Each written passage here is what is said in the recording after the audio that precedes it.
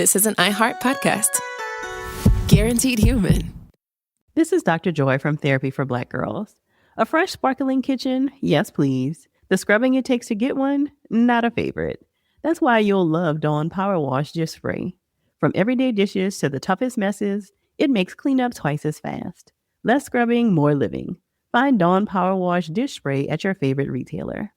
Dawn is a proud sponsor of the Elton John Impact Awards, honoring those who have helped shape a more inclusive and compassionate world with their artistry, advocacy, and unwavering commitment to equality. Don't miss the Elton John Impact Awards podcast, available June 1st on the iHeartRadio app and everywhere podcasts are heard.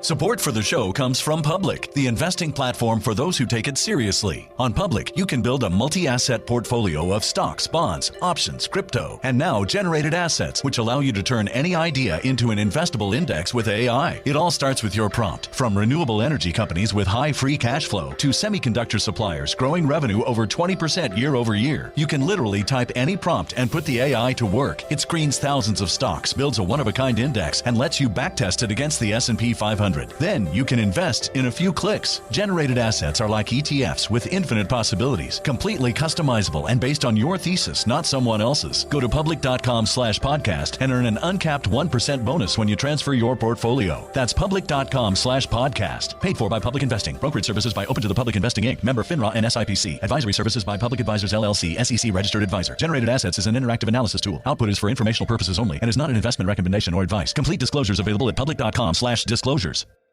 This is Jacob Goldstein from What's Your Problem?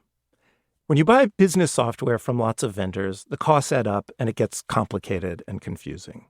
Odoo solves this. It's a single company that sells a suite of enterprise apps that handles everything from accounting to inventory to sales. Odoo is all connected on a single platform in a simple and affordable way. You can save money without missing out on the features you need. Check out Odoo at odoo.com. That's odoo.com. Professional wrestling fans, the action continues every week. Watch TNA Thursday Night Impact every week on AMC.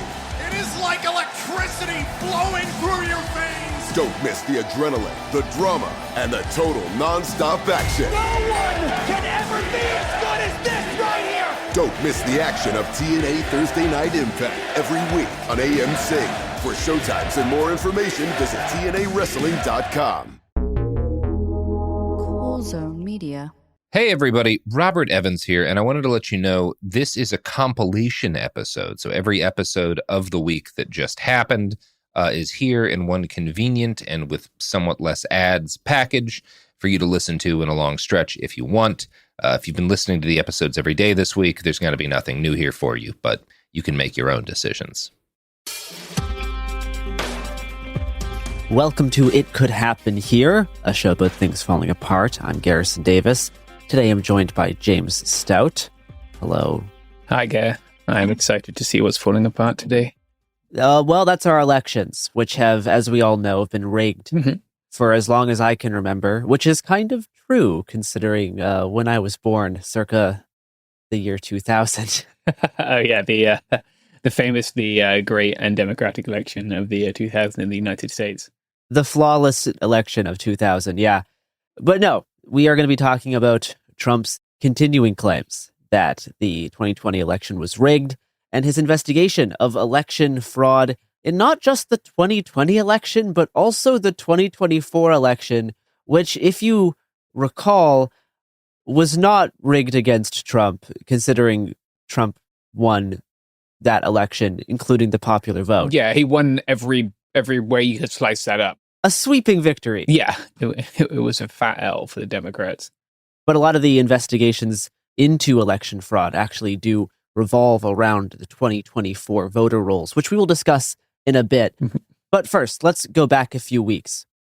On Executive Disorder, I reported that Kash Patel went on to Fox News a few weeks ago and announced that the FBI would soon be making arrests related to Trump's claims that the 2020 election was stolen, with Patel saying it was a conspiracy and, quote, "They tried to thwart our elections and rig the entire system. We got all the evidence."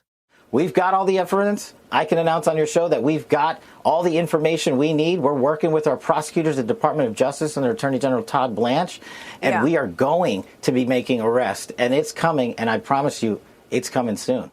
Patel also claimed on Fox News, quote, "We have the information to back President Trump's claims."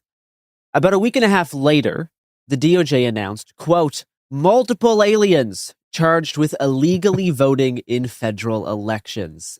It's multiple, James. It's multiple. Multiple cases, yes. What are we looking at? 3?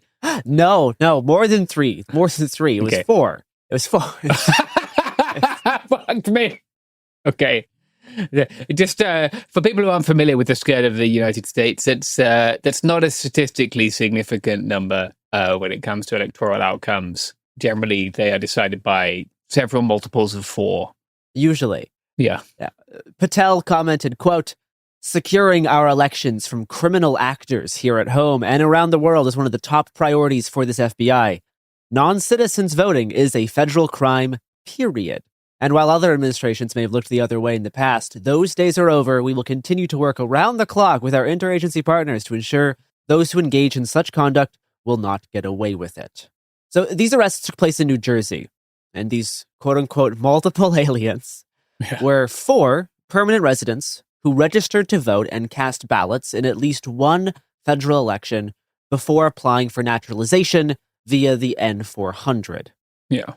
Now, the N-400 form has a section where it asks if the applicant has ever registered to vote or has voted in a federal, state, or local election.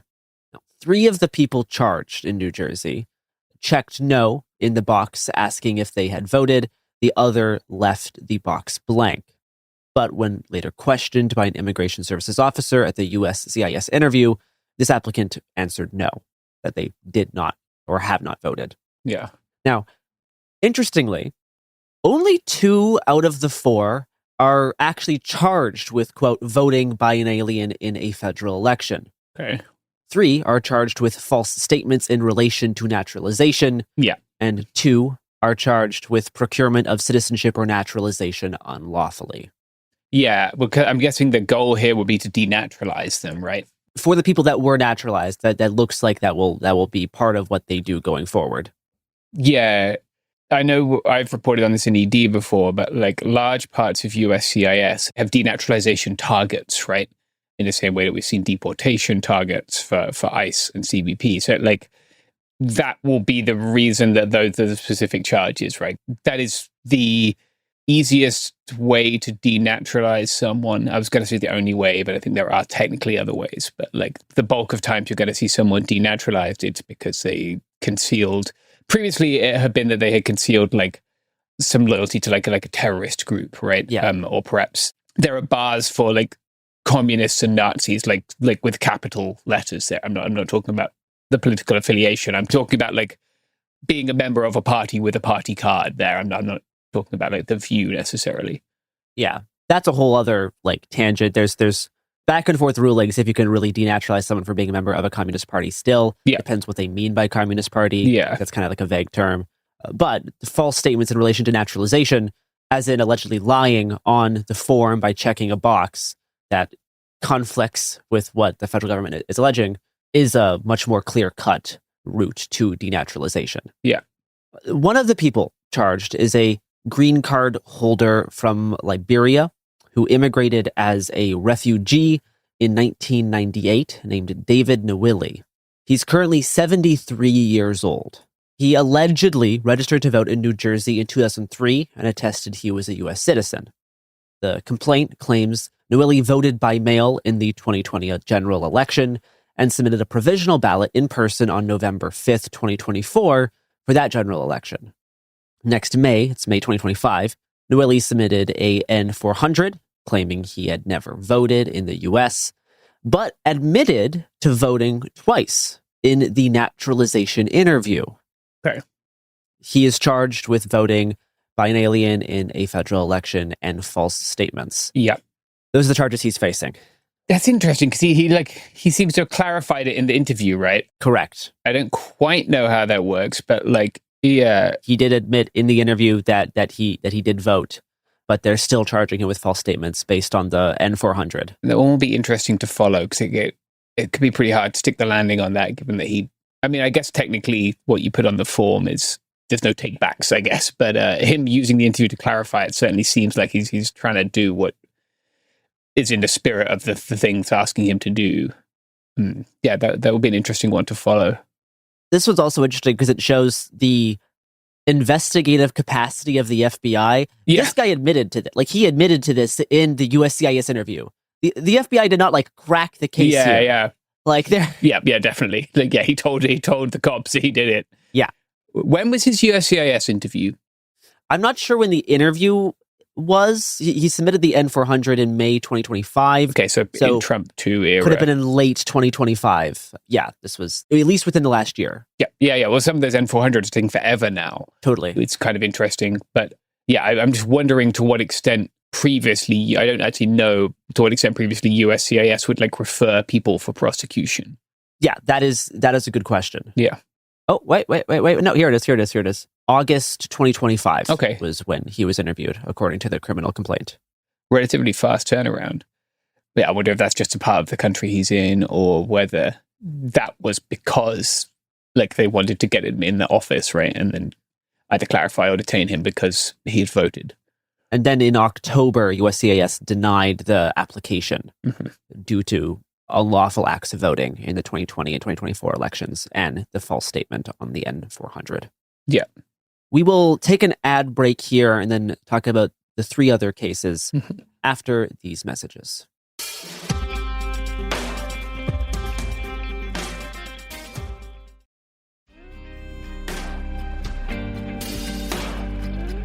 All right, we are back.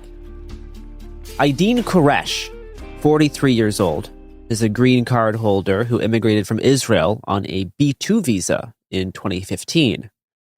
In 2021, Quresh allegedly registered to vote in New Jersey, asserting he was a U.S. citizen, and voted in person in the 2022 midterm election. Quresh later submitted an N400 in 2025. And based on his charges, I believe his citizenship was granted. He's charged with voting by an alien in a federal election and procurement of citizenship or naturalization unlawfully. A lot of these criminal complaints are quite short, around 7 pages. Okay. Jacinth Exum is a 70-year-old green card holder who's lived in the U.S. since 2000 after immigrating from Jamaica. She allegedly registered to vote in 2018 and voted by mail in the 2020 general election. She submitted an N400 in 2021 and was granted citizenship based on what the DOJ is calling false statements. She's charged with 2 counts of false statements in relation to naturalization. 2 counts would be, I guess, registering to vote and voting. She's oddly enough one of the ones who's not actually charged with voting in a federal election. Right. She's just charged with 2 false statements. This is, I think, one in the interview and the other on the N400. Oh, okay. Yeah, that can make sense too. Yeah. It's interesting they didn't charge maybe I guess they're eyes on the prize trying to denaturalize someone. Yeah, I mean, but a big part of the FBI's messaging in this is, we found people who illegally voted. But half of the people here aren't actually charged with that. And I don't quite know why. Maybe it's theoretically possible those charges could be added later, but at least in the original criminal complaints issued when DOJ made this announcement, Exum is not actually charged with voting, even though the criminal complaint says that she did, but it's not one of the charges. Yeah. The normal pattern with federal charges is to have a lot of charges, and most of these federal cases will end in plea bargains, right? Because the exposure is so high. So yeah, it's interesting that that's not there when normally the pattern is to put as much as you can in front of the person so that you end up with a plea bargain. This last guy is also not charged with illegally voting in a federal election. Abina Dunn Vig is a 33-year-old green card holder who immigrated from India in 2012. He's alleged to have registered to vote in 2016 and subsequently voted in person for the 2016 general election and then by mail in 2020. Vig later submitted an N400 in 2023, but he only faces 1 charge, procurement of citizenship or naturalization unlawfully. So again, a lot of these charges, even though the criminal complaints allege a lot of the same stuff, the actual charges vary greatly, and it is unclear why exactly that is. Yeah. Are they different? They're all in New Jersey? All New Jersey. So same USA attorney. Yeah. It's interesting. It'll be interesting to follow those cases as well. Like, I know, like I said, that they have some sort of denaturalization targets, so whether they're just focusing their energies on that.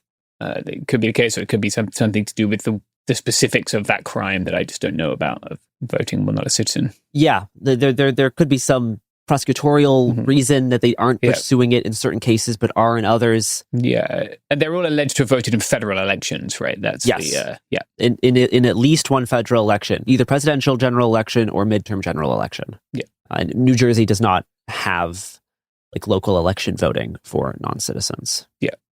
A few days before Patel announced the imminent arrests on Fox News, the Department of Justice sent a letter to the chief election official for Wayne County, Michigan, demanding Wayne County hand over all ballots from the 2024 election. The letter said the DOJ and its Civil Rights Division is authorized to investigate and prosecute individuals who may have registered to vote or voted in violation of U.S. law. The letter included 3 instances of recorded allegations and convictions in Wayne County in quote-unquote recent years related to voting fraud.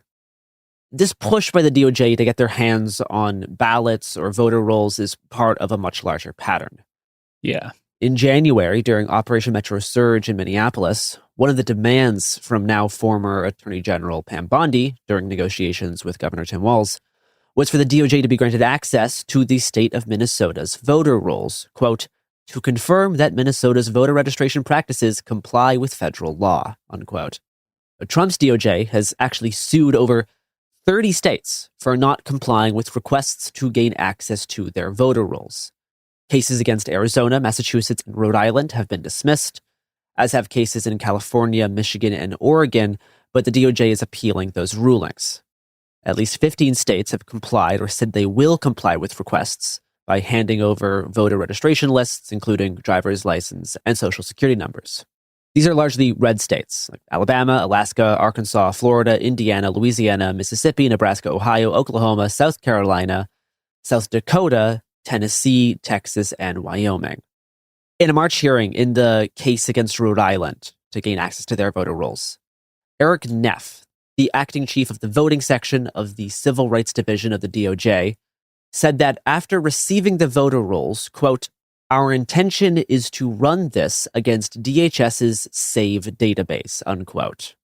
That's the Systematic Alien Verification for Entitlements database. Yeah. James, do you want to briefly explain what this database is and how it's used? In very basic terms, it is a database. So you have like E-Verify, right, would be an example of a DHS database that employers can use to check if somebody is able to accept employment legally in the United States, right?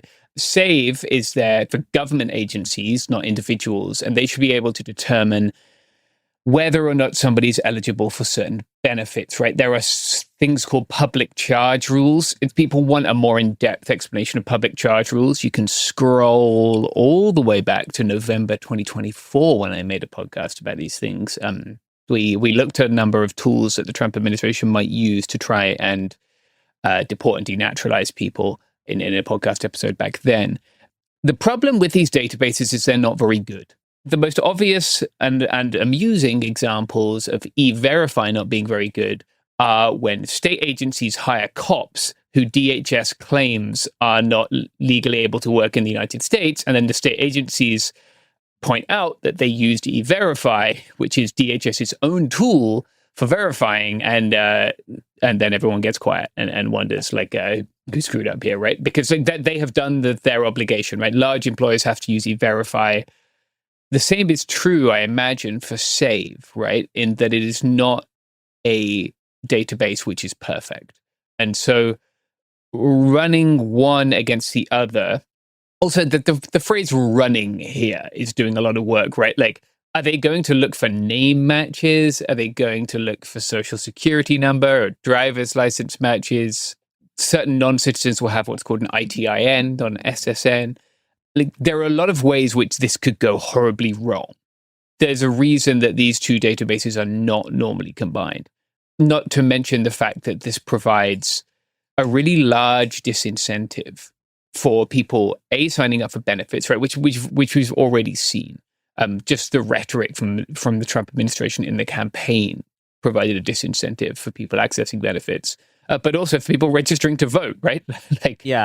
People who are of diaspora communities, whether or not they are citizens, will be concerned about this. And that is not an unconscious side effect, I'm sure, right? That is something that they are extremely aware of as they go forward doing this. The court raised concerns about SAVE and said that there's been reporting of people being falsely identified as non-citizens in SAVE's database. Yeah. But Eric Neff responded that according to the DHS, the accuracy rate of the SAVE database is 100%.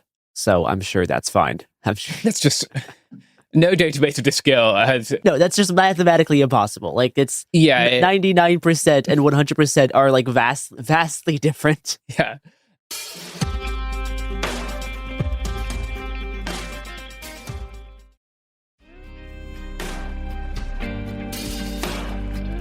But it's worth noting that in Trump's, one of his early executive orders, like spring of 25, the one about preserving the integrity of American elections, part of what he asked them to do there was to overhaul SAVE and make it like a single source citizenship verification database, which it is not, and it is still not. Yeah, and there's that push from the executive order a few months ago to create state citizenship lists. Mm-hmm. Yeah, they've tried to go a number of ways about this, right? They also, the fall of last year, they integrated SAVE with the passport database. I think most people will be aware that there are millions of American citizens who don't have passports, for instance, right? Yeah. They've added some other stuff, right? But the idea here is to create and it should worry everyone, right? This is a citizenship database that they will then attempt to combine with their biometric databases, I'm sure. And we've seen this with the name of the Android app is eluding me now. There's an Android app that ICE officers have, which is supposed to verify someone's status based on a facial recognition scan. Yeah. We know this doesn't work because there was one lady who was scanned twice. Each result returned a different identity. Yeah. Neither of which was her.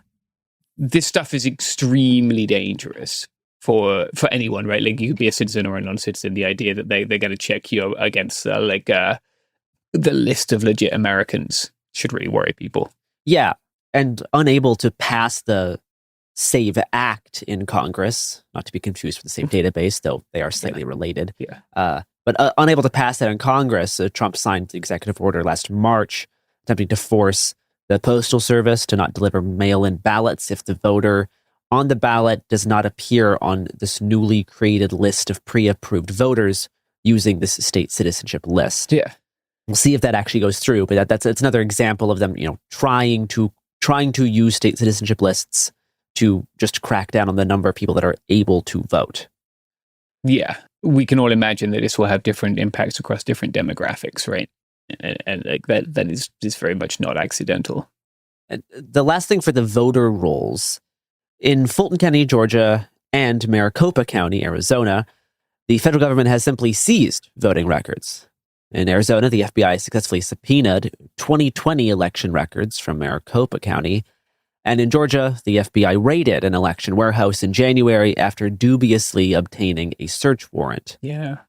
Then on May 6th, a federal judge ruled that the federal government can keep the 2020 election materials that were seized in that raid, even if, quote, the seizure in this case was certainly not perfect, unquote. Yeah, Maricopa County is an interesting one, right?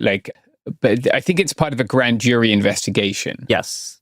Yeah, I can remember at the time in the 2020 election, Maricopa County's results being somehow contentious. The state Senate did their own investigation into that. Several entities have, right? The details of that investigation is in part what was the target of the grand jury subpoena. Okay. And not so much Maricopa County, but a number of Arizona counties were really important in the results of the 2020 election, right? There was a massive effort for turnout. I personally know people in indigenous communities who literally traveled for the entire day to vote the indigenous turnout, especially indigenous women in Arizona, really did make a big difference in the 2020 election. And Maricopa County is by population, the biggest county.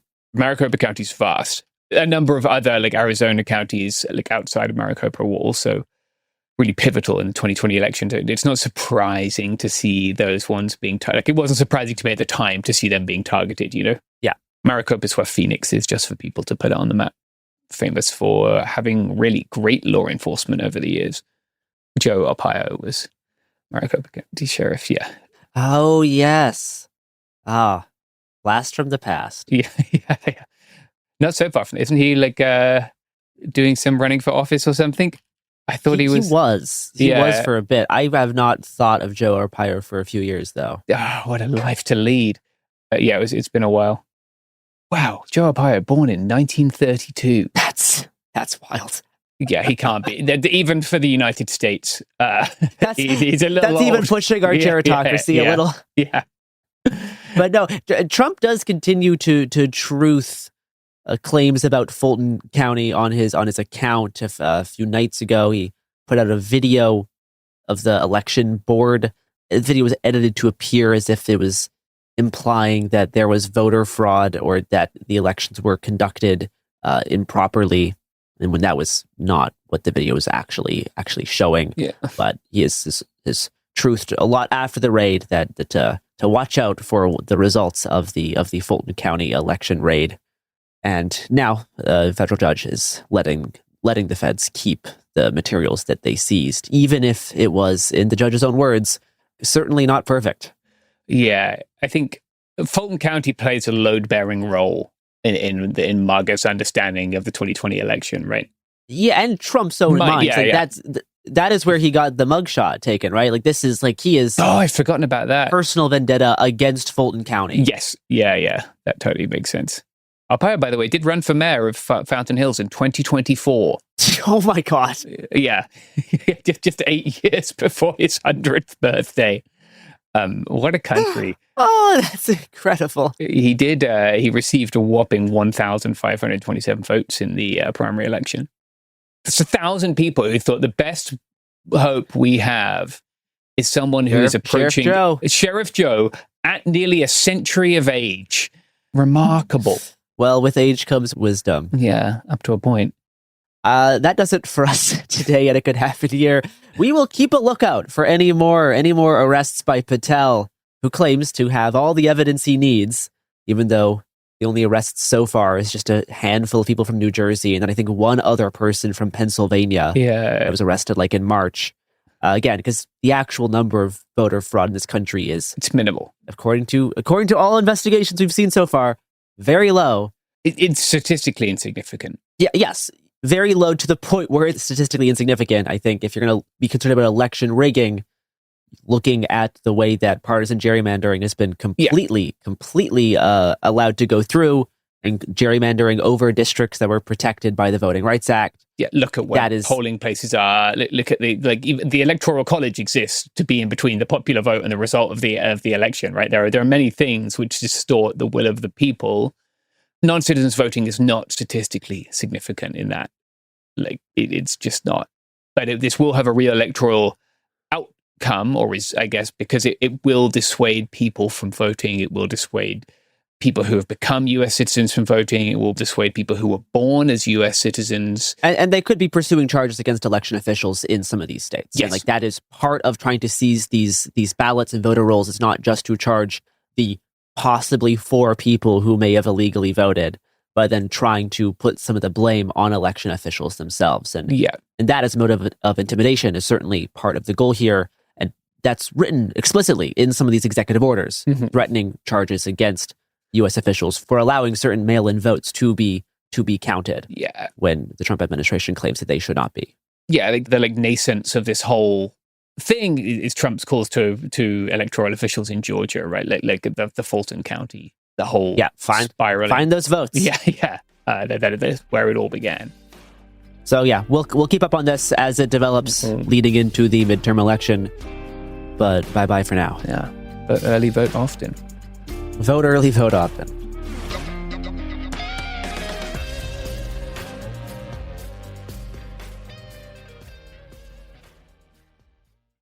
Support for the show comes from Public, the investing platform for those who take it seriously. On Public, you can build a multi-asset portfolio of stocks, bonds, options, crypto, and now generated assets, which allow you to turn any idea into an investable index with AI. It all starts with your prompt. From renewable energy companies with high free cash flow to semiconductor suppliers growing revenue over 20% year over year, you can literally type any prompt and put the AI to work. It screens thousands of stocks, builds a one-of-a-kind index, and lets you backtest it against the S&P 500. Then you can invest in a few clicks. Generated assets are like ETFs with infinite possibilities, completely customizable and based on your thesis, not someone else's. Go to public.com/podcast and earn an uncapped 1% bonus when you transfer your portfolio. That's public.com/podcast. Paid for by Public Investing. Brokerage services by Open to the Public Investing Inc. Member FINRA and SIPC. Advisory services by Public Advisors LLC, SEC registered advisor. Generated assets is an interactive analysis tool. Output is for informational purposes only and is not an investment recommendation or advice. Complete disclosures available at public.com/disclosures.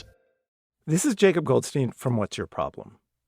Business software is expensive, and when you buy software from lots of different companies, it's not only expensive, it gets confusing, slow to use, hard to integrate. Odoo solves that because all Odoo software is connected on a single affordable platform. Save money without missing out on the features you need. Odoo has no hidden costs and no limit on features or data. Odoo has over 60 apps available for any needs your business might have, all at no additional charge. Everything from websites to sales to inventory to accounting, all linked and talking to each other. Check out Odoo at odoo.com. That's odoo.com. Professional wrestling fans, the action continues every week. This is total non-stop action! TNA Thursday Night Impact every week on AMC. For showtimes and more information, visit TNAWrestling.com. This January, Bare Knuckle Fighting Championship takes over the ocean. The inaugural Bruise Cruise sails from Miami to the Bahamas aboard the Norwegian Jewel. 3 straight days with pool deck bare knuckle fights in the Caribbean, massive parties, beach events, DJs, cigars, tequila tastings, and non-stop action. The lineup reveals coming soon. Cabins are disappearing fast, and the prices won't stay this low. Reserve your spot with just $200 down at bkfsea.com.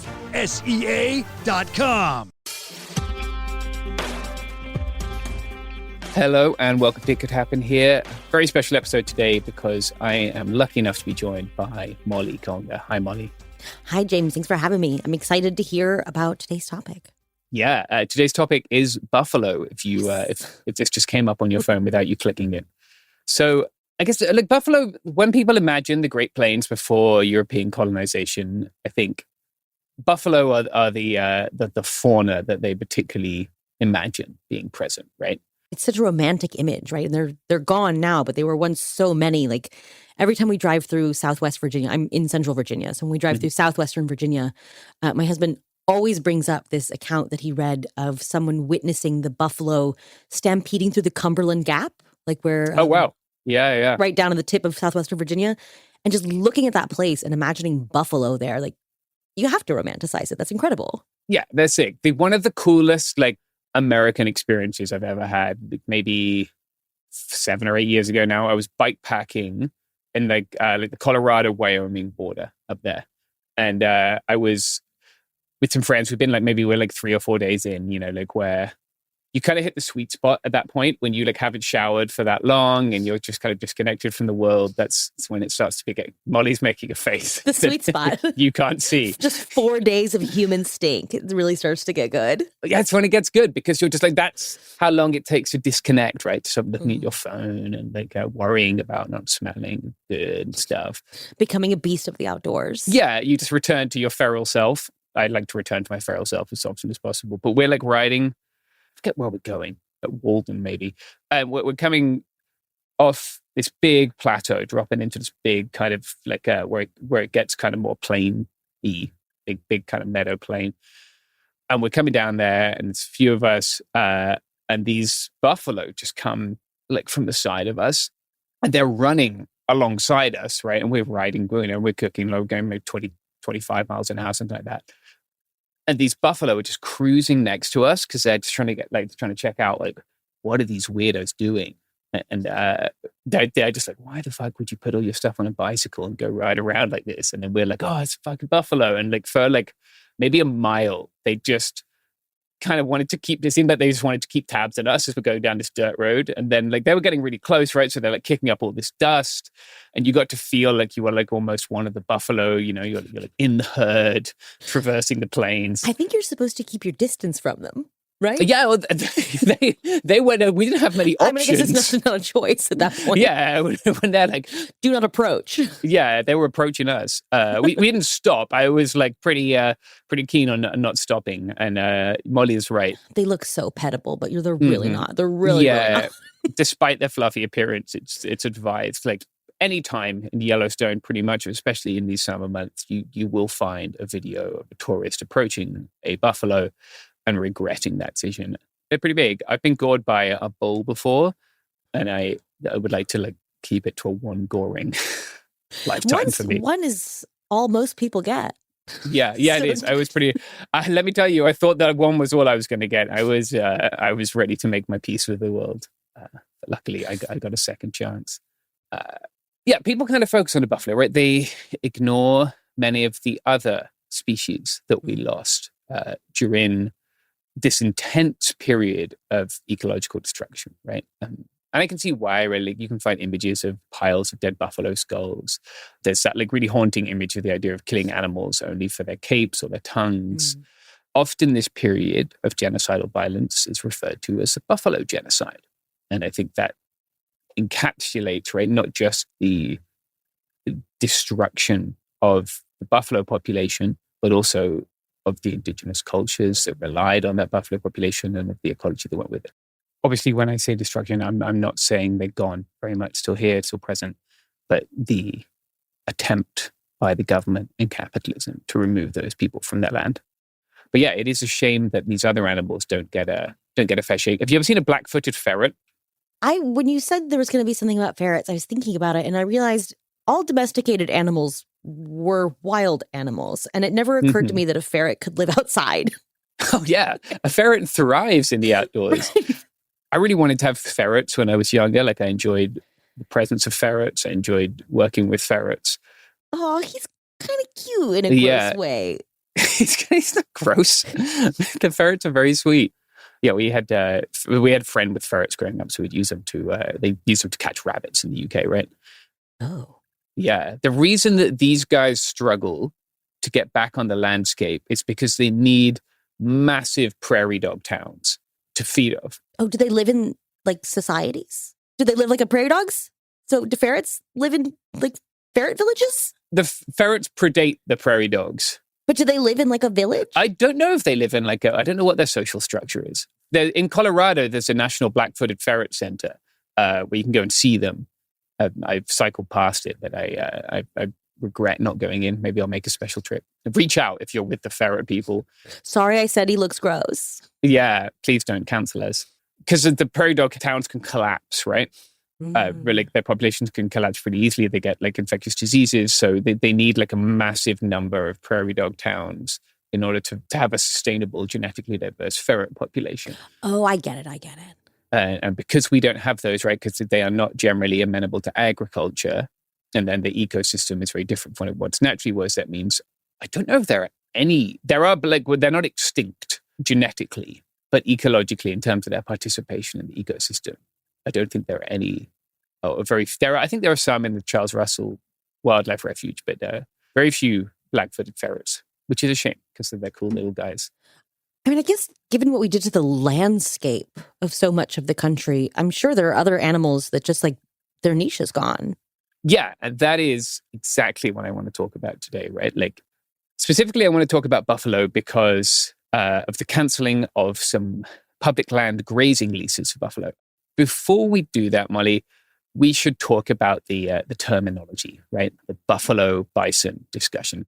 Right, because they're not buffalo, they're bison. They're bison. Mm-hmm. And as we are, 5 minutes into this, someone has already logged onto Reddit. They have opened... the thread already exists. It's too late. It's already there. You might as well not even address it. It's too late. Yeah, we should have moved this to the front of the episode, I guess. If that is you Redditing, please stop. I am aware that scientifically we should call them bison. I don't care. English-speaking people have been calling these animals buffalo since English-speaking people came to this continent. They did so because the animals remind them of Cape buffalo. I actually have had a friend gored by a Cape buffalo as well. We're going through most of my goring experience. You got to leave these big cow-type creatures alone. He was ambushed. My goring was entirely my fault. You shouldn't be unkind to animals, and I deserved it. And it was a good learning experience for me. His wasn't. I think it was just a bad overall experience. Being gored, wouldn't recommend it. I'm avoiding it. Yeah, you've got this far. You're probably good. I think men in their 20s are probably like peak. I was going to say, I think once you hit 30, your odds decrease dramatically. Yeah, you're out the window, unless you're working with cattle. Like my dad got pretty close a couple of times when I was a kid. I remember him jumping over a fence once, but I think that was more of a professional hazard than like a lifestyle choice. So here's the deal, right? There are many species in the USA which have names similar to species on other continents, but they are not the same. European blackbirds and American blackbirds, right? Robins would be another example. There is a different sheep's head fish almost everywhere I have gone underwater. Everyone has a sheep's head. The coolest sheep's head, for people wondering, is California sheep's head because it undergoes a sex change, making it a pretty cool fish. Also, it gets really cool after it transitions. It gets like these black and red stripes. It's like one of my favorite fish. If you want to be curious about buffalo names, I would suggest picking one of the many indigenous words that have been used to refer to this animal for far, far longer than buffalo or bison. Also, buffalo is one of the cooler words in the English language. Buffalo, buffalo, buffalo, buffalo. Yes, exactly. Yes, it is the longest single word sentence because it's a noun and a verb and a proper noun, right? Right, like so it's buffalo the city, buffalo the animal, buffalo the verb, meaning like what, to bully or something? To like yeah. Don't know if you've been around them, but they do this. They sort of bother things. Push, yeah. Yeah. I'm making, of course, a motion with my neck and shoulders that no one apart from Molly can see. But yeah, they're just kind of aggressive in a sort of pokey and it's a good verb. I don't know. Hang around, watch your buffalo, you'll get it.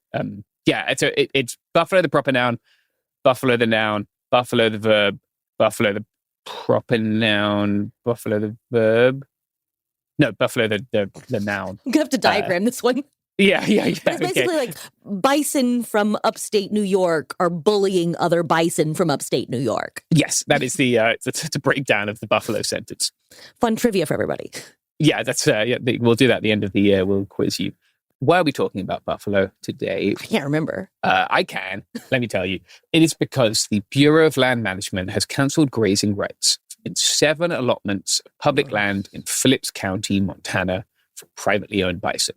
And there's been a bunch of reporting on this. Like, when this stuff happens, when stuff the Trump administration does with public land, the outdoors, they're like Democrat blue wave fake news panic accounts really, really go kind of wild with it. They did with this one, right? I think people running whatever, Occupy Democrats. Pantsuit Nation for Change. Yeah, whatever. Yeah, Occupy Democrats. I forgot about Pantsuit Nation. Wow, that's a real throwback. Yeah, I never forget about the Pantsuit Nation. They live forever in my mind. What I think the people of that tendency have not realized is that these are not per se wild buffalo. It's not like these buffalo have individually, or as a population, survived the genocide, been holding out on this land in Phillips County for more than a century, right? That doesn't mean that we should be callous about this. We shouldn't. But I just want to explain it a little bit more, I guess. There are still thousands of buffalo across the West on federal and private land. Some of them have been grazing on public land with permits for more than 4 decades. Having them on the landscape is a good thing, right? We need the genetic diversity, even if they're privately owned. Right. So it's not just I don't know, knowing very little about this, I think a lot of the discourse around these permits for grazing on public land, it's well, why should these farmers get to use our public land for their property, for their cattle? Yeah. And I don't know enough about that to care about that at all. But in terms of what buffalo do to the grassland, just walking around on it and eating it is part of the maintenance of that grassland. Yes. Yeah. Right? The eradication of the buffalo in the Midwest caused ecological havoc because we need them walking around and shitting on it. Yeah. Specifically, what we need is them coming in, eating everything, trampling around, shitting everywhere, and then leaving. Right? Because that is what so many indigenous cultures have these traditions that the buffalo go away and then we do a tradition and they come back, right?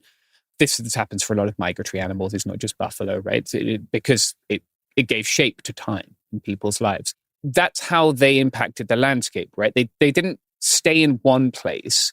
They moved through spaces. So like, if we want to restore this short grass prairie ecosystem, which is, as it turns out, why people are putting buffalo on this particular land, then we need a lot of space to do it. And we need the buffalo to be able to move around, right? So people who own these particular buffalo are an NGO called American Prairie. You heard of American Prairie? It used to be American Prairie Reserve. No, American Prairie Foundation. Okay, great. Are they the villains or the heroes? Neither. I mean, the Trump administration is the villains. Doug Burgum, specifically, I guess, is always. God, I forgot about Doug Burgum. Yeah. Unfortunately, Doug is now Interior Secretary. Thanks to REI for signing a letter endorsing him. Also, fuck you. American Prairie is interesting, I guess. Like, it's not what I would want, but I don't think it's evil. Sounds like most NGOs. Yeah, it sounds like most of the world as it exists. Not my preference. Yeah. Then how I would do it. American Prairie is a big NGO that have been trying for about a quarter of a century to buy up private land adjacent to public land around the Charles M. Russell National Wildlife Refuge and the Upper Missouri River Breaks National Monument. So the goal is to create, like, by like bridging these two pieces of public land, to create a massive reserve where, like, one of the things with bison specifically, right, they need a lot of space, and very few bison can cross, like, political boundaries. They don't have passports. They don't. Yeah, this is one of their issues. They're undocumented, you could say. But like think about the Yellowstone. People get really mad about the Yellowstone bison leaving the park. This is a big deal. This has been a big deal really? for... Yeah. People like... What, like they're Disney cast members? Like they're not allowed to leave in costume? Yeah, exactly. They have to return. Take the head off? Yeah. They take the head off, take the body off and just wear the head. Mickey Mouse can't be walking in the parking lot. Yeah, you can't see Mickey Mouse at Fonz. Like, that would really ruin the magic. Yeah, people get mad at them, right, for a number of reasons. The buffalo don't know about the park. This is a thing, right? And buffalo, as it turns out, they love to disrespect a fence, which I respect. I like that about them. If I had shoulders like that, I would disrespect a fence. Yeah, so like cattle fencing is generally not sufficient for buffalo fencing. But buffalo fencing can be built. It does exist. When people are building it, it's better if they are conscious of other wildlife, right? Like another of the megafauna that has existed here for millennia, but is now in much, much, much lower numbers, are like pronghorn antelope. We have those here? Yes. Oh, wow. I guess I've never really been out west. So you guys have different beasts out there. If you would like us to make a podcast where I take Molly camping Show me an across the animal. West, yeah, we just look at animals. That would be my ideal job, a podcast where I just talk to someone about an animal every week. Like, we go camping, we see an animal, we talk about it. I didn't know ferrets lived outside. Like, think of all you could show me. Yeah, it'd be amazing. Yeah, God, we could have so much fun if we start with the ferrets. Yeah, but pronghorn are amazing. You've not seen a pronghorn. I thought they lived in Africa. What am I thinking of? Like an ibex? Yeah, I mean, ibex does live in Africa. I think some of them live on... Okay, we're going to... Oh, man, everyone's finding out. I don't know anything. Podcast diversion. I'm Googling pronghorn antelope. Yeah. You see them? And these are just out there. Yeah, they just, like, they live on the landscape. They actually were massively numerous, like, before the various extinction events. So it's like a reindeer that lives in Colorado. A reindeer... reindeer are only reindeer in North America when they're in captivity. They're caribou when they are wild. Picture of a caribou. We don't really have a lot of like wild animals out here. Really? See, this is because the East Coast is much more urbanized, right? Like every now and again, a baby bear will wander into town, and it's like big news. Sick. Okay, yeah, I like it when bear's another animal I have massive respect for. I love how they don't give a shit.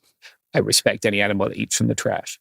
Yeah, the pronghorns are actually massive. Like, I think Antelocapridae is the genus, and then there are different species. There were tons. Like, we at one point had tiny, like, wiener dog sized antelope. Oh, like a dick. Yeah, like a dick, but that's a cool guy. But fast. Oh. So one of the things about pronghorns is they can jump. Like I've seen them jump. Yeah, it looks like a jumping guy. Well, they don't like to jump a fence is the thing. Oh, so then now you have like a problem. The buffalo are stuck, but so is the antelope. Yeah. Because their speed was always their like defense mechanism, right? They're super. I think cheetahs are the only land animal that's faster. And they don't live in the same environment. No. Yeah, I knew that one. I knew different that. continents. Yeah. Yeah. There is not a North American cheetah. I mean, at this point, you could. I think there might have been at one point. Tell me there is. I think there might have been at one point like a prehistoric cheetah. Look at time they had like ground sloths and things. But yeah, when you're building the buffalo fencing, you have to allow the pronghorns to go under if you're trying to build an ecological fence. Oh, I guess because they could like bend over in a way the buffalo can't. Yeah, exactly. There's just more. Buffalo's too big. Yeah, there's a lot of chunk to a buffalo in the way that it couldn't get under there, right? So the other reason people don't like buffalo is because of brucellosis. Do you know what brucellosis is? Is it a buffalo disease? Well, it's a disease that buffalo can have. Maybe you know from the Warren Zevon song. You don't? Okay. Ooh. It's just funny. I'm talking to Molly about really American shit and me, the British person. I don't know any of what you're saying. Okay. Warren Zevon, very good, famous musician guy, sadly dead. He has a song about buffalo disease? He has a song which in part, it talks about brucellosis. It says, cattle will have brucellosis. What a great journey we're going on. That's the service I provide as the podcast idiot because I know nothing. You have a very deep well of knowledge. It just doesn't extend to Warren Zevon. No listener left behind. Like there's no one sitting here listening, wishing that something had been explained more because I'm making you explain what antelope are and what a Warren Zevon is. Yeah. We could go off on a tangent here because I don't know if this song is about the fact that Sweet Home Alabama is a deeply, deeply hateful song. It is, yeah. But that does get mentioned quite a lot. But yeah, the brucellosis. But I feel like once you're touching a buffalo, you have worse problems than whatever this is. Oh, well, not great. Yeah, it depends. It depends who you are, right? Like, what brucellosis does is generally it infects heifers. So, like young lady cows, it will cause them to abort their first calf. Oh, that's sad. Yeah, it's sad. Also, like because of the way it's controlled, your herd can get killed out if you have brucellosis. Oh, like right? it will be contagious to people's like cattle. Yes, and that would be very bad. So, okay, when you say people don't like buffalo because they're worried about brucellosis, they're not worried that they will get brucellosis. They're worried that it will affect their cattle. Yes, I do believe people can get brucellosis. I'm not as familiar with that. Apparently, I'm looking here. Apparently, if you do get it, there's a 20% chance that your testicles are going to swell up real bad. So, oh wow, I didn't know that. Jesus. Okay. I guess that's why they don't want it. Yeah, well, that would also be bad, right? Like big bull brucellosis would be painful, I imagine. But no, okay, so we're talking about the cattle industry. I'm on board. Yeah, it's the cattle that they're concerned about. They can take or leave the testicular swelling. Like they're tough. Why like are they that. touching the buffalo in the first place? They're not. Okay. Yeah, they're not. Okay, yeah. It's a buffalo coming out and causing the cattle to get brucellosis, right? Here's the deal. Elk also can get brucellosis. I know about elk. We have those. Okay, yeah. Okay. So an elk also travels widely, right? An elk, it's not generally an animal that is kept behind high fences. Sometimes there probably are high fence like game farms where people pay to go and hunt elk. I think we have some in Virginia. Yeah, that's kind of gross, in my opinion. I don't like that. But elk also carry brucellosis, right? So if we're concerned about brucellosis, we also need to be concerned about elk, but it really doesn't get brought up in the elk discussion. It gets brought up in the buffalo discussion. So these are some of the reasons that people don't like buffalo, right? Right, because they carry a cow disease and they don't like to stay inside the park. Got it. Okay. Mm-hmm. Yeah. They don't like to stay inside the park.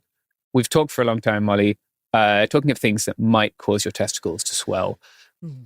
Here is some products and services. Or maybe it'll help. Yeah, maybe you'll abort your first calf. Who knows? It's roll the dice.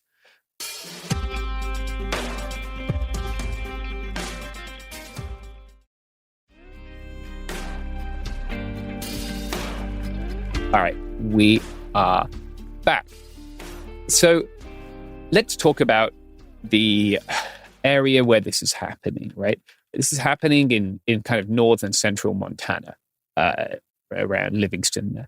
Lots of the land in this area has actually dropped below the population density that Turner considered to be evidence of the closure of the frontier when he was developing that thesis, right?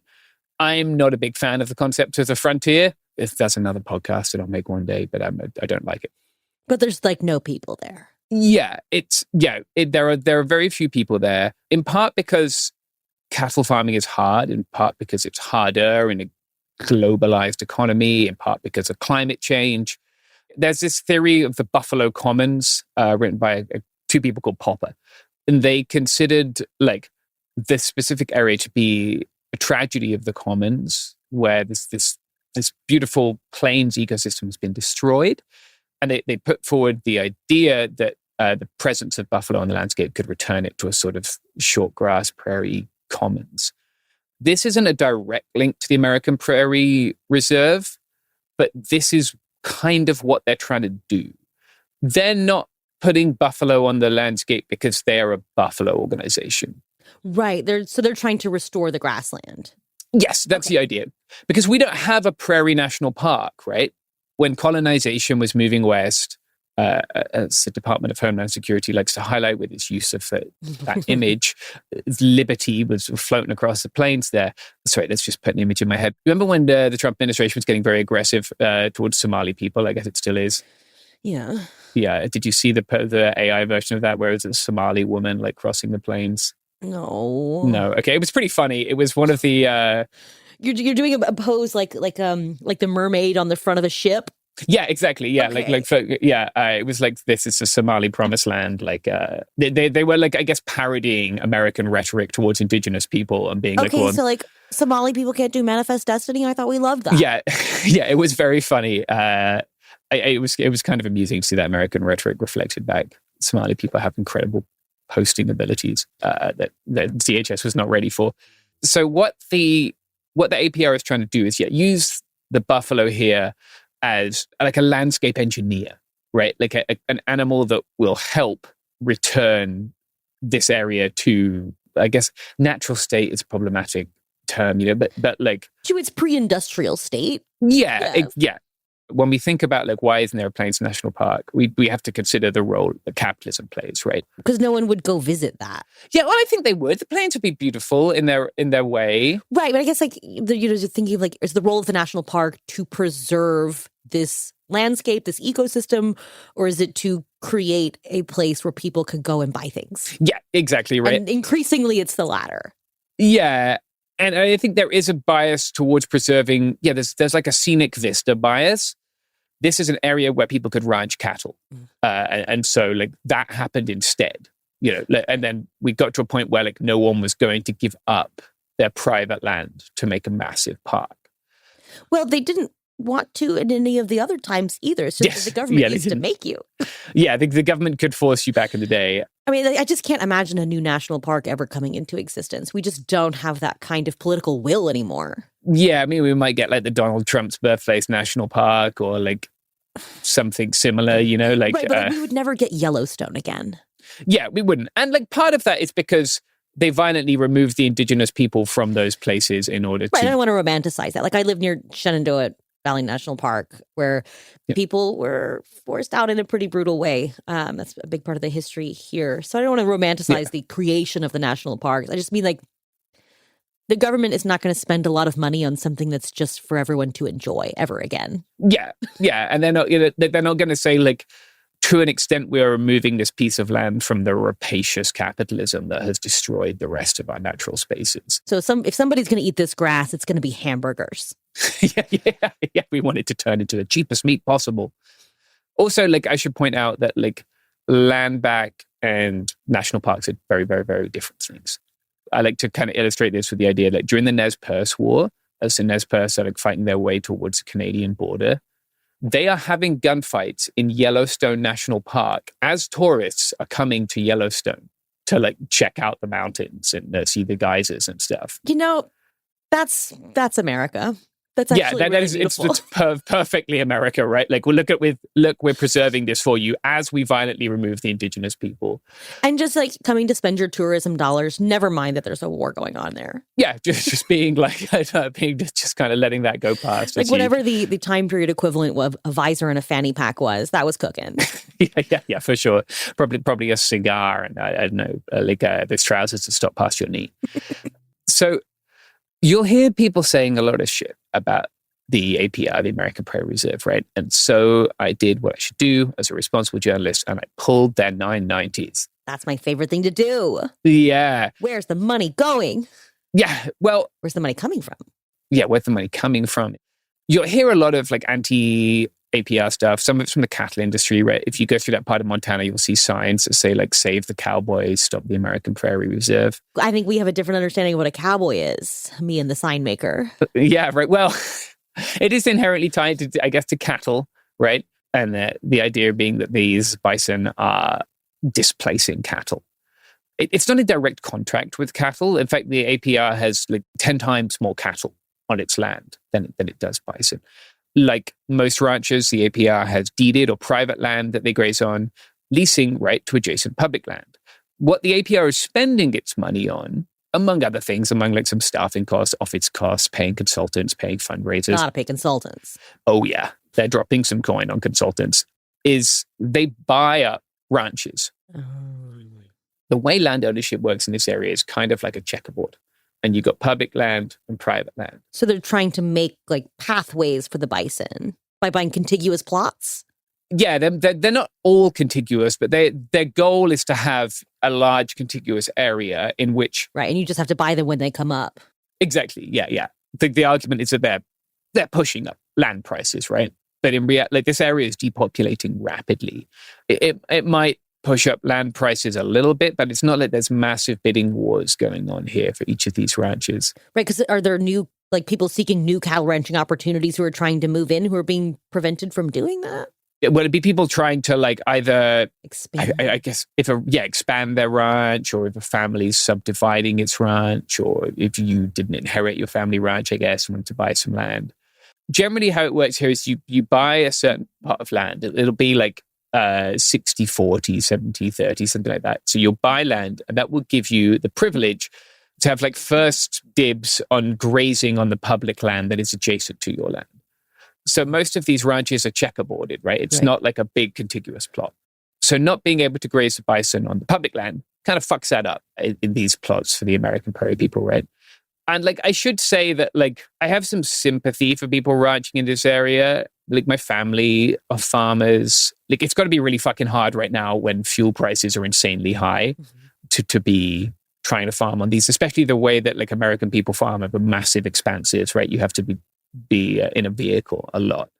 When I was reading about the brucellosis stuff, and it made me think of foot and mouth disease, which happened in the UK when I was a child. I remember how traumatic that was for people having their whole herds killed. Several people who were like within our extended family social circle killed themselves. That's horrible. When they lost all their cattle. Yeah, like it's really fucked up. Like at least in that part of the world, like it might have been your great grandfather who started breeding these cattle, right? Like it's an intergenerational project that like joins line through your family. So I do understand these people are like deeply tied to this land also, not in the same way as indigenous people. Not quite. I can see that people like, don't want it to change. I understand that.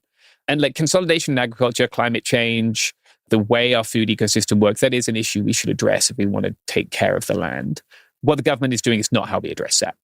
Sometimes you'll see people saying that the APR is entirely a tax avoidance system for the Mars family. Like the chocolate people? Yeah. Big chocolate. Are you familiar? The Mars family are rich as fuck. Yeah. Like, I didn't know they were involved in the bison industry. Well, they have donated. I couldn't find an exact figure, right? Like with the change of nonprofit, like the reporting laws, right. It's a lot harder now than it used to be. So they don't own or operate it, they've just made large donations? They've made large donations. There's a unit called Mars Vista within the APR, which has some private housing on it. But like, I think people are fundamentally misunderstanding how the super wealthy, like these people are worth more than $100 billion. I would highly encourage anyone who thinks that an NGO, which is going through like in the tens of millions a year, maybe. By 2015, so in the first 14 years of this project's existence, they donated 20 million. That's not touching the edges. I'm sure they have a complicated tax shelter system set up for themselves that doesn't involve bison. It involves bank accounts in countries you haven't heard of. Yes, exactly. Like the Panama Papers had 0 bison in it for a reason, right? Like you're just being it's very sweet if you think that like the way that they're avoiding paying federal taxes is buying land to put buffalo on. Like all these families have their own whole foundations that are just about moving money around in opaque ways. Yeah, if you're trying to avoid paying taxes, you don't donate to a real charity that's actually doing something complicated with physical animals and land. You have a foundation that does grants for something obscure. Yeah, like it's just not. It's just not it. Like it's not it. That's not how taxes work. That's not how rich people work. So we talked about brucellosis. We're going to move past brucellosis. I had a diversion on chronic wasting disease and elk feeding, but maybe we'll make that a whole other podcast. Oh. So we also talked about this checkerboarding of public land, right? Lots of these ranching operations that they're buying rely heavily on public land grazing. So in 2022, they applied in 2019, the BLM allowed them to graze bison on 7 plots in Phillips County, right? So that's saying that you can put your bison on this public land, which is adjacent to the private land, which you own.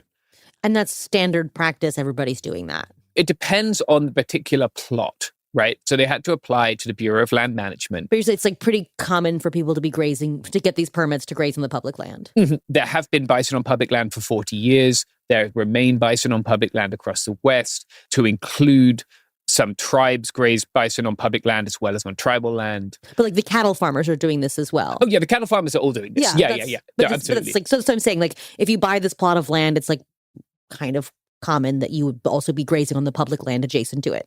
Yeah, it's entirely understood. Like, or not even adjacent to, but sometimes like interspersed with.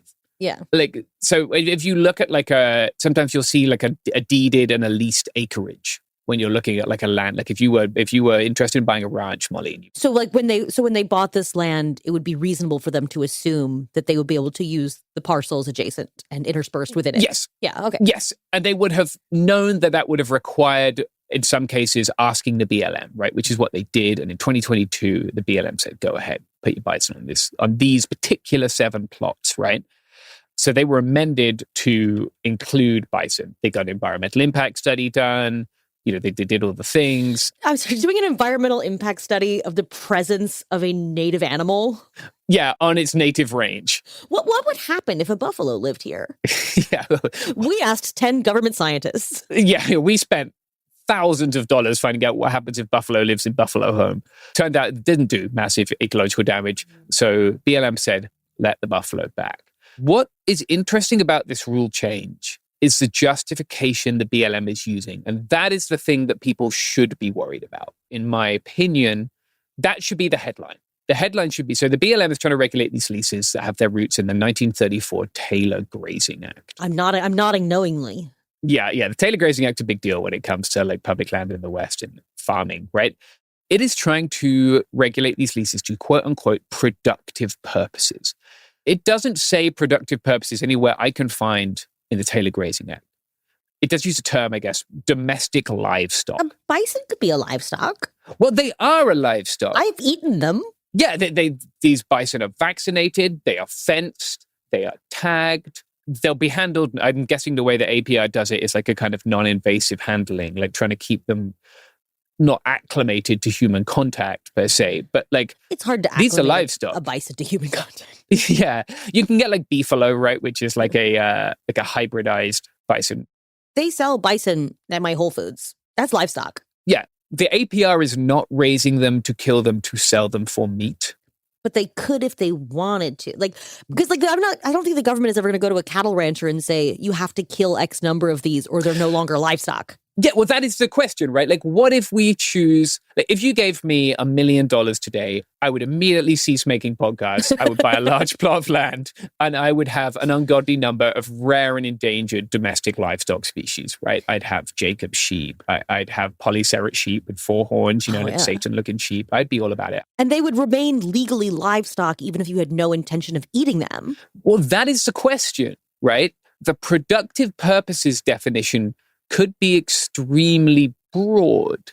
What if you're doing practices like restorative ranching? Right. What if the Bureau of Land Management was concerned with the land being properly managed? Well, at a point, I guess the BLM was, right? Because there was a rule.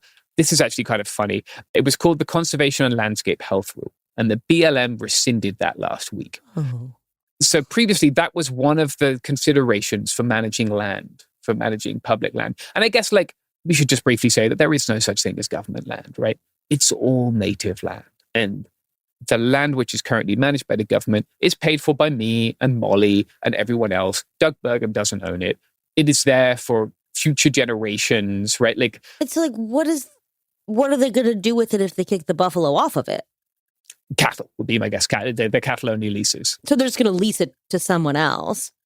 Yeah, but like, I guess some portions of public land in that part of Montana are entirely landlocked by private land. Like, one of the things that APR did that made people like it there is that the APR bought a ranch and then opened up a gated road, which allowed people to access 50,000 acres of public land that had previously been completely islanded, right? So, like, right. What their plan is, do they have to sell these ranches now? So the government just is saying you can't use this public land anymore in such a way that might negate your ability to use your privately owned land because we don't think bison are livestock. Yeah, because bison are woke. More broadly, like, this conservation and landscape health rule rescission is worrying. Very amusingly, the BLM has forgotten to take down the website that explains the value of the rule. So at the time of recording, the BLM's website still says, quote, "The rule recognizes conservation as an essential component of public lands management on equal footing with other multiple uses of these habitats. Americans rely on public lands to live for food, energy, clean air and water, wildlife habitat, and places to recreate. The BLM knows the importance of balancing our use of natural resources with protecting public lands and waters for future generations. The rule will safeguard these lands and waters to protect our way of life." Still a bit cringe, but they've now rescinded that rule. So I guess our way of life is now under threat.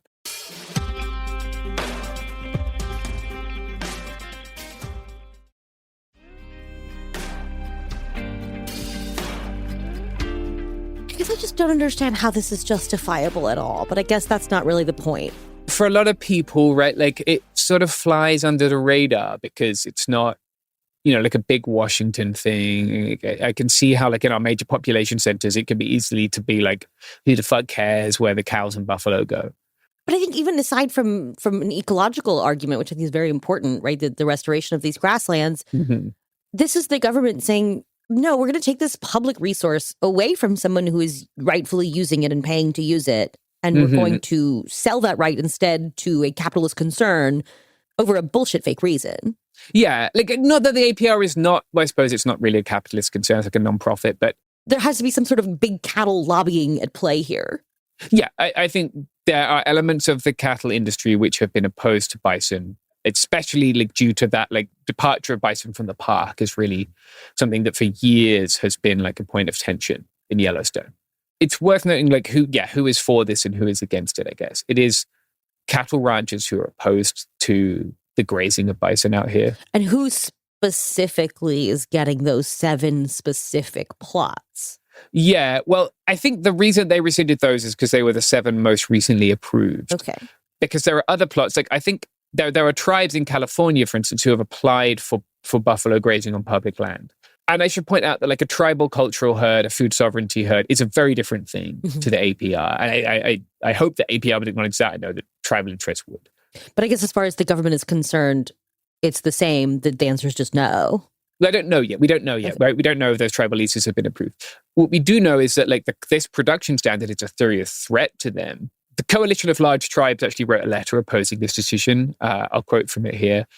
"It is offensive and unacceptable that the federal government would still seek to keep buffalo off of these lands," chairman of the Cheyenne River Sioux tribe, Ryman LeBeau, wrote, adding that BLM lands are all former buffalo lands.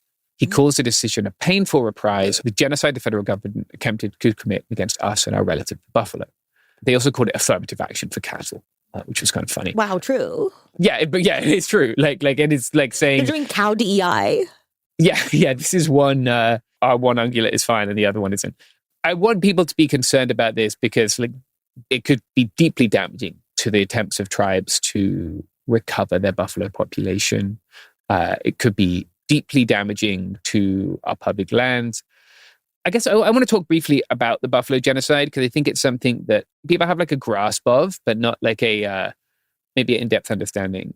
What I want to briefly say is like the government played a massive role in wiping out of most of our buffalo. Like, right, we ended up with fewer than 1,000 head of buffalo. Like there were times when a tree falling down, a lightning strike, a bad flood could have significantly like altered the future of the species because there were so few. Capitalism also played a role, though. The idea that the buffalo hunters were like just following orders from the government relies in part on books written by former buffalo hunters trying to absolve themselves. I would suggest that we also look at the incentive provided to kill the animals and to not make use of their remains after people did that, right? Because like as much as the government did, like the capitalism that the government was bringing with it killed the majority of the wild buffalo in this country. And that is what's happening again, right? We look at public lands management today. Like last year I was in Chaco Canyon. Chaco Canyon was the site of the biggest building in what is now the United States until the 1880s. Oh, wow.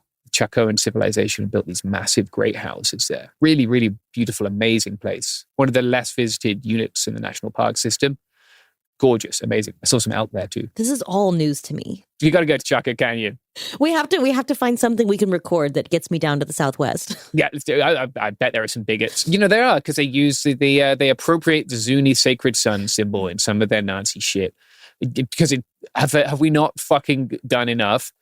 Well, apparently not, right? Because there is a campaign to have drilling to like delist areas of Chaco Canyon.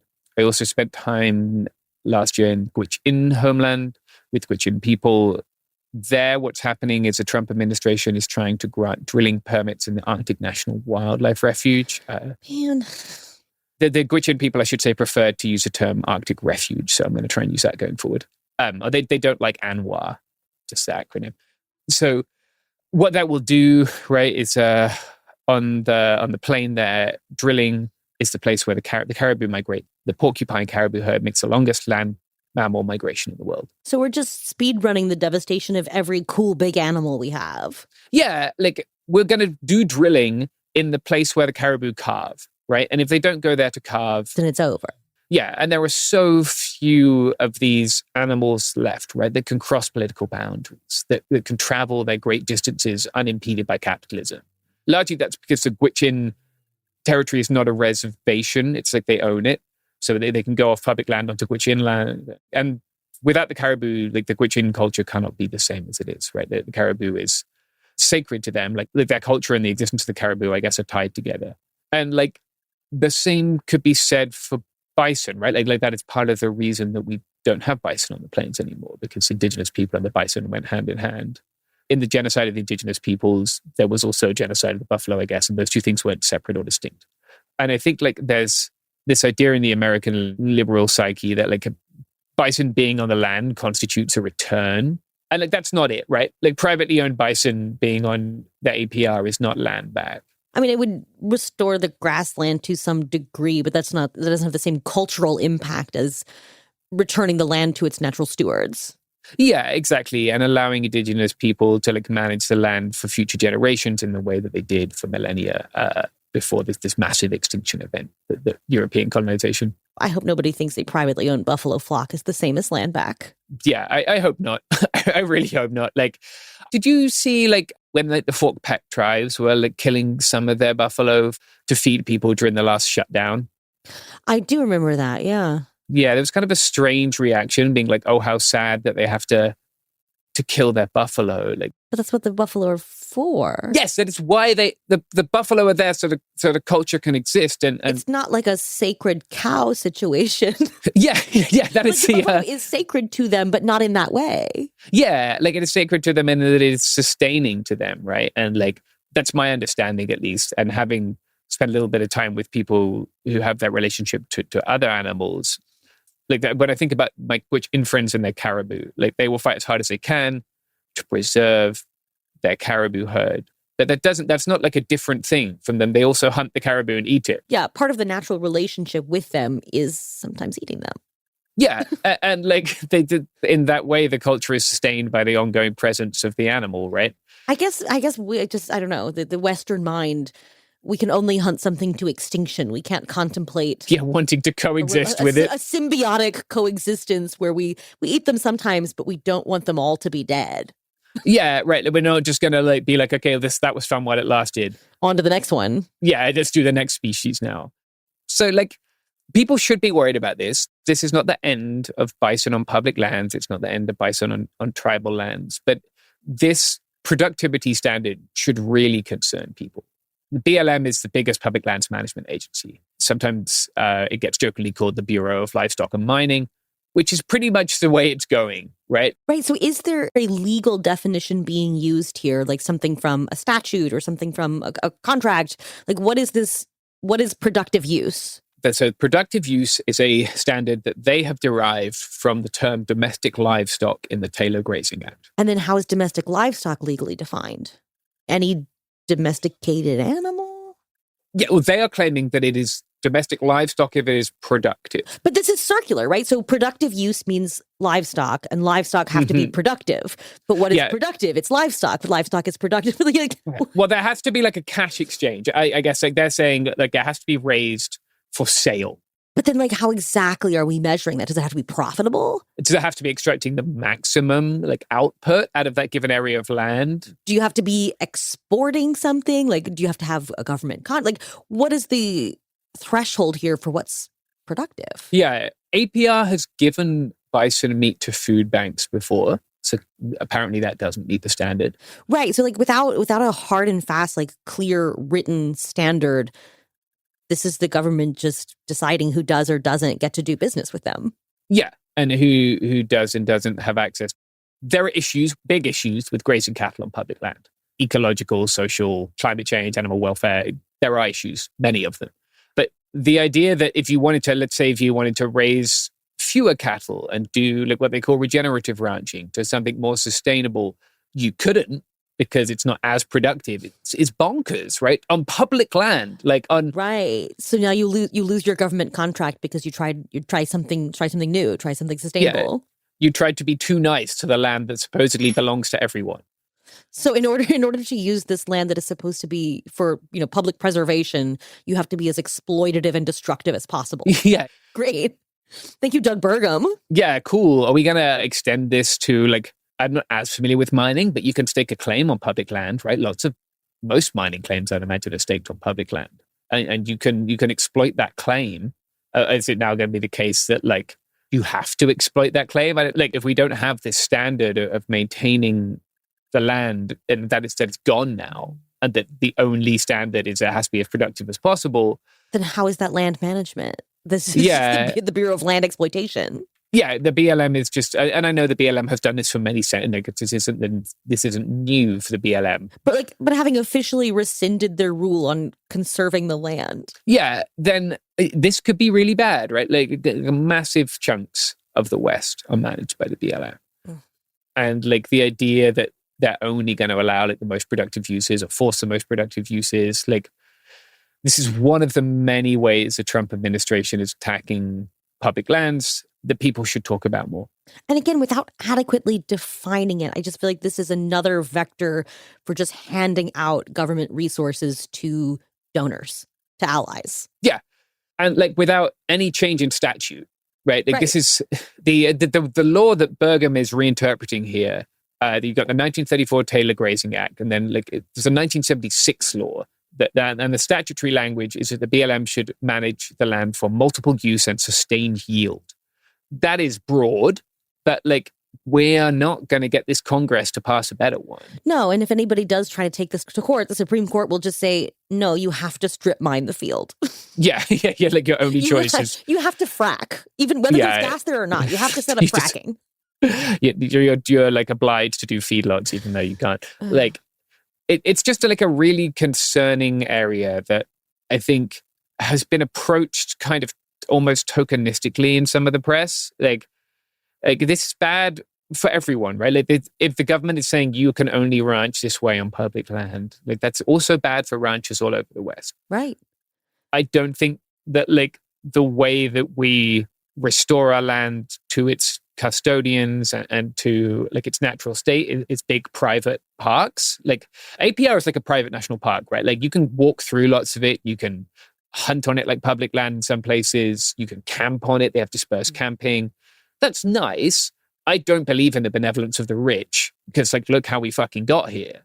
Right. But that half measure was the best thing we had at this moment. And now it's illegal. Yeah, now it's, and like, I'm glad that these rich people are putting buffalo on the landscape because we need more of them. Like if we're ever going to have truly wild herds, we need that genetic diversity, right? They've been through horrible genetic bottlenecks in getting up to this 500,000 number. Right. It's not like we can just try again later, let the number drop back down. We'll try again in 100 years. Like at some point, we've missed the boat. Yeah. And as the climate continues to change, right, we have to think about how land management, food procurement plays a role in our future. And like, this is the opposite of doing that. And I think people ought to be concerned about that. There's not much you can do about it. Like, these people who weren't elected, like, ruling on things that are not statutory. But it is something that I think people ought to add to their many concerns with the Trump administration, I guess. Be more worried. Yeah, I don't know. I don't want you to be more worried. I want you to go outside, like, see a buffalo. It would be nice. No, but at least know that, I don't know, the future existence of the world as we know it is being attacked from all sides, even from directions I wasn't aware of. Yeah. There are attack vectors that I just had not considered. Yeah, this is a new and exciting way that they're making shit worse. So yeah, I hope you enjoyed our little diversion about buffalo. Next week, I want to talk about bears. I'm on a tear. The bears I'm excited to learn about because I've seen a bear and I know they live in the United States, unlike they do. Ferrets and pronghorns. I guess I was thinking of like springbok, maybe pronghorn. They kind of pronghorns. They both have like a P in it. Mm-hmm. First, I don't know what it is. I've been to a zoo and they have antelope type animals there, so I don't know. Everything at the zoo must be from far away. No, the pronghorn is like it's there's a cool zoo. I'm not a big zoo guy. No, you got to make sure it's one of those ones that I don't know is accredited. Zoo. Yeah. There's one in Palm Springs where you can see. I've seen bighorn. I've been fortunate enough to see bighorn sheep in their natural habitat. Oh wow! But for most people, your best chance of getting a look at a bighorn sheep is to go to that one in Palm Springs. When you see a pronghorn just pronging, like do they like? Yeah, they bounce along. They got those giant tendons, right? A buffalo can go 35 miles an hour, and they're faster than a buffalo. So, like, I don't want to see a buffalo go 35 miles an hour. I don't want to see that. Oh, they can. Yeah. It's like seeing a minivan like doing muscle car shit. And they can jump. They have this incredible buffalo can like jump over stuff. They're actually very nimble, despite looking like a cinder block. Well, they're so cute, though. I want to touch one so bad, but I don't want to get brucellosis. Advise against it. Yeah, brucellosis is going to be a long-term issue. It's the trampling that'll be a short-term issue for you. So, don't touch buffalo. Don't touch them. Send Molly pictures of your pronghorn encounters. Yeah, if you have seen a wild animal in the United States, let me see it. I didn't know we had those. Yeah, get in Molly's replies with your raccoons in your trash. Raccoons I know about. I've seen a raccoon. Okay, yeah. Skunks.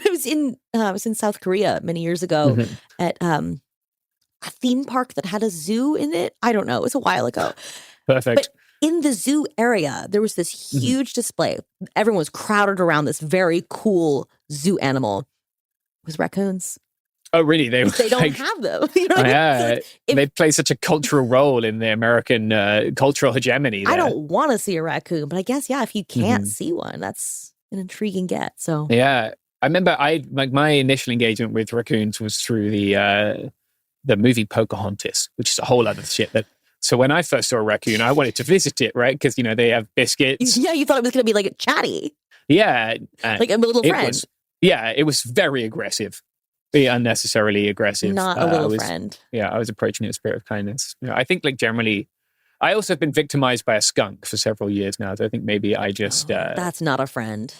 No, it finds me. No matter what those ladies on TikTok that have pet ones will tell you, that is not a friend. Apparently they're very nice if they can be encouraged not to, I don't know, I don't think, please don't capture a skunk and bring it home with you. Like, the skunk wants to live on its own. But yeah, this one skunk will find me every time I'm going through it. Like, I'll be coming out at night. He's thinking about you. On my head. It's like a fucking Exocet missile. I see him coming from like 200 yards away. It's that fucking guy again. Yeah, he's pissed at me. I'm pissed at him. He turns around. He squares up. Did you get caught? No, he'll show his ass to me, and then I'll just kind of give him a wide berth and think, oh, that was unusual, seeing a skunk do that. And then 2 weeks later, there he is again. Yeah, he's waiting for you. He does not want you to come back. Yeah, no, he doesn't. He's also trying to exercise control over the public lands in an aggressive. Yeah, I was going to say, he's doing land management, and you're not part of it. Yeah, he's returning it to its natural state by keeping European people off the land, which I guess is honestly valid, respectable. He's heard horror stories from his great grandparents. Yeah, I can respect that now. Now I think of it in that way. But yeah, I've got some good pictures of the back end of him. Well, after he kept doing it, I thought I may as well photograph and document this tendency. So, yeah, I have them. I was going to use them for some kind of greetings card or something, but I haven't yet. Perfect for the family Christmas card, I think. Mm-hmm. Yeah, just keep people on their toes. We've rambled enough. Okay. Yeah, please send us your wildlife pictures. We would love to see them. And next week, bears? Bears, yeah. Molly, before we go, do you want to plug your podcast about people who probably don't engage with animals very much? Oh, yeah. You can listen to my show, Weird Little Guys. I don't think there's been an animal in the show in a while. Although I guess eventually I will get around to those guys that occupied that BLM land, but... Yeah, that's it. But it's that kind of show. Yeah. I bet they love wolves. I bet they like think a lot about wolves, even though they don't see them. Oh, yeah. There was a guy who had his username on a Nazi forum was the Die Weiße Wolf, which is incorrect German for the white wolf. Perfect. So yeah, they do love wolves. Yeah. I could have guessed. Well, thank you very much, Molly. Thank you, James.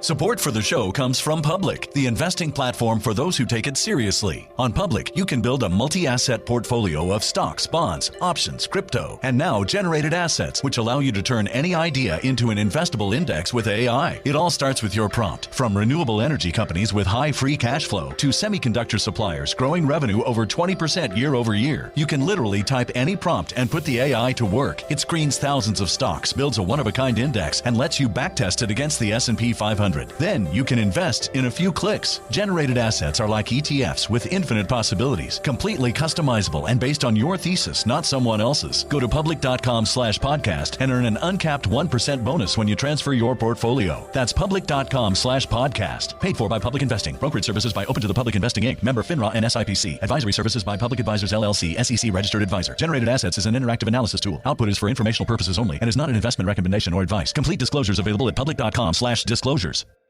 This is Jacob Goldstein from What's Your Problem? Business software is expensive, and when you buy software from lots of different companies, it's not only expensive, it gets confusing, slow to use, hard to integrate. Odoo solves that because all Odoo software is connected on a single affordable platform. Save money without missing out on the features you need. Odoo has no hidden costs and no limit on features or data. Odoo has over 60 apps available for any needs your business might have, all at no additional charge. Everything from websites to sales to inventory to accounting, all linked and talking to each other. Check out Odoo at odoo.com. That's odoo.com. Professional wrestling fans, the action continues every week. This is total nonstop action. TNA Thursday Night Impact every week on AMC. For showtimes and more information, visit TNAWrestling.com. This January, Bare Knuckle Fighting Championship takes over the ocean. The inaugural Bruce Cruise sails from Miami to the Bahamas aboard the Norwegian Jewel. 3 straight days with pool deck bare knuckle fights in the Caribbean, massive parties, beach events, DJs, cigars, tequila tastings, and non-stop action. The lineup reveals coming soon. Cabins are disappearing fast, and the prices won't stay this low. Reserve your spot with just $200 down at bkfsea.com.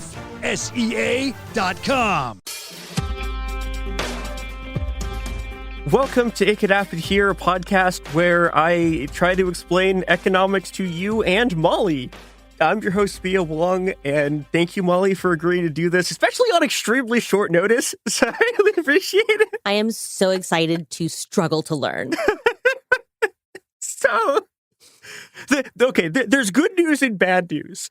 The good news is that the central thing that this episode is about nominally is a concept called monopsony, and it's actually really easy. No, see, you said that in the work chat earlier. You said monopsony, and I was like, oh man, she's so tired. That's not even a word. Well, okay, this actually gets into the thing, because this is a word that was made up specifically for this concept. Unfortunately, I do also have to do the bad news, which is that to actually understand the history of this, we do have to explain stuff that's legitimately very complicated. So I'm locked in. Yay! But, okay, monopsony. The hook of this is part of the reason why you get paid like shit, is because of monopsony. So I first was interested in writing about this specifically for this show because, weirdly, NPR's Planet Money, discovered the concept of monopsony and did a couple of pretty interesting pieces on the history of the concept. And the place that they go with it is they start talking about one of my favorite economists, Joanne Robinson, who is really good, and we're going to spend most of this episode talking about her. But one of the stories that they tell, this is a very famous story in the circles of economists that I'm around, I guess, is about her sitting down with a British classicist and inventing the term monopsony. So, okay, what is monopsony? It's one something. Mono. You know what a monopoly is. So monopoly is when one seller, right? So, okay, it's you have Google, which is a monopoly on search engines, right? And, monopoly doesn't necessarily, and we'll be getting into this more in a second, it doesn't necessarily have to mean that there's literally only one. Right. But, the U.S., every market you are dealing with in the United States is some kind of monopoly where, sometimes there's a big three, or sometimes there's two, or sometimes there's maybe five. Or sometimes it's quite literal. We only have one power company in Virginia. Yeah. And sometimes monopolies are deliberately set up by the state. Right, where sometimes, a state will just be yeah, fuck it, there's only one power company here. Oh, no, it's a private company. It's a private company. Yeah, right, but sometimes private companies will be handed monopolies like this. Right. Utility companies are a thing where it does kind of make sense because having two companies setting up rival electrical grids is a nightmare, but... Well, that's why the state should do it, Mia.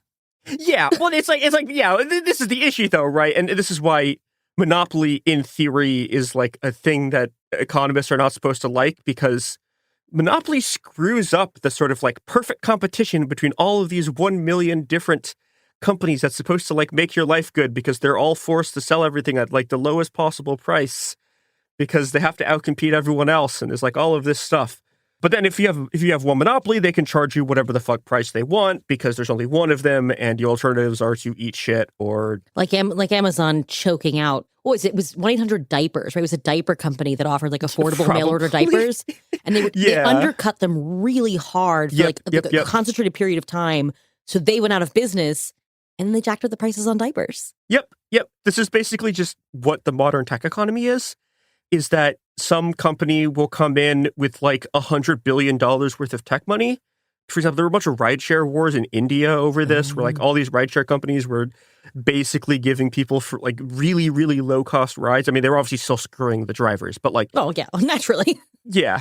And so they were just trying to edge everyone else out of the market so that they could take control of it and raise the prices and stuff eventually. I guess it's the capitalism enthusiast likes to imagine that the economy is Darwinian evolution, survival of the fittest, right? We evolve and compete and the best man wins.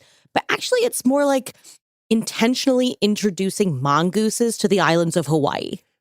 Yeah, that's This isn't evolution. No. You just introduce a giant weasel that ate all the bird eggs. Yeah, right. And it's if you look at how capitalism spreads historically, it's not even capitalism doesn't outproduce other economic systems. Usually what it does is there's this line in the Communist Manifesto that I think Marx was extremely wrong about, he's talking about trade is the cannon that will bring down Chinese walls, and he's talking about free trade will like destroy China's trade barriers. It's like, well, no, like China's trade barriers were brought down by the Opium Wars. Like the British Navy like sailed in and like besieged the capital. Like, you know, but when people talk about monopolies, they're talking about selling goods, right? Right. And what Gillian Robinson realizes very quickly is that, hold on, this is also true for employers, right? If you are trying to find a fucking job, right? Under sort of like the models of perfect competition that like neoclassical economics, the economics that like you learned in school, they just normally assume that, oh yeah, you can just switch jobs really easily. So obviously companies have to pay you. Right. But in most towns, there's one major employer who kind of sets the bar. Yeah. Like here it's UVA. Yeah. Or like it's Walgreens or like Walmart. And like, if you've ever had to find a job, like you understand how this works. I actually haven't. But I understand in theory. Yeah, to the listener, you've had to find a job. You're speaking to the only person who's never applied for a job.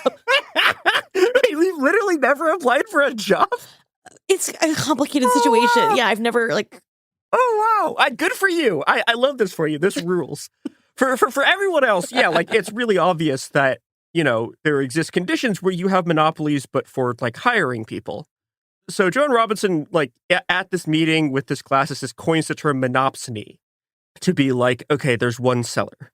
Okay, I'm usually against a neologism, but I understand the need for this word. I'm on board. Yeah. I'm on board with Joanne.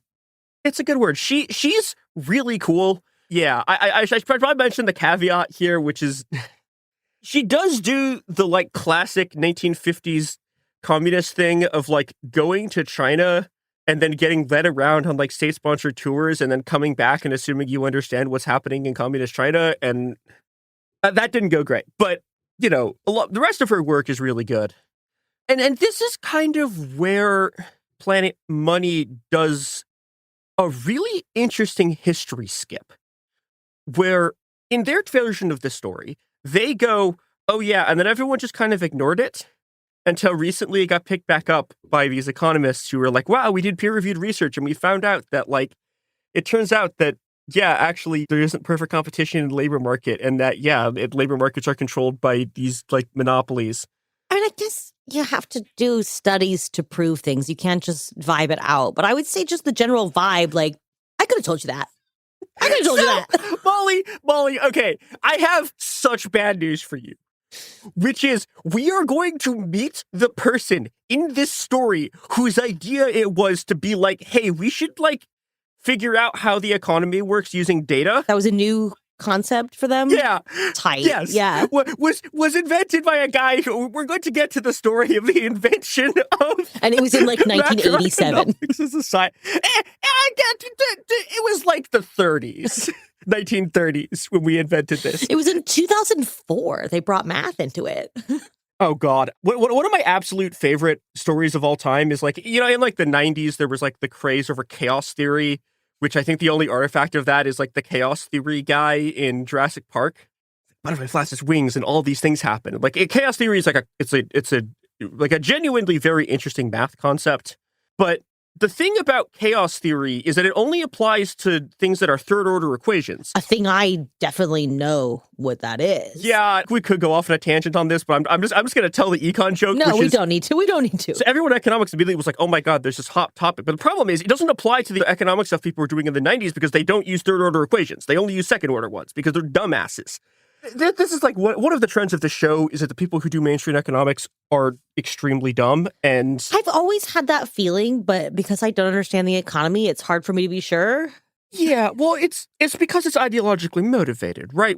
You know, the reason that you study economics in high school. Who studies economics in high school? I didn't. Well, there are like economics classes in high school, right? Like that, right? Oh. Sorry. When I say studies, like, yeah, like you had to take an econ class. I didn't go to a grade school. Yeah. The reason there are economics classes in high schools is not to teach people economics. It was specifically designed as an anti-communist thing. Oh. To like teach kids how capitalism really works through like, again, a model where they don't teach you that monopolies exist. And, you know, obviously, like, some of this has been incorporated into more modern stuff, like the concept of monopsony, like, kind of has entered into the lexicon of like the economics you get taught as like a little tiny baby child, which is not actually economics. It's literally propaganda. That's what it was designed to be. I mean, how fun to get to pretend to be a scientist when you don't do real math and really you're just a propagandist. Oh, it's so fun. It's so fun. One of the other things is like, if you're ever like in university settings and you want to just like listen to someone complain about shit for a while, go talk to the math people about the shit people get Nobel Prizes for in economics, where it's like, this is like shit that like a child who studies mathematics could do. Math doesn't even have a Nobel Prize, right? If you want to get like a Fields Medal. There's not?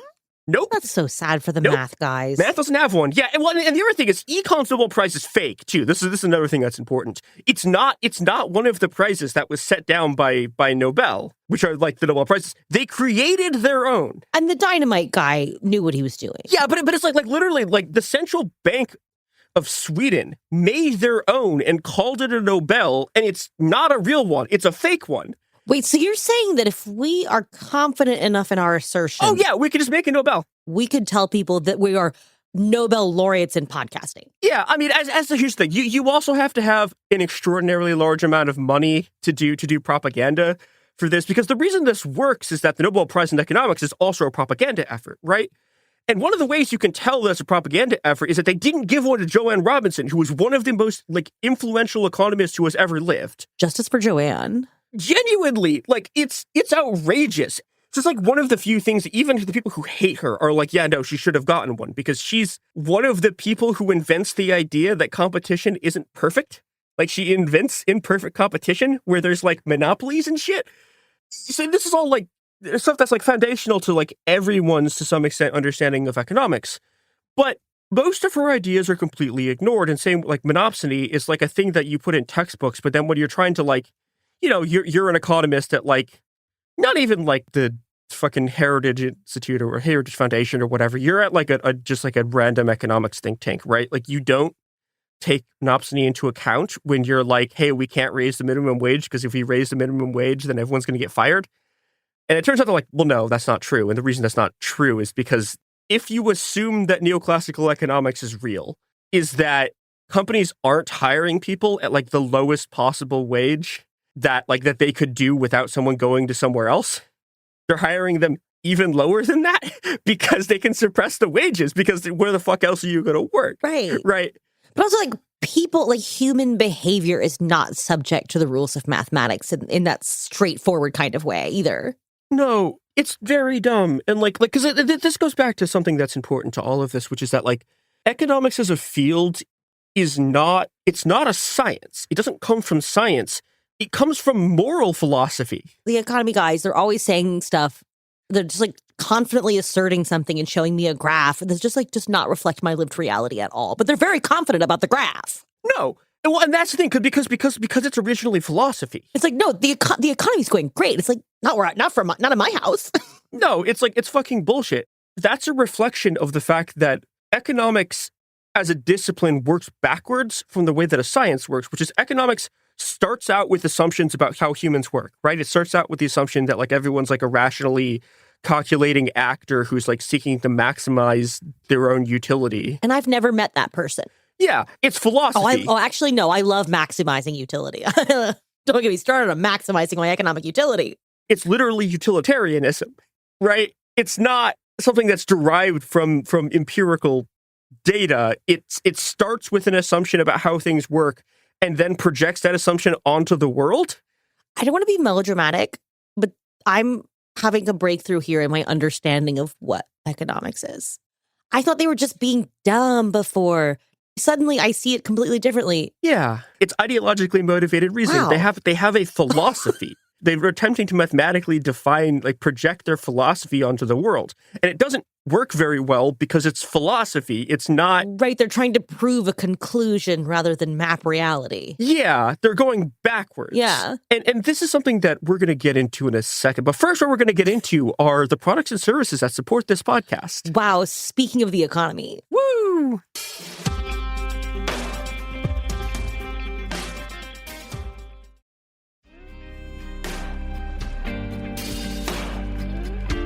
We are back. So, one of the things that's actually interesting about the story of Joanne Robinson is that there's a reason why almost no one, I mean, I don't know, people listening to this podcast have a higher likelihood of knowing who Joanne Robinson is than like almost any other group of people on Earth. But like, there's a reason why she's not extremely well known by normal people. I'm going to be so honest with you, Mia. The only economists I know are the ones that Javier Milei named his clone dogs after. That makes sense. Well, you've heard of like Adam Smith, right? That's true. That's not one of the clone dogs. Joanne Robinson is an economist who is important enough that like you should know who she is. Yeah, but he would not have named one of the clone dogs after her. I think they're all boys. No, absolutely not. He probably he would chainsaw her. It's bad. But the reason that you don't know who she is, and the reason that monopsony kind of like sat in the closet of mainstream economics until people started digging it out recently, is because Joanne Robinson is part of a tradition of heterodox economics, which is, the economics that's not the mainstream ones. And all of those people got systematically purged from every academic institution over the span of about 30 years by the neoclassical economists. Because the government doesn't want you to know their ideas. I mean, genuinely, what happened was it was a bunch of these people hired by capitalists in order to do propaganda for them. And they went through and systematically took over and purged all of the country's economics departments. If what she's saying is the entire framework of your worldview just functionally doesn't work. Yeah. Yeah, that's not a good vibe for them. So let's talk about the kind of tradition that Joanne Robinson operates in. Because this is actually a story that really, really tangentially the Planet Money people kind of allude to and then never talk about again, even though it's fascinating. So Joanne Robinson is, I guess you could call her one of the sort of first people in what you would call the post-Keynesian tradition. Absolutely. I'm always saying that. Do you know who Keynes is? An economist. Was his name Maynard? Yeah, John Maynard Keynes. His big thing... Okay. His, if you remember one thing about Keynes, if you need to just be you have a flashcard, you need to be someone says Keynes. He's the... I guess the technical term is counter-cyclical spending, but he's the guy who's when economy bad, government should spend money in order to make economy not bad again. That's the most basic part of Keynesianism. And that's all I need. Yeah, but the thing about Keynes is that he wants a nicer version of capitalism, but he is a capitalist. And so there's a sort of milieu around him that Joanne Robinson is kind of part of. But there's a lot of elements of it, and people who Keynes takes stuff from who are extremely obscure now because, Keynes did a version of it that took the radicalism out. I promised earlier we were going to get to the guy who invented the concept of actually doing scientific studies for macroeconomics. And we've not reached this. That makes me so mad that the answer to that question isn't the first guy. Who put math? Yeah. Who decided that we should do math and economics? Oh, the first guy that did it. The first economist, right? The guy who invented economics, right? Economists do a bunch of math. It's just not math that's... But we should study the currently existing reality. Yeah, the world first. Versus just trying to force reality into this chart that I made. That's awesome. Yeah, and so the guy who was hey, what if we observed reality? His name is Michael Kalecki. Good for him. Great job, Michael. He rocks. Yeah, he has a long and convoluted history of stuff. Yeah, I'm going to go ahead and say I don't endorse everything he did. I don't know anything about him. Honestly, he kind of rocks. Kalecki foundationally is a Marxist, right? It's not true that he's from this school, but he's the guy from which one of the major schools of Marxist economics is born, which is called the Monopoly Capital School, who are kind of the Marxist version of the people who were oh my God, hold on, monopoly has gotten so out of hand, we have to change how our economics work. Robinson kind of discovers Kalecki a little bit later in her career. It's sort of a 40s thing, where she's originally writing about imperfect competition and monopsony in the 30s. But Kalecki is one of the people who is responsible for a bunch of these ideas around, him and Robinson are responsible for a bunch of these ideas around, okay, yeah, actually, it turns out that everything we've been talking about, it's like the world is composed of monopolies and monopsonies, and everything exists at best in the state of imperfect competition. And this becomes kind of its own school, and like, you know, it branches out in a bunch of different ways through the work of some other people who start to look at like, how is price set? And this is something that we've talked about on this show before. So like, okay, if you've ever seen the graph that like all of the econ people use, where it's like price is supply and demand, right? What is it?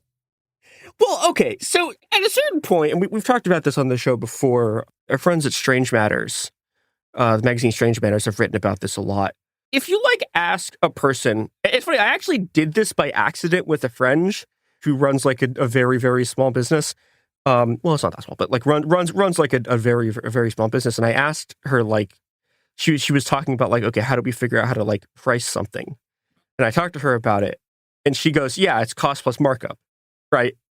And the thing about price, right, is price is not set by a graph. Like, prices are set by a person in an office who figures out what the price is going to be. Right. And the way that they do that is cost plus markup. It's like, how expensive was the item for us to obtain? And then what's the like additional price that we need to sell it for in order to both make profit and pay everyone? Mm-hmm. And this is really obvious to like anyone who's done a job, that like, well, yeah, no shit, of course it's cost plus markup. In economics, this is considered an extremely radical idea. Right, I guess, you know, in this supply and demand model, it's just like whatever people are willing to pay, you just keep increasing the price until demand drops off, and then you back off a little. Yeah. In economics, that's called like companies being like price takers. The theory in like normal economics, quote unquote, is that companies, they don't set prices, they take the price from like what people are willing to pay. And that's objectively not true. They're just constantly standing there tweaking the dial. Yeah, it's like, no. Like, like just on an objective level, what's happening is you know, this is what's called like administrative prices, right? And this is like the basic, like one of the basic revelations of like post-Keynesian economics is that price is set by a person who sets it by cost plus markup. And like there's the precog who floats in a pool of goo and just intuits the prices. Yeah, they like see the data. It's like no. It's literally just a person. They set the price. It's cost plus markup. There's some like psychology stuff there about like what kinds of prices will break a consumer's loyalty to like a store, right? Because if you like raise the price at a store too much, people will stop shopping at the store. But like that's like the way this stuff actually works. And this is one of the big post-Keynesian innovations is like, hi, we're trying to figure out how price works. So we went and we asked a bunch of people how it works. Oh, a remarkable choice. Yeah, right. God.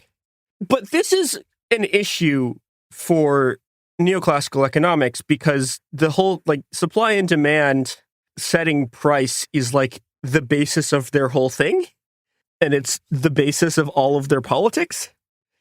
Now, at this point, we need to talk about the thing that's legitimately complicated. But before we get into that, we're going to talk about something that's not complicated, which is how to use these products and services. Wow. We're actually doing the economy right now. We are.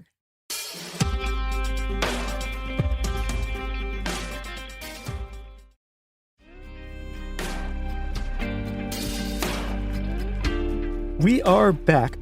Okay, so we're going to stop doing the economy. And the reason we're going to stop doing the economy is that, you know, when I talked about there being an ideological purge, right? The people at Strange Matters wrote about this economist named Frederick Lee, who was an IWW member and who was one of the sort of, I don't know, like the guy trying to pull the 5,000 different strands of heterodox economics together.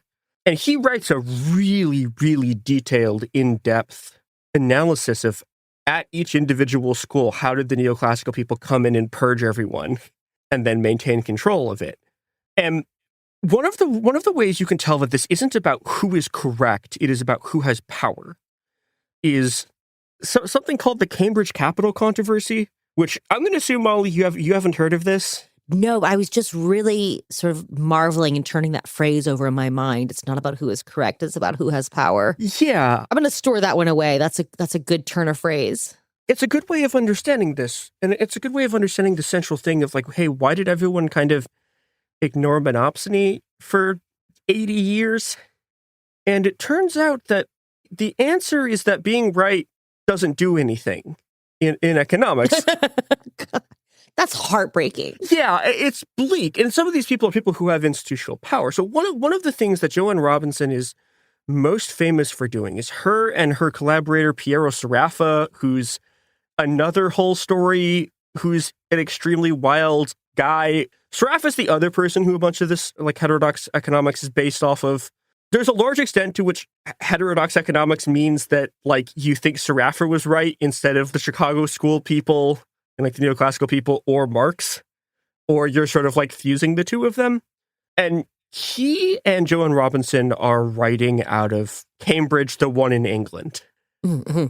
But then there's also a whole bunch of neoclassical economists are at Cambridge, the one in Massachusetts. They really can't be doing that. Yeah, well, we got to rename at least one of these. And they fight it out. That's why it's called the Cambridge Capital Controversy. Oh, that's they cute. go to war. Yeah. So, okay, the thing that they're fighting about is extremely convoluted. At some point, Molly, I'm going to drag you on here and we're going to do the actual full version of it. But the short version of it is really funny. And the short version of it is that this is a fight about, okay, so you have like two different kinds of what are called capital goods. So you have like, I don't know, like, I think the capital's power one, it's like tools that make ice cream and tools that make airplane. Mm. And the question is, how do you figure out how much those tools are worth together? Well, are you selling ice cream on the airplanes? You know, where you're selling them doesn't have to be really. I'm just saying, is there synergy at play here, Mia? Like, well, can I combine this is actually these one of the legitimately the idea that you could use the same equipment to do multiple things is like a really serious problem for an enormous number of economic schools. Like, it's like real bad. It's like kind of even bad for like the mathematics behind like classical Marxist political economy. It's really bad for like the neoclassical people. It's not great. So my new airline where everyone gets a free ice cream is really throwing a wrench into this. Yeah, well, as long as the same machines can either be making ice cream or you can be making airplane and you can't tell which one. What are they teaching at economy school? What is even happening? Nothing. So they're arguing about ice cream machines? Well, so what they're arguing about, right, is if you are doing like normal neoclassical economics, can you point at like factories and go, how much is this worth? Right. And this is a real problem because it turns out that the way that neoclassical economists do this is circular. So, okay, you're trying to figure out how much money a factory is worth. I'm going to quote here from the book Capital is Power, which has a very good explanation of like what's happening here. The money value of any capital good, that is, the amount investors are willing to pay for it, is the present value of its expected future profits, computed by discounting this profit by the prevailing rate of interest. So value equals expected profit divided by rate of interest. So basically what they're saying here is that like, okay, you're trying to figure out how much money is the factory worth. The amount of money that the factory is worth depends on how much money you make from using the factory to make plane or make ice cream. Sure. That's like basically what that's saying. And then there's a discounting rate because you're making that money in the future. The problem with all of these principles is it's a perfect blend of stuff that's like completely fucking obvious, like statements of observed reality. Yeah. And then also stuff that somebody just made up based on a feeling that they had. And you can never tell which one you're doing. You know what I mean? Like, yeah, like what the factory is worth is based on how much money it can make, obviously. But here's the problem. This is one of those, you know, like the Calvin and Hobbes meme where it's like you can divide everything into two categories. This one, surprisingly, seems like its observed reality is actually bullshit. because the problem is, all right, so in order to find out the value of the factory, you need to know what the profits are going to be. Well, I thought the price of things was set by supply and demand. So the value of the factory is whatever someone's willing to pay for it. Right, but here's the issue, though. Like, that's, like, sort of true. No, I'm just making a joke that, like, prices and values appear to be disconnected. Legitimately, that is drilling into the problem with what's happening here, which is that, okay, but how do you know how much money the factory is going to be worth? So we're saying, like, the factory has an inherent value versus the factory has a price. Yeah. So do prices not reflect an inherent value?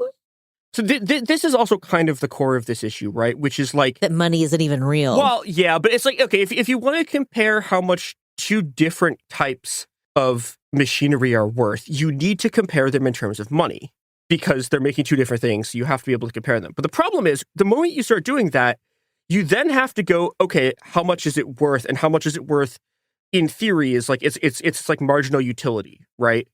So in order to know how much the machine is worth, you have to know how much money it can make. But in order to know how much money it can make, you need to know how much the machine is worth. The issue here, right, is that you're trying to find one price for how much the factory is worth. But you can't find that one price without knowing how much profit you're getting from using the factory to make the thing. Mm-hmm. But you could have multiple different levels of profit from that same factory. The problem is, how do you determine, you could make $10 from the factory, but the factory could also make $20. How do you figure out which one of those it is? Because that's what determines the value of the factory, is how much money it makes. So, okay, you turn around to the neoclassical theory of how you figure out what the profit is. But that theorem requires you to know the marginal utility of the factory. So it requires you to know how much profit you're going to get from using the tool, right? You have to know how much the tool is worth in order to figure out how much the profit is. But then you have to figure out... So this is why they just make stuff up, because otherwise they get trapped in the infinite loop. Yeah, it's worse than that, because the value of the factory depends on how much money you're going to make from the ice cream. But how much money you make from the ice cream depends on, like, how expensive it is to have the ice cream machine. Right. So they're both set by each other. Right. If you only have one of them, you can't calculate the other one. They're both like X and Y. And in order to figure out what one of them is worth, you already have to know the other one. Right. You need a constant at some point. Yeah. And legitimately, and this is a shit show because it means that you actually can't figure out how much the capital goods are worth in order to move on to stage 2 of the process where you figure out the profit, because you already need to have the answer to the question you are asking. And so, like, this is an issue bad enough that the IMF publishes these, or I think maybe it's the World Bank, publishes these, like, giant tables of, like, the value of capital stocks, right, in a country. Well, they'll go through and they're trying to produce economic data about, like, a country, and they're like, okay, like, how much are the factories worth? And the people who are trained to produce these books, there's multiple different values that these factories could have depending on how much money they make. And they literally just chose to choose one of them, like, at random. They're like, fuck it, pick one. This is not making me more confident about the economy. No. Well, but this is a shit show because this is what this fight is about. It's about, like, the whole Cambridge Capital controversy is like Joanne Robinson going, hold on, in order to, like, figure out your equation for how price works, you need to know something that you can only figure out by knowing the price already. But that's why you just feel the price in your heart. Well, yeah, but this causes like a decade of, like, fighting about this. All of the, like, famous neoclassical economists. Actually, hold on. Can you list Javier's dogs? Yeah. Okay. So Milton for Milton Friedman, Murray for Murray Rothbard, and 2 dogs, one Robert, one Lucas for Robert Lucas Jr. Wow. I think he actually dodged all of them. I think he meant by not naming someone Paul Samuelson, I think he actually dodged it. He considers these dogs to be Conan's offspring. So these are all clones of his dog Conan. He considers the dogs to be Conan's offspring and thus his own grandsons because he believes the dog is his son. Jesus fucking Christ. Anyway, yeah, but that's the only reason I know who any of those people are. Oh my God. Wait, hold on.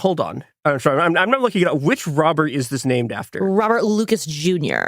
from the University of Chicago. Oh, he dodged it. It was mostly the other Robert Slowell. Slowow. God damn it. I think he actually dodged having any of his dogs be named after the people who got their asses kicked in this. I think he managed to do it. So Paul Samuelson is like, after Milton Friedman and maybe Hayek, he's like probably the third most influential neoclassical economist.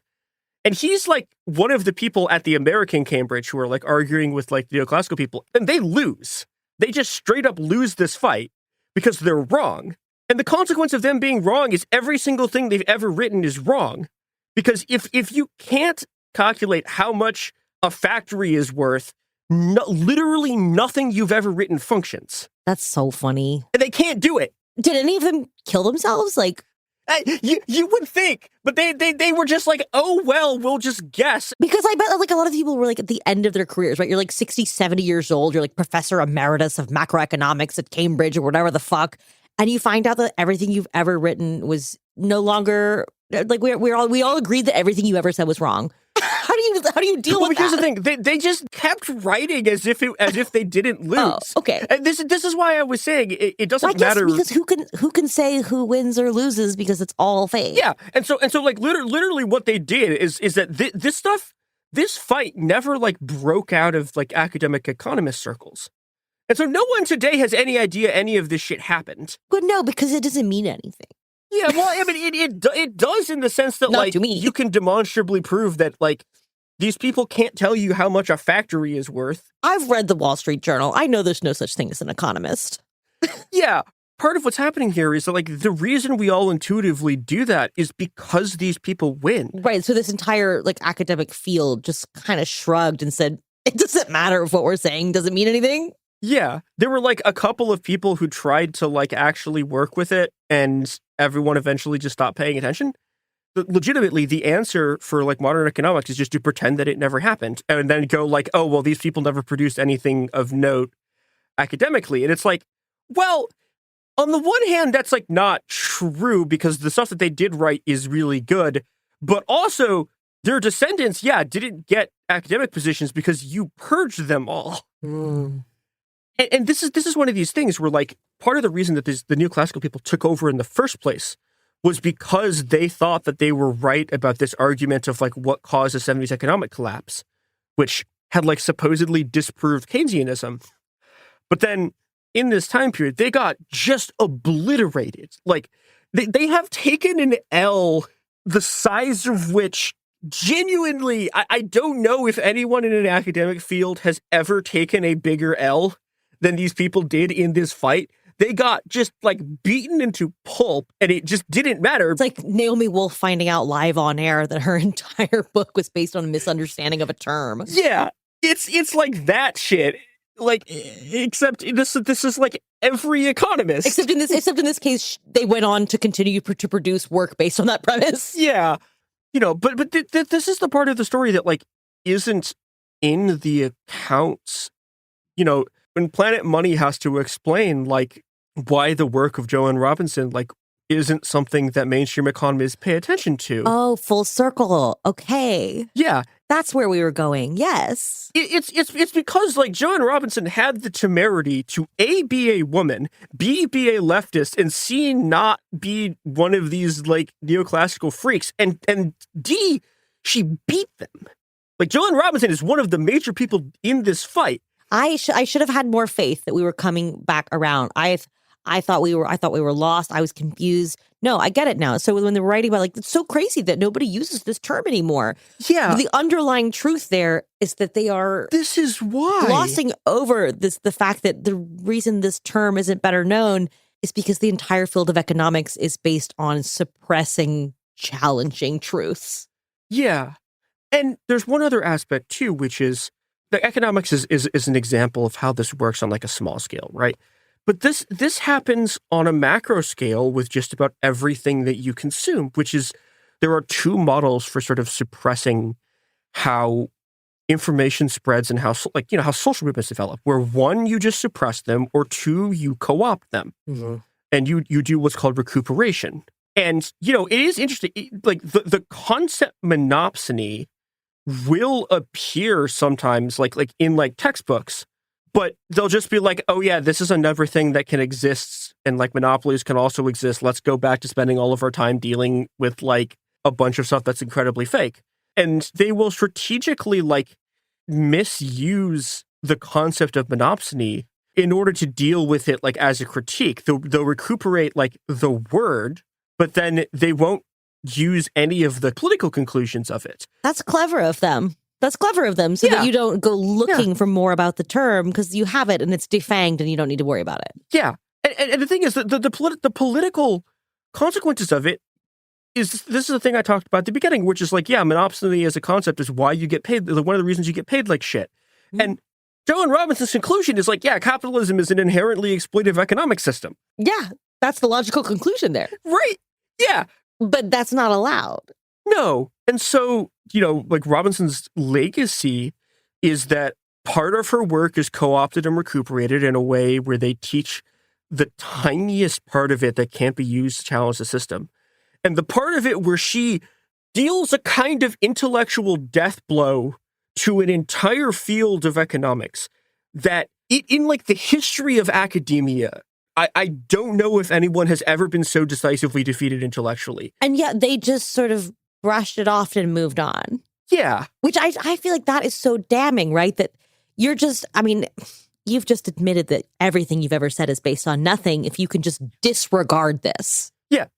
God, I can't find the exact quote, but Samuelson has this line about how, like, they need to just treat it as an article of faith that this can be done. And then they just kept going. And it's just like... So you can't tell me this is a science if you're like, well, it's just based on... you just have to have faith. You just have to believe. Yeah. The economy has always been on Tinkerbell rules, right? Like, you have to believe or it won't work. You have to clap for her. Yeah, in order for the entire system that these people are paid to propagate, because this entire school of economics is created by a bunch of right-wing billionaires to get them together in order to push against, like, both communism and, like, the Keynesian idea they should pay taxes. This is something also, I guess I kind of want to conclude about this, is like, there are a lot of times where you see, like a newspaper columnist, and they're saying the most unhinged thing you've ever seen. Or like, I'm going to take a very incendiary example, and you look at like Ezra Klein, and Ezra Klein is like being like, oh, you have to like take the ideas of like some random fucking Nazi seriously.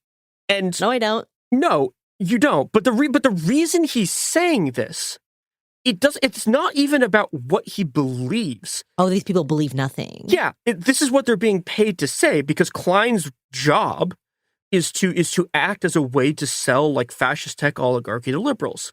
Like, and this is the same thing with like, you get these newspaper columnists who will like say like the most unhinged shit you've ever seen.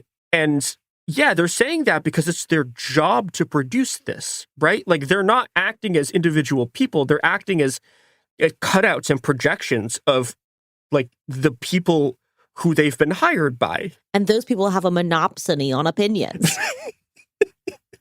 Yeah, well, every opinion writer is saying the dumbest shit you've ever heard because of monopsony. Yeah, probably. But like literally, it's because they can choose who the fuck to hire. Right. Like, that's the actual reason. And and like journalism is one of these things where it's like these newspapers have an incredible amount of power because there's like 7 fucking newspapers left, and if you want to do journalism, like, you're fucked. You either like fall in line and accept them paying you like absolute dog shit, or you go unemployed, or you're like one of the very few people who is able to like make a living doing this independently, but like... Or you're us. We found a way. Yeah.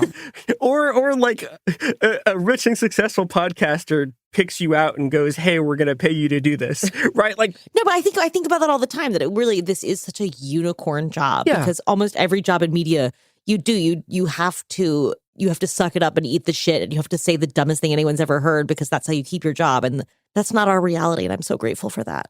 Yeah.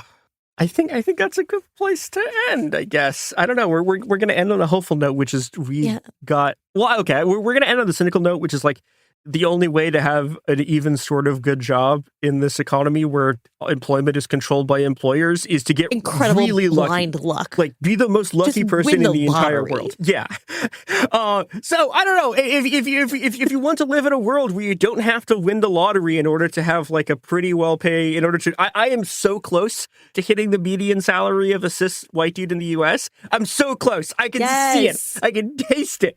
If you want that, I love my union podcasting job. You gotta win the lottery, or you gotta build a world where that's not how any of this shit works, which is what Joanne Robinson would have wanted. Sorry, Joanne.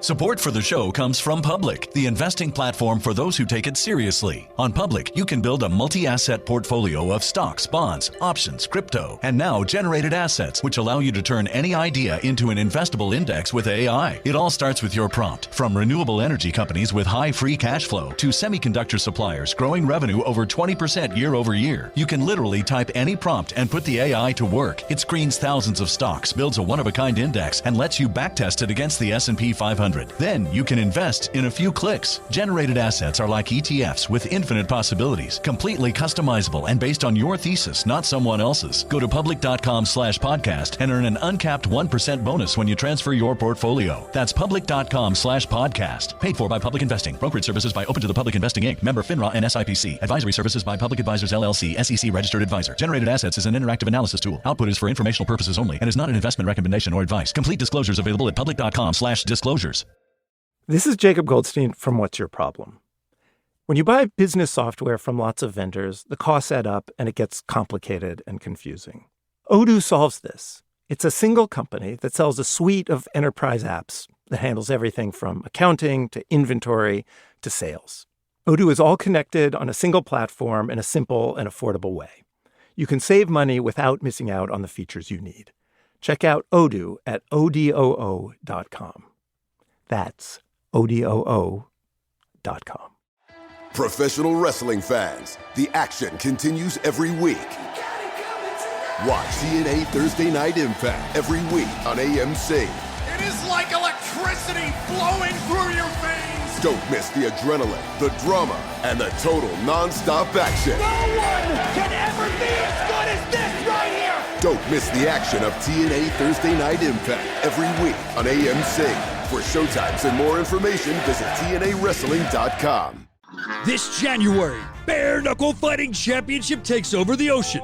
The inaugural Bruce Cruise sails from Miami to the Bahamas aboard the Norwegian Jewel. 3 straight days with pool deck bare knuckle fights in the Caribbean, massive parties, beach events, DJs, cigars, tequila tastings, and non-stop action. The lineup reveals coming soon. Cabins are disappearing fast, and the prices won't stay this low. Reserve your spot with just $200 down at bkfsea.com.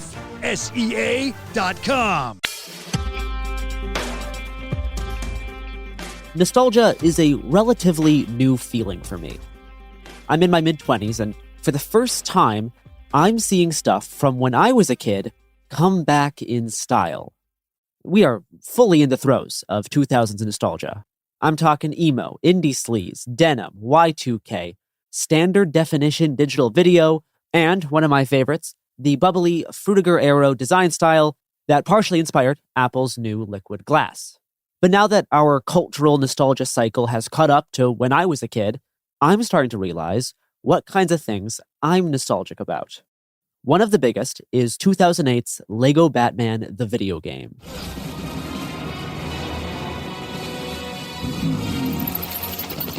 This game is great. No dialogue, Danny Elfman music, simple classic designs.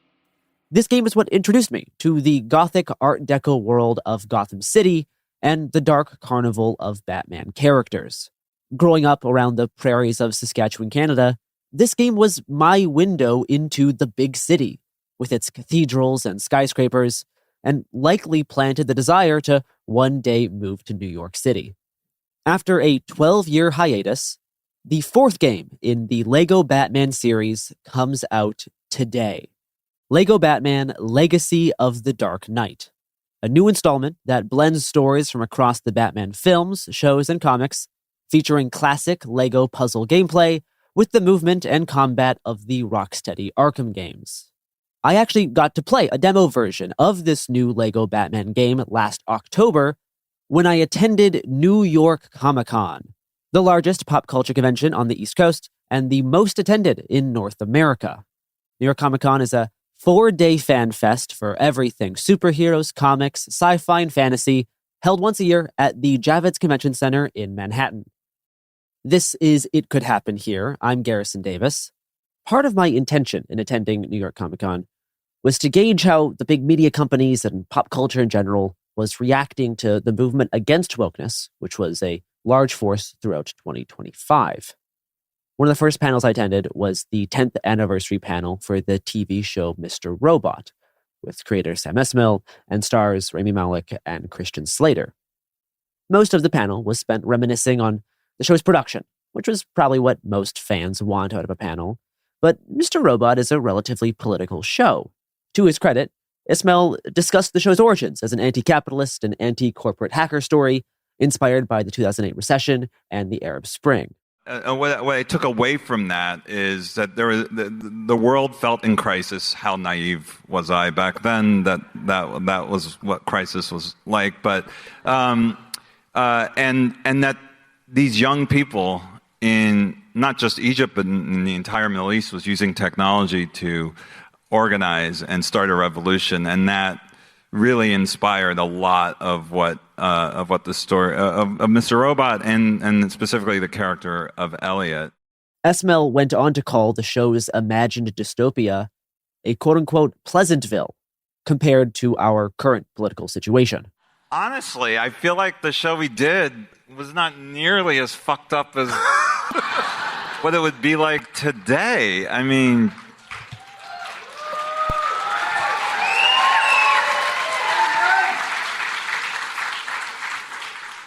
it's like Pleasantville now. Right. I mean,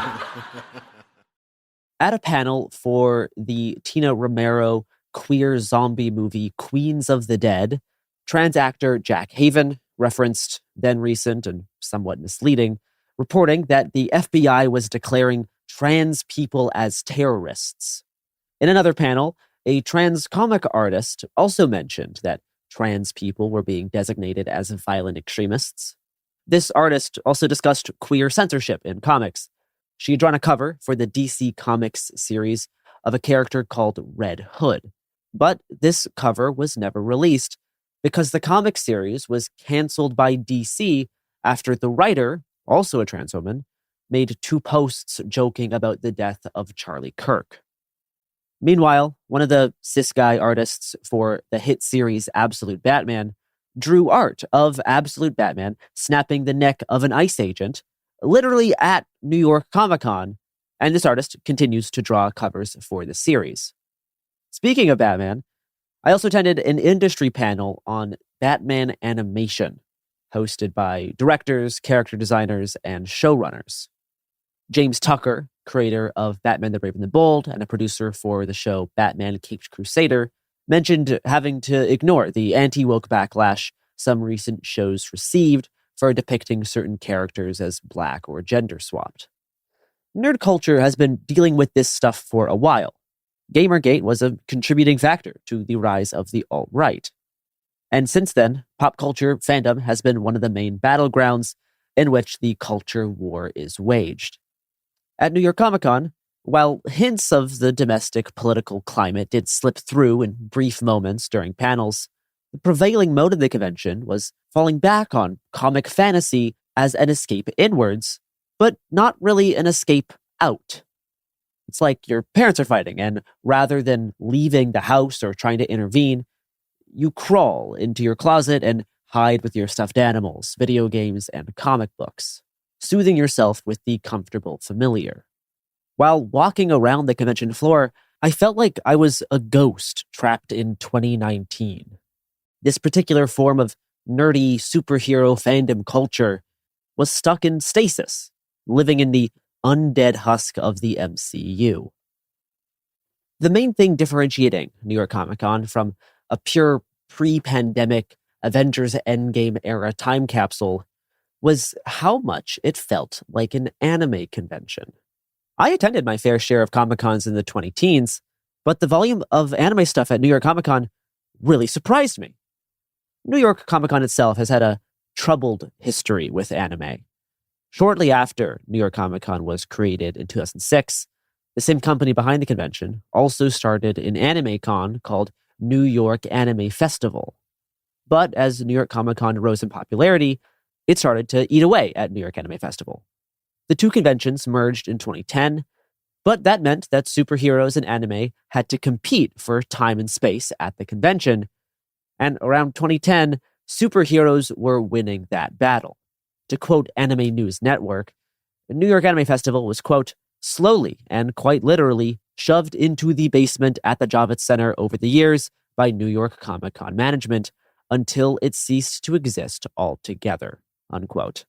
Come 2012, the New York Anime Festival component was phased out altogether. At the time, anime and manga were not doing so well in the United States, having just suffered a market crash due to a combination of factors related to the Great Recession. The pivot from DVD to digital, the bankruptcy of the Borders bookstore, the shutdown of the US distributor Bandai Entertainment, and manga publisher Tokyo Pop, followed by the 2011 Tohoku earthquake, which disrupted manga and anime production. So it wasn't at all surprising that Western media and the then ascendant superhero genre dominated the New York Comic-Con show floor. But now, oh, how the tables have turned. Come 2025, the exhibition booths for major Western pop culture companies were outnumbered and dwarfed in size by Japanese animation, manga, and video game booths. This humiliation wasn't isolated to the show floor. Even before entering the exhibition space, huge banners hung in front of the main entrance for anime like My Hero Academia, Digimon, Gundam, and the new manga Love Bullet. Banner ads for Crunchyroll's new manga reading platform covered the glass walls of the Javits Convention Center. The only banner that rivaled the anime ones in size was for the Anne Rice gay vampire show on AMC. Once you got to the show floor, the company with the biggest single presence was Japanese entertainment company Bandai Namco. This was by a large margin. The Bandai Namco presence was significantly bigger than the Marvel and DC booths combined. Most, but not all, of the Japanese and South Korean companies were concentrated in the middle of the exhibition floor, next to the main entrance on the north side.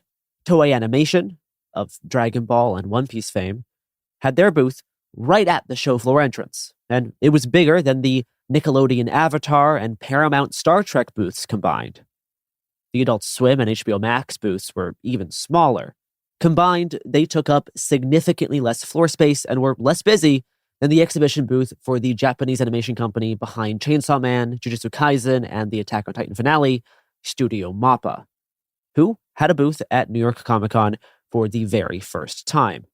Anime and manga distributor Crunchyroll had a larger presence on the show floor than the combined presence of publishing giants Scholastic and Penguin Random House.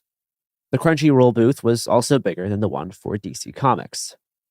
Manga publisher Viz Media has maintained a large presence on the show floor for the past decade. Viz Media is the largest physical publisher of graphic novels in the United States, with 25% of the market share, and is owned by the same company that publishes Shonen Jump, which is the largest physical comic publisher in the world. The biggest global publisher of comics in general is the South Korean digital comic platform Webtoon, who also had a comparatively large exhibition booth, as did Japanese video game companies Konami and Capcom. The video game Ninja Gaiden 4 had a booth to itself, and collectible card game company Bushiroad had a booth rivaling that of card game titan Wizards of the Coast. Even the sort of third-party merch slop that you find at these types of conventions was selling more and more anime stuff than I'd seen in previous years. Looking back at the New York Comic-Con 2018 show floor map, Bandai Namco had a much smaller booth, about the same size as Dark Horse Comics. This was less than 1/4 of the size of Bandai's show floor presence in 2025. Besides Bandai, the other anime or manga-related booths in 2018 were for Dragon Ball, Square Enix, and Viz Media. Looking back at the other large booths from 2018 feels like a snapshot from a bygone age. Comedy Central, Rooster Teeth, She-Ra, Funko Pop, and the Sci-Fi TV channel. Of these, only Funko still had a booth in 2025, and a much smaller one at that, as the company has suffered a massive drop in sales, and what was once a pop culture giant is now in severe financial distress. It could happen here. We'll return after these messages. We now return to... It could happen here. Outside the Comic-Con environment, I have seen anecdotal evidence of anime's growing popularity. Besides random Instagram reels or TikTok videos, the most common thing I see people watching while riding the subway is anime. When I was in Berlin last October covering a convention, on my way back to the Airbnb, I came across a group of about 50 people cosplaying Chainsaw Man because that night the Chainsaw Man movie released in German theaters. Most of the costumes worn at a weekend Halloween party at the Mood Ring nightclub in Brooklyn were from anime. Also, fun fact, mayoral candidate Zoran Mamdani made an appearance at this party ahead of the upcoming election. U.S. Olympic figure skater and gold medalist Alyssa Liu talked about anime during interviews at the Olympics and was seen carrying around a Chainsaw Man plushie. Your top 5 anime. Okay, I'm not gonna rank these like in their exact places, but Jujutsu Kaisen, Chainsaw Man for sure. A new chapter dropped today, actually. So today's big day, big day. You're a manga reader. Yes, I am. Okay, sweet. Okay. Attack on Titan. Yeah, that one's really good. Was Aaron justified? Yeah. Okay. Yeah. Okay. Madoka Magica, and I think, honestly, I could be forgetting some, but Soul Eater. Okay, that's a good one. All right, appreciate you. Congratulations. But does this perceived rise in popularity actually reflect in sales?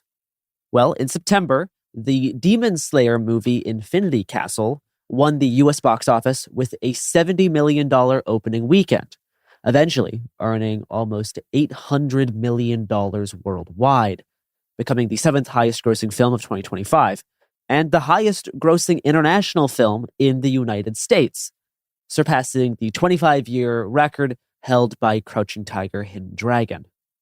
In October, the Chainsaw Man movie opened number 1 at the US box office, beating the Bruce Springsteen biopic starring Jeremy Allen White, which no one really saw. The Chainsaw Man movie grossed almost $200 million worldwide. For the past 8 years, Netflix has been heavily investing in anime. Last summer, Netflix claimed that anime is watched by half its global users. In 2025, Netflix users watched almost 9 billion hours of anime, a 10.5% increase from 2024. In fact, the rate of viewership growth for anime on Netflix is 10 times that of all other content on the platform. In January of 2026, Netflix announced a new deal with anime studio MAPPA to exclusively stream a slate of original MAPPA shows. Polygon and Vox Media polled over 4,000 people in 2024, and 42% of Gen Z participants in the US said that they watched anime every week.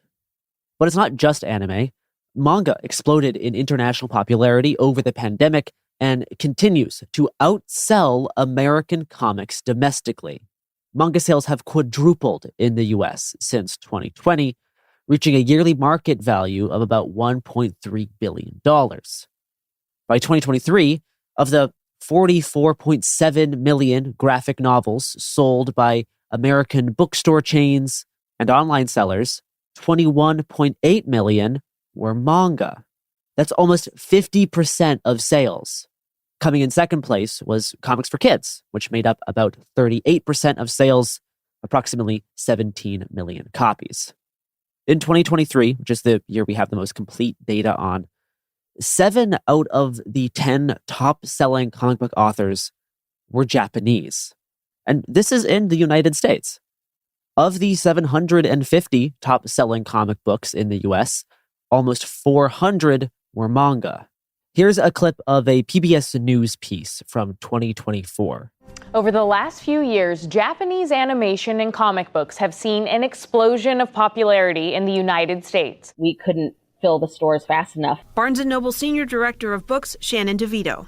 The readers in the space are so voracious. It's a good thing that the series are so long and so beautifully drawn, because not only do they look for 10 other series to read once they finish one, they go back and reread. Manga sales in the U.S. quadrupled from 2019 to 2022, with a peak of 28.4 million copies sold. It is now the fourth largest fiction category overall in the United States, behind romance, thrillers, and fantasy. It's one of our top 10 subjects any day. During the pandemic, it was in our top 5 pretty consistently. Meanwhile, shelf space for superhero graphic novels has been reduced at Barnes & Noble the past few years, sometimes to a single shelf, to make way for an expanding collection of manga. Manga sales are also rising in the superhero holy of holies, direct market comic book stores, where manga was up 33% in 2025. The main driver of sales for U.S. comic publisher Dark Horse Comics is through licensing manga like Berserk. So, what might be causing this? As pop culture has become one of the main battlegrounds of the culture war, maybe anime and manga serve as a safe refuge from the divisive, all-consuming politics of the United States. A few months ago, we got behind-the-scenes news about the Andor press tour. Creator Tony Gilroy admitted in an interview with The Hollywood Reporter that Disney requested Gilroy and the cast refrain from using the words fascism and genocide in early promotion of the show to avoid political outrage. When James Gunn described Superman as a quote-unquote immigrant, right-wing news pundits manufactured a backlash with a Fox News graphic reading super woke, and Jesse Waters saying, you know what it says on his cape? MS-13. Former Superman actor Dean Cain also complained about Superman becoming too woke a month before he joined ICE as a part of a publicity stunt. American culture war issues do affect the way our entertainment industry operates, from what projects get greenlit to casting and even corporate mergers. The Trump-aligned Ellison family bought Paramount in 2025 and now seek to acquire Warner Brothers. All that considered, it would seem that anime and manga may not get nearly as caught up in our American culture war debate and be relatively safe from both woke and anti-woke influence. Though this idea demonstrates the limits of woke as an understanding of politics, because of course, Japanese media is in fact very political. Take Gundam, Godzilla, Attack on Titan, films like Love and Pop, Jin-Rao, or Kiyoshi Kurosawa's new movie Cloud. A lot of Japanese media wrestles with their extremely punitive judicial system and the country's relationship with nationalism and the military. Not to mention the growing popularity of media that plays with gender and sexuality, like yaoi and boys' love, or the common presence of gender non-conforming characters in works like Jujutsu Kaisen and Chainsaw Man. And yet there aren't as many angry YouTube videos decrying woke Chainsaw Man for having a beautiful non-binary twink. America is just largely insulated from Japanese political issues. Last February, Japan's Conservative Party swept a parliamentary snap election, gaining over 2/3 control of the lower house, the largest majority since World War II. But both chuds and woke alike can enjoy anime because it feels outside American politics. And it is true that Japanese creators aren't trying to navigate around a potentially hostile American audience, which means they can do certain things that American companies might find too risky. The vitriolic reactions to The Last Jedi definitely affected Disney's plans for Star Wars, which soon prioritized the comparatively safe and sanitized Mandalorian TV show, which has a movie version coming out this week.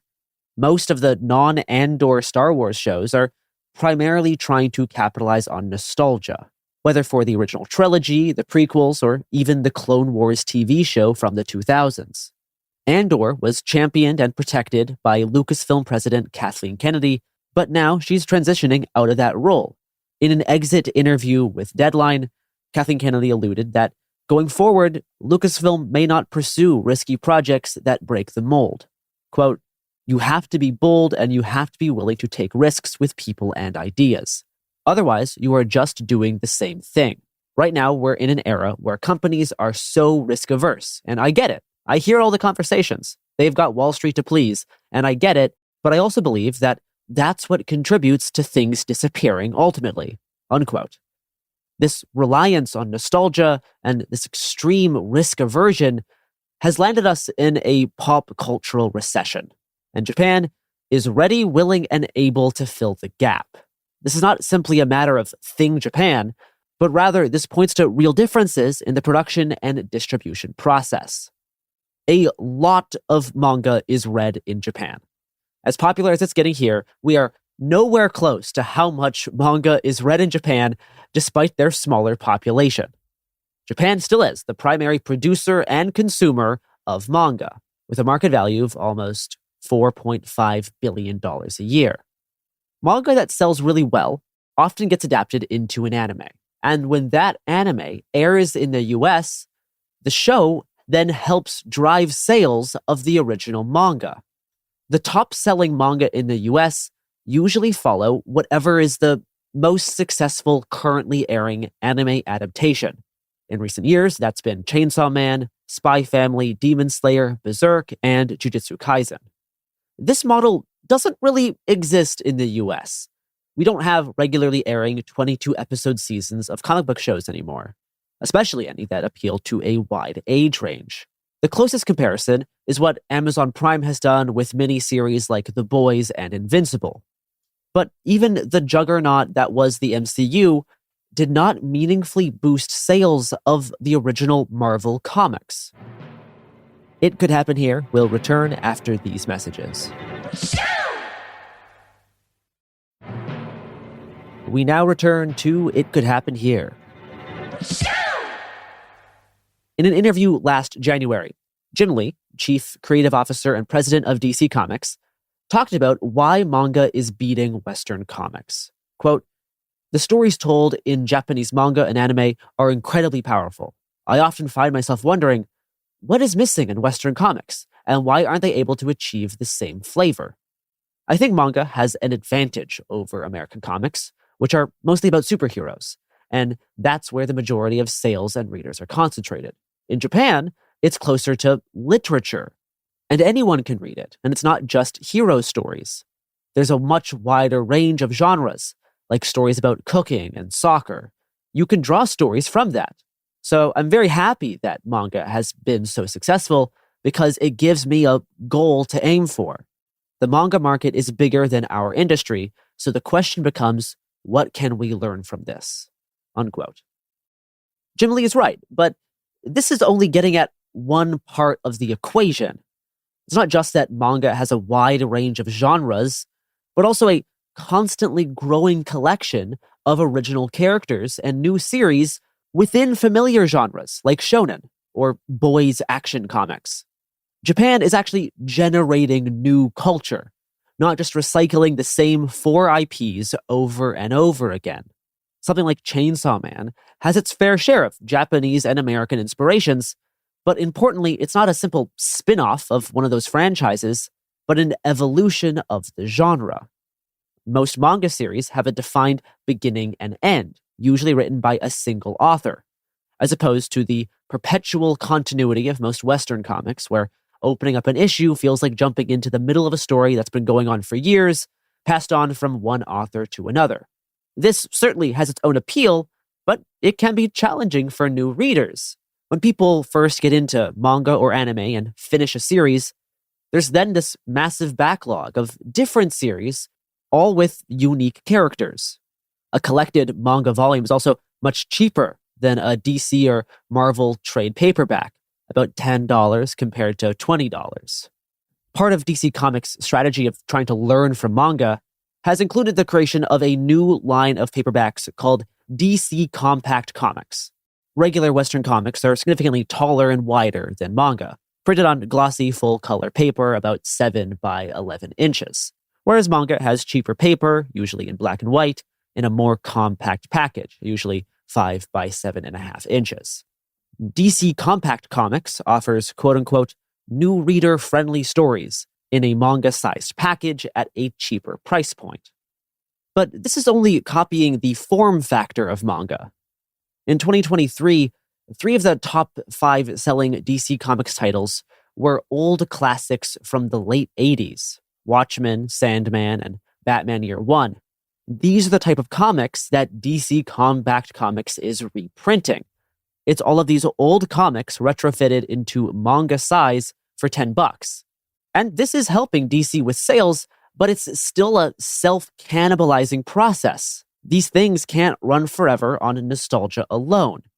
And if they keep trying to, they're going to lose to whoever can make new stuff en masse, which right now is Japan and South Korea, with China right around the corner. Even when DC is promoting new stories, they're still relying on the same handful of characters. And this has forced them to do a series of confusing continuity resets to attract new readers, though this often has the backfire effect of alienating existing readers and making the whole ordeal seem too complicated to bother investing time and money into. Japan does have their own version of IP recycling, like Pokemon, Dragon Ball, and Gundam. But in a long-running series like Gundam, new installments are often completely separate from one another, remixing key concepts in a new canon or premise. Gundam Wing introduced Gundam to most Americans when it aired on Toonami, and that show is entirely distinct from the original Gundam series from 1979. This continuity separation is continued with new installments like Iron-Blooded Orphans and Witch from Mercury. Something similar is attempted in the Marvel Ultimate Universe or DC's Elseworlds, or more comparably in something like the critically acclaimed Absolute Batman or Absolute Martian Manhunter series. But historically, these concepts get roped into multiverse slop and crossover events that feed into the same nostalgia loops and franchise self-cannibalization. The risk aversion among US media companies not only restricts what types of stories can be told, but also who is telling them. Even the new darling of DC Comics, Absolute Batman, the groundbreaking series that's redefining the character, is written by a guy who has been writing Batman since Obama's first term. At the New York Comic Con Batman animation panel, I recognized animators and directors that I've known of since I was a little kid, because I watched the bonus features on all of my Batman DVDs.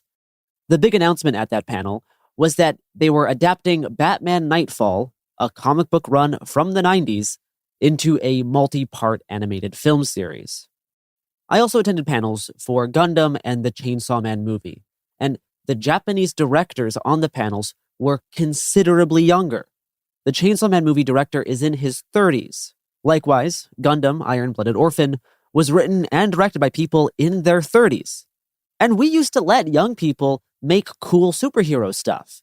Batman the Animated Series was made by kids in the 90s. The problem is, those kids, now in their mid-60s, are still the only people allowed to make Batman stuff. The manga industry has pipelines for young writers and artists to submit their work and get published, because publishers are always looking for new stories.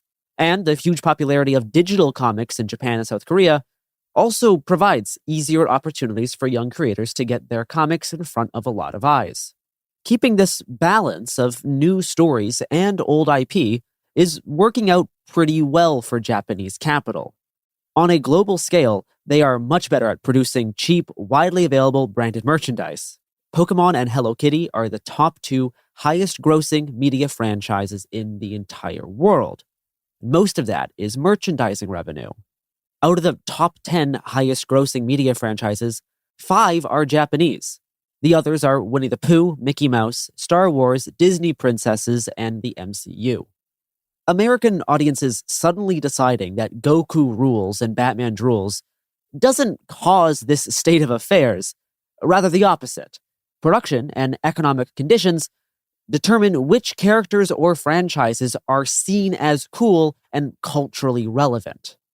As the anime and manga industry has seen rapid growth the past few years, there's been discussions within the industry about whether anime should continue to cater to a Japanese audience or try to appeal to the growing international market. In December, the Japanese prime minister met with entertainment industry figures to discuss how Japan's media market could expand overseas to enhance their diplomatic power. Neon Genesis Evangelion creator Hideaki Anno has argued that anime should not adapt to a growing overseas audience, but that the audience should adapt to uniquely Japanese aspects of anime. The government of Japan has recently announced that they are boosting state investment in the creation of Japanese media like manga, anime, and music, and strengthening its global distribution networks. While speaking on a government panel of experts, Hideaki Anno pointed to labor shortages negatively affecting production studios. But some of the new government efforts may actually do more harm than good for the international market, like AI-driven translation tools and assistance in combating online manga piracy. Capital goes through periods of growth and recession. While retracting, capital pushes living labor out and increasingly relies on dead labor. Like DC Compact Comics, reprinting the past over and over again. This is the part of the cycle that Western companies have been stuck in the past few years.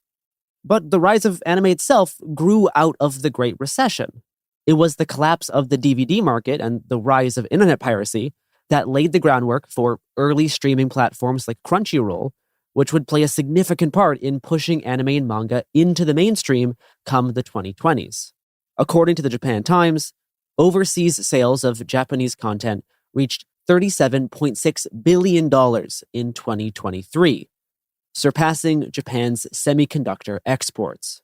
And if you look at the revenue for Pokemon and Hello Kitty compared to Star Wars, the MCU, and Batman, it makes sense that Japan wants to keep growing their international market.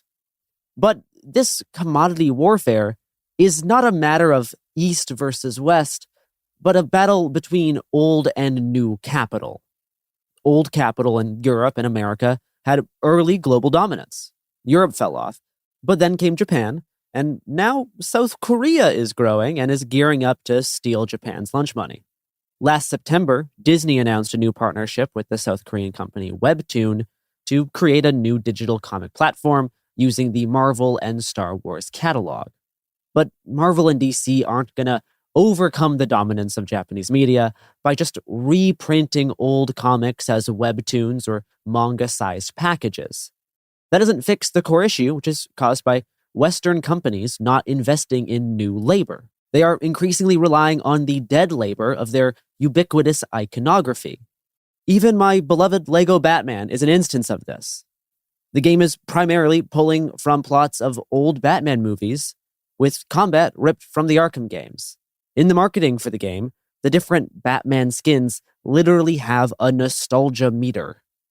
Moves like DC Compact Comics is an attempt to manage the crisis while still not taking risks and investing in living labor. They don't want to invest because superhero comics aren't growing, which just further compounds the problem. Meanwhile, anime and manga are rapidly growing in the United States, which is why Japanese companies are buying almost half the show floor at New York Comic Con, whereas 10 years ago, they were in a tiny corner of the basement.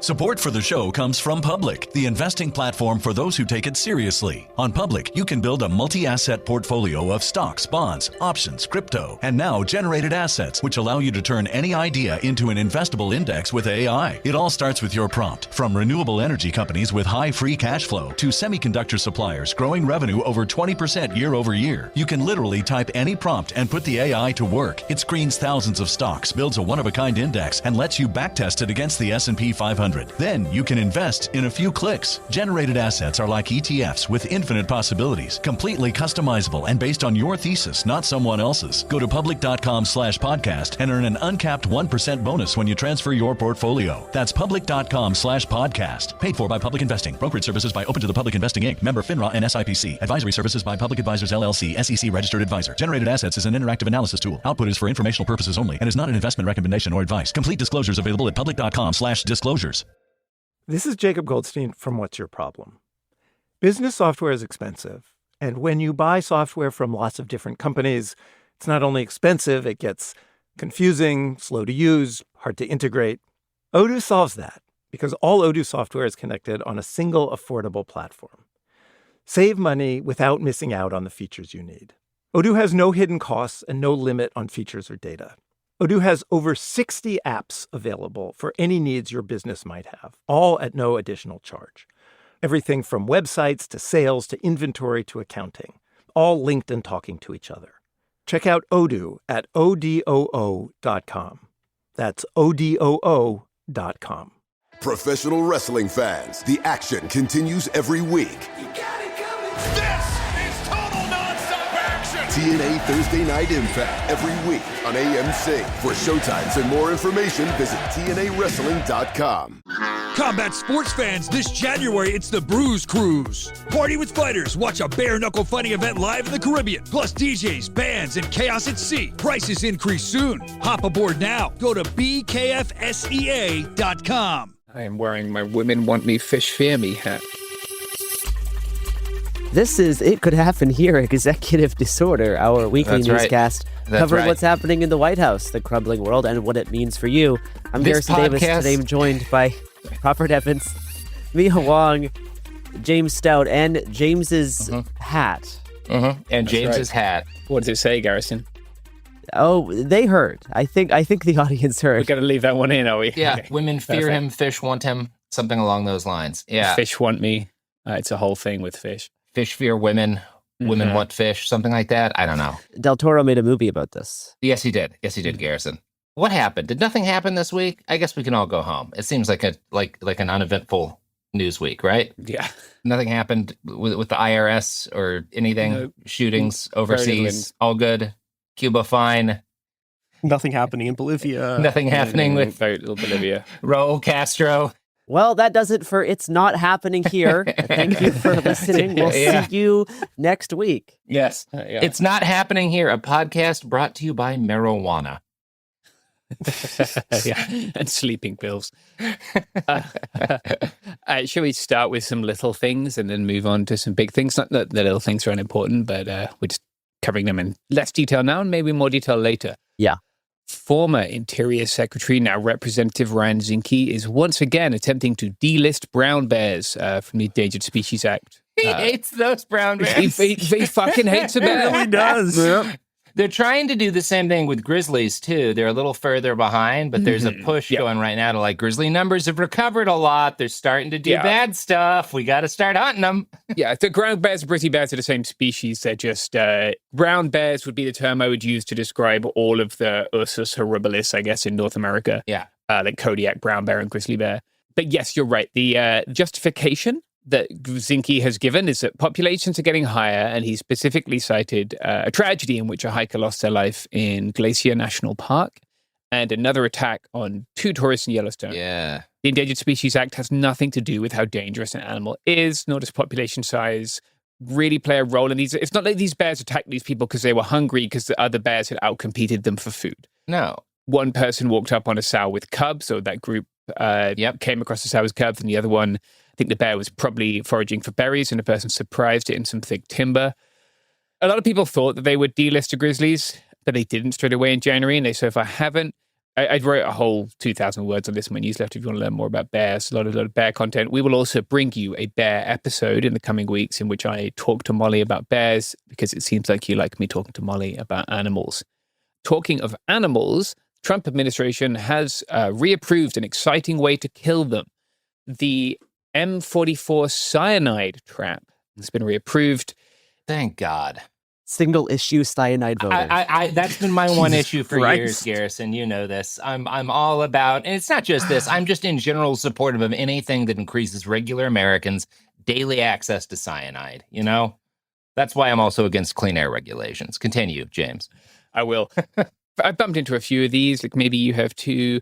It's not a coyote getter. Coyote getter is a different thing, but what this is it's like a spring-loaded trap. It's a little thing poking out the ground, normally covered in cloth and baited. And it's triggered when something bites and pulls it. So it's designed to then squirt the cyanide up into the mouth of, it's normally canines, right? It's not much else. Yeah.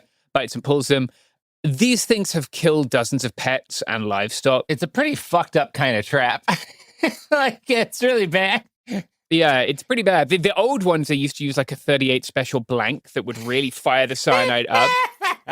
Jesus Christ. That was a massive fucking That's issue. awesome. That's cool.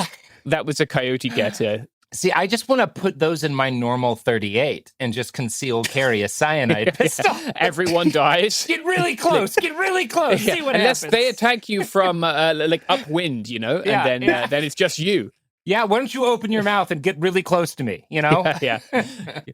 I guess like people will maybe be familiar with these from an incident where a 14-year-old boy was injured and his dog was killed. This was back in the 20-teens. In that case, the M44 was not on the family's property, but it was less than 100 yards from their house. Wow. And they've discontinued using them in Idaho after that. But the BLM as a whole discontinued their use only in like late 23, early 24. Trump administration hates every living creature, so it's not really surprising that these are back. Obviously, like the issue here is livestock, right? Like they're protecting livestock. Yep. From canids. Yeah, there are better ways of doing that. We shouldn't be fucking putting cyanide in our public lands. It's not. Sorry, this one gets me kind of annoyed. Yeah, just the general belief that anything that might interfere with a livestock animal justifies like widespread genocide of crucial species is really bad. Yeah. And also dominant in a lot of the American West. Yes, and like coyotes are some of the smartest creatures we have, right? They've resisted all attempts to control their population.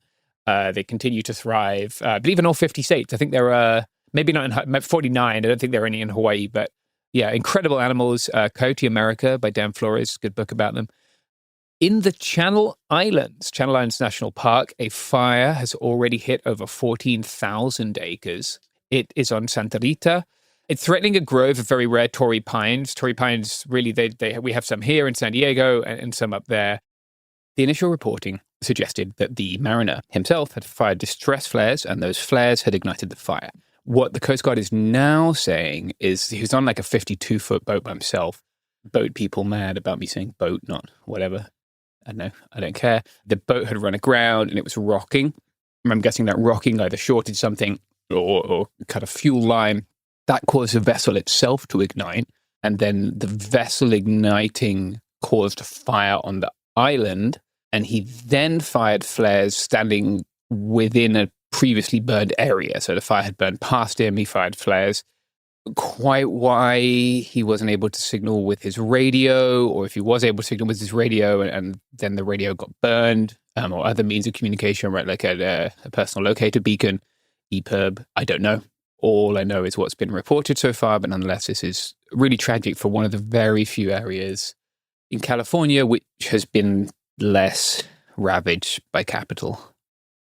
Moving along to immigration, I have seen evidence that USCIS income is plummeting. And this is because they're processing fewer applications, right? They're moving much, much, much more slowly with actually processing the applications to give people the right to have visas or to permanent residency, citizenship. The agency is normally funded by fees, and it seems that it will soon not be funded by fees anymore. So despite all these DOGE cuts and efficiency cuts, the agency is going to end up costing taxpayers more money, which is great. Today, United States Marines boarded the motor tanker Celestial, which they, quote, suspected was en route to Iran. Flights from Uganda, the Democratic Republic of Congo, and South Sudan are facing new arrival restrictions due to the outbreak of Ebola in the region. With USAID funding like the US would have normally led a response to something like this, or at least helped fund it. Now it won't. This means that the outbreak will be bigger and more people will die. Scott Bessent has said that the United States will temporarily allow, quote, the most vulnerable nations to access Russian oil, selectively and temporarily lifting sanctions. Also, Ukraine has begun using unguided rockets on first-person view drones. And this is a pretty serious development for remote control warfare. They're using them to suppress Russian air defenses, but they released videos of that for the first time this week. Finally, for me, it appears that a large batch of new immigration judges will be starting work. Immigration judges, it's worth noting, are not judges in the sense that we understand the word for other judges in the legal system. They're more like bureaucrats. Like Robert. Yeah. Yes. Robert's more real of a judge. Yeah, they're certainly not reverend judges. their ranks have been purged by the Trump administration, right, since early 2025. I know lots of them have retired or quit or been fired. I can imagine that this new cohort might be more favorable to the Trump administration's immigration goals. So there's been, in the past few days, a massive intensification of month-long protests in Bolivia that has escalated into a general strike. It's also turned into one of the traditional Bolivian protest tactics, which is a series of roadblocks blocking access to the capital. These are largely the result of two different related fights. The first one was an attempt at agricultural reform that would have done a whole bunch of sort of, I guess you'd call it like 1994 style Mexican Constitution, like neoliberalization of like collectively held indigenous land. And then now the protests have been gaining steam over dire economic situation and neoliberal reforms passed by their right-wing president after the MAS effectively imploded during 2024 and 2025, leading to the first right-wing president in Bolivia since the early 2000s, and also the reemergence of Carlos Mesa, a guy I literally never thought I would hear about again, but apparently is back somehow after getting ousted by like basically effectively this exact same style of mass roadblock protests in 2005. He's now also back for some reason. But yeah, these protests are probably going to continue to escalate. We've reached the miners throwing dynamite phase of Bolivian protest, which tends to precede governments collapsing. We will see how this story progresses. For our first main story, we'll discuss the shooting at an Islamic center in San Diego. James, do you want to start us off? Yeah, so the shooting happened on Monday, the 18th of May. 3 people were killed. We'll go over a little bit about them in a second here. It happened at the Islamic Center of San Diego, which is the largest mosque in San Diego County. People might be familiar with the Islamic Center of San Diego because of other stories about surveillance on the mosque over the years. In this case, the 2 shooters were Kane Clark, 17, and Caleb Vasquez, 18. Shortly after the shooting took place, police searched Kane Clark's house. It took them a long time to get a warrant. Normally, they can use an e-warrant for these things to get one very quickly, but it, for some reason, took several hours. Officers were actually at Clark's house when the shooting began. This was because his mother had called police to report her son was missing in her car in camouflage and had stolen her weapons. She called them 2 hours before the shooting began. Despite that, they were able to make it to the Islamic Center of San Diego, kill 3 people, then move further down the street and fire at a landscaper who seems to have been largely uninjured or not injured in a serious way. Then they proceeded further down the street before ending their lives. I think one of them shot the other and then shot themselves. I think it's worth noting that San Diego has driven itself into debt, spending massive amounts of money specifically on cops and specifically on surveillance, and neither of them did anything to prevent this. The San Diego Police Department received a call 2 hours before the shooting. To quote Police Chief Scott Wall, quote, "She believed her son was suicidal and she began to share information that several of her weapons were missing. Her vehicle was missing in addition to her son," Wall said. She also said her son was with a companion, they were dressed in camo, but it's not consistent with what we would typically see from someone who is suicidal. They tried to use their automated license plate readers, commonly referred to as flock cameras. Flock actually doesn't provide the hardware in San Diego. Their only lead was a single hit in Fashion Valley, which is several miles away from where the shooting took place, also further from Clark's house than the site of the shooting was, but Vasquez comes from Chula Vista, which is much further south. There is no way that I can see to get from Fashion Valley to ICSD without passing automated license plate readers. You can't take surface streets and avoid them. I've ridden most of that route. This was the way I used to commute on my bicycle when I was teaching. In the end, that didn't make a difference. They weren't able to get there and prevent the shooting. Not a single officer discharged their firearm. Last month, a San Diego officer did discharge his firearm at a lady with a ballpoint pen, missing several times in a busy street. Let's talk about the 3 people who were killed here. Yeah, I think they're more important than these. Well, yeah, because they undeniably saved any of those kids from getting killed. Yeah, in a way that is genuinely laudable and heroic. Yeah. So Amin Abdullah was a security guard of the mosque. I saw it reported he had 8 children. He seems to have significantly delayed the shooter by exchanging fire with both of the shooters. And initiating the mosque's lockdown protocol. Yes. So he used his radio to initiate the lockdown protocol. The shooters live streamed the shooting, and I've reviewed some elements of that. And you can see they basically get into the entrance of the mosque and then get holed up there. Yeah. Because they moved past him and he engaged them. Correct. Yeah. Because they were attempting to get past him to the kids, and he engaged them, drew them back. And yeah, I mean, all of this would have been so much worse if he hadn't done what he did, which cost him his life. Yes, exactly. Like, yeah, he engaged them. He continued to draw their fire, like, until obviously he passed away. The other 2 victims, Mansour Kaziha, known as Abu Aziz, who worked at the mosque for decades, like since they broke ground. He was managing the store, like the little gift shop, snack shop. And Nader Awad, whose wife teaches at the school, and he lives right next door. He actually was at home when the shooting began, and he ran toward the mosque when he heard the shooting. Yep. And it seems that both of them were in the parking lot, directing people away from the mosque, and again, drawing the attention of the shooter, right? So that unfortunately resulted in them both losing their lives.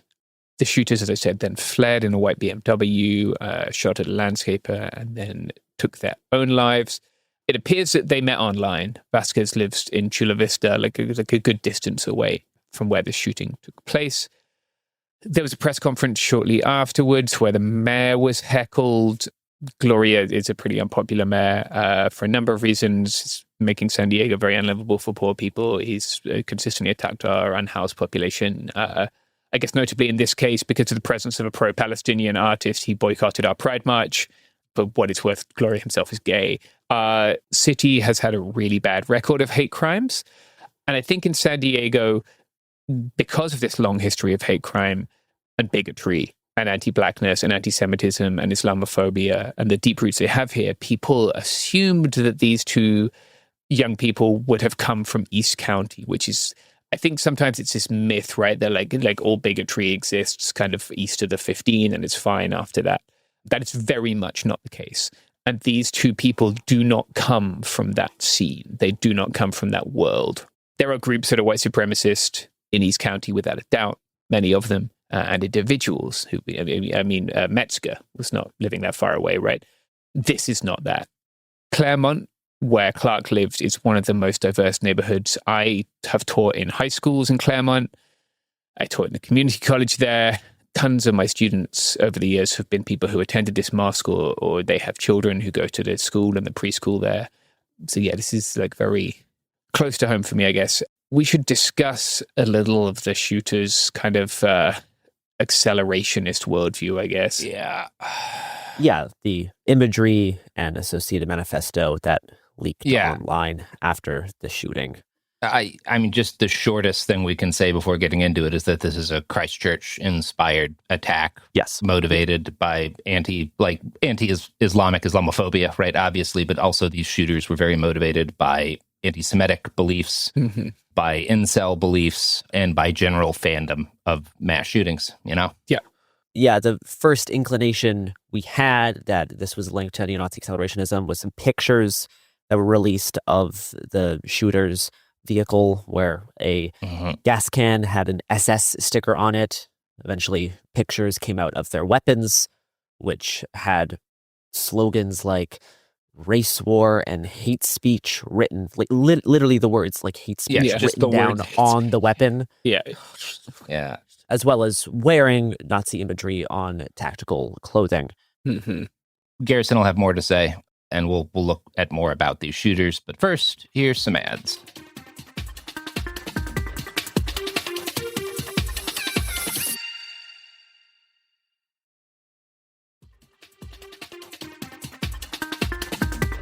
And we're back. All right. To start off, I pretty much agree with extremism researcher Jared Holt, who's one of the best in the business, that, quote, "These kids could not have been any clearer that they cooked their skulls on neo-Nazi accelerationist slop. Yep. Their manifestos are as sloppy as they are extremist, but they do make clear they sought to be copycats," unquote. Yeah. That's an entirely correct Yep. analysis of what happened. It's one of the laziest manifestos in some ways. It's very patterned off of the Christchurch shooters manifesto, which was, say what you will about it, a fairly original work. Like, there's one of the more notable segments of this is there's a chunk where, and they're talking about their beliefs, they talk about the Freemasons.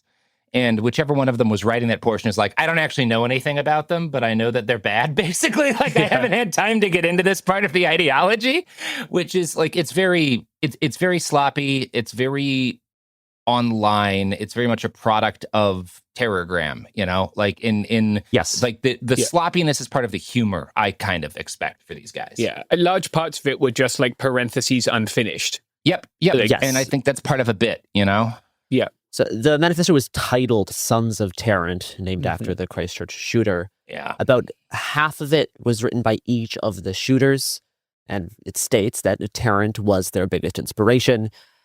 The manifesto shows a deep referential knowledge of Nazi accelerationism, but in a very regurgitated sense, right? Almost as if you asked ChatGPT to make a neo-Nazi accelerationist manifesto. Yeah. I'm not saying they actually did that, but that's the sort of vibe that it has. Yeah, it's very generic. Yeah, it's slop. There's really nothing new at all in there. It's mostly just referential. And it has that ChatGPT vibe in part because they're just copying these other manifestos that were written by guys who were somewhat more original than them. And they came by it, I think, primarily not even from initially scanning the original documents, but from seeing chopped up pieces of them in these conversations that they're having in these groups that they're in. Mm-hmm. And so it just kind of inculcates this slop mindset. This is kind of, it's not just the manifesto that's slop. The way these people were radicalized probably was also slop. Yeah. Yeah, there's this big element of Gen Z irony throughout stuff like this. And you can see that on the shooter's TikTok and their Steam page, which has a whole bunch of anime Nazi edits, and little TikTok dances with accelerationist imagery and anime art. The way that these two shooters identified with Nazi accelerationism and mass killers is very close to the way a lot of people just identify with pop culture fandom. The Columbine aspect is also pretty crucial here, and one of the shooters writes about that in the manifesto. On their Steam, they had a anime Columbine edit. Yeah. Trying to understand a shooting like this as just primarily ideologically driven has its limits, right? That's certainly an aspect of it that's very clear. Yeah. Ideological imagery is front and center. But there's also this copycat aspect and the saint lineage of these shooters trying to make themselves infamous by associating themselves with these other mass killers. And the in-group signaling is what the fashion of ideology is resting on. Yes. The in-group signaling is key because when you just say they're trying to copy, they're copycats, they're trying to copy these other killers, then that makes people think of someone who is kind of purely narcissistically so focused on the outside, on how people see them as a result of their act.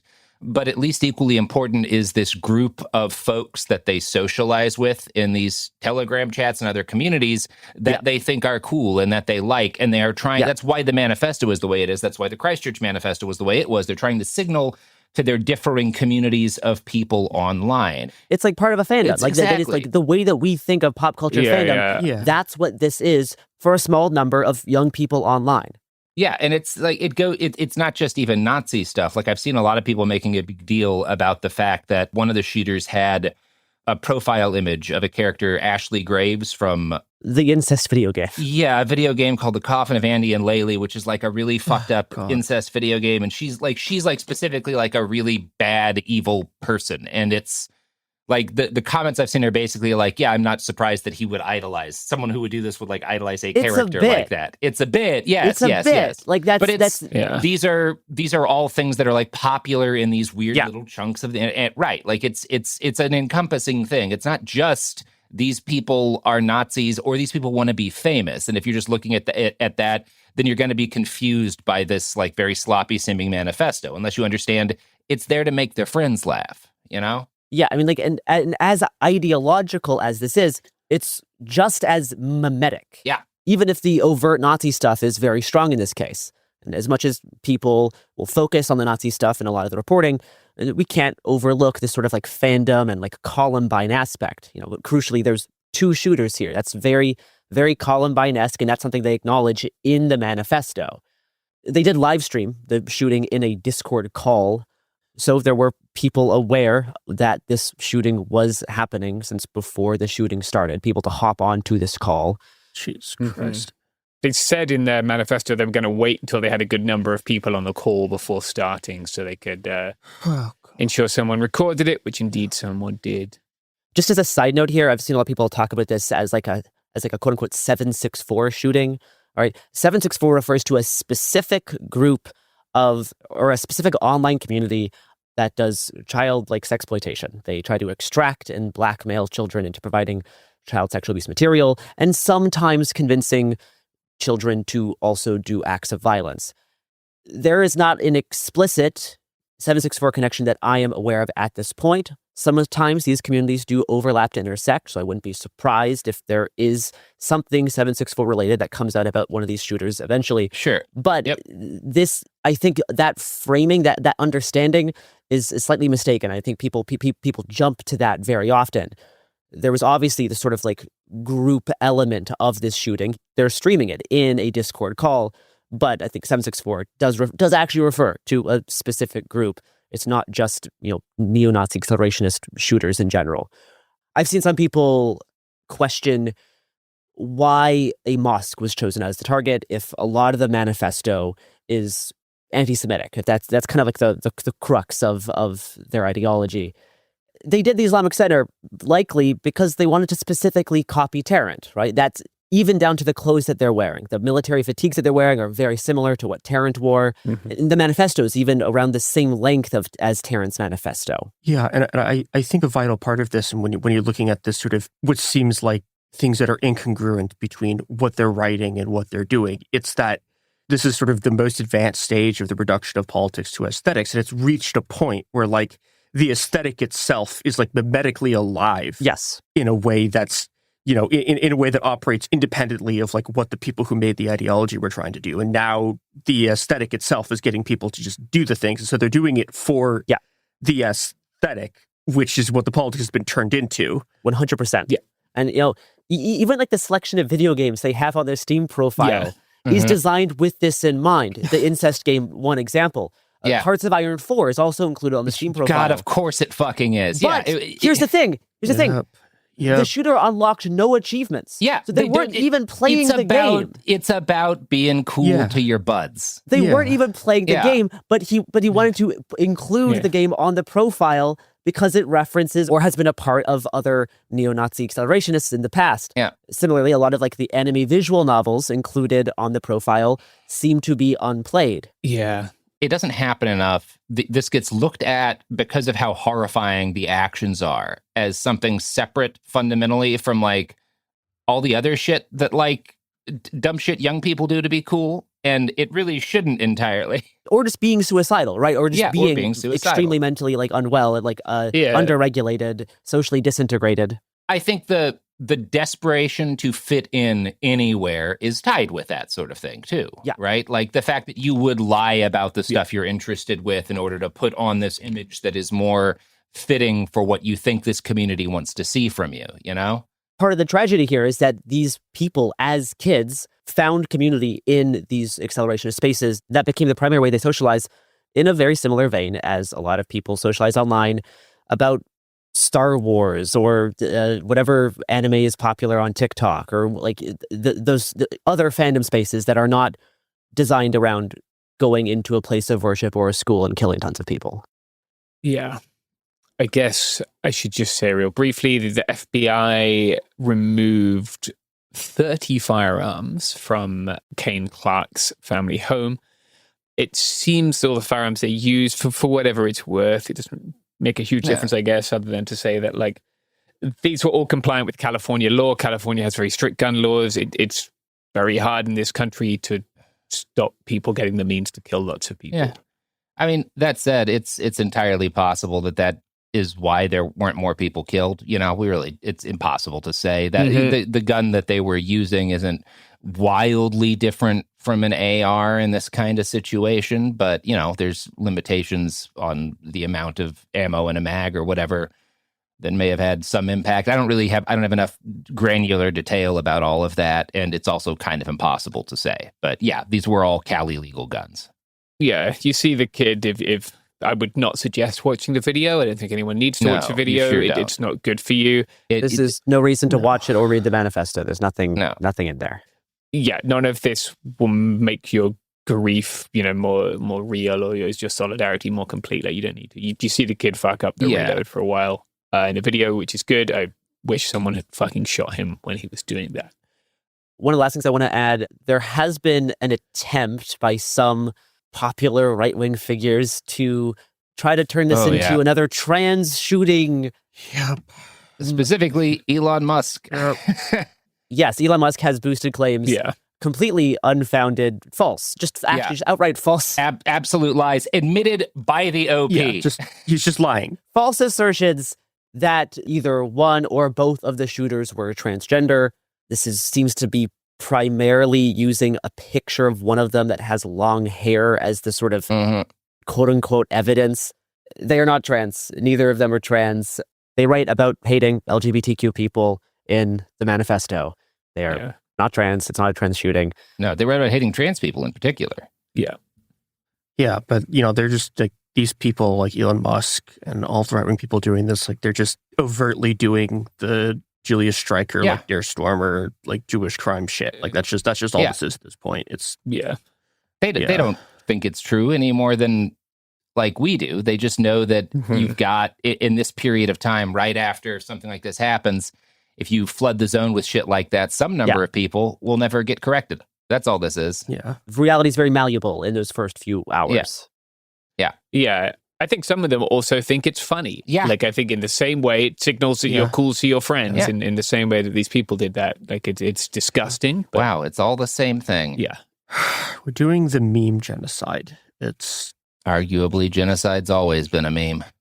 Yeah. The whole thing has been really hard on the San Diego community. Right, we have a big fire right east of La Posta as well. It's getting under control. We will share a fundraiser for the families of the three people who unfortunately lost their lives. It's already up $500,000, which is nice to see. But yeah, I know that mosque specifically has spent so much time on security. I know they've applied for grants. Like, I know they've done everything they can. They have cameras. They had armed security. Like it's really sad that this community felt that this might happen, and it happened. That they felt that they weren't safe. I filed some public records requests that will take weeks, months to come back. But if there is more reporting on this to be done, we will do it. Especially like, this is where I live. This is my community. So like, I'm going to try my best to find out as much as I can. But yeah, it's a tragedy right now. Before we go on an ad break, I have one more story here. On Tuesday, there was a primary election in Kentucky. Incumbent Libertarian Republican Thomas Massie lost the election by 10 points to AIPAC and Trump-backed challenger Ed Galbraith.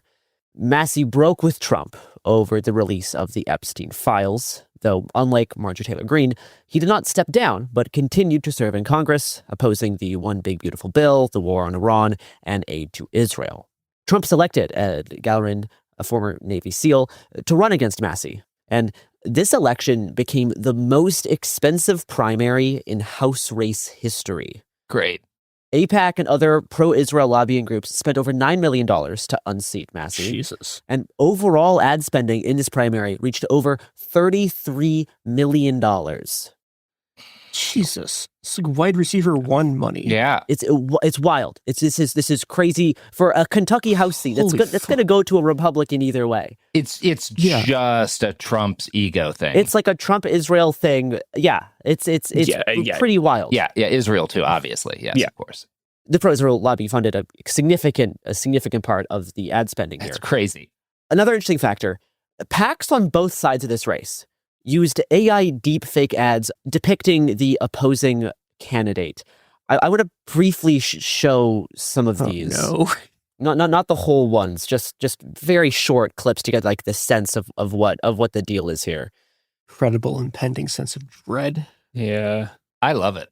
These Trump traitors, they can't stand our president and can't help but let it show. Like Woke Eddie Galrine. Woke Eddie left the Republican Party after Trump won the GOP nomination in 2016. Take a look for yourself. And when did Woke Eddie change his registration back to the GOP? After Joe Biden was sworn in, Trump was in the foxhole, and Woke Eddie Galrine tucked his tail and ran.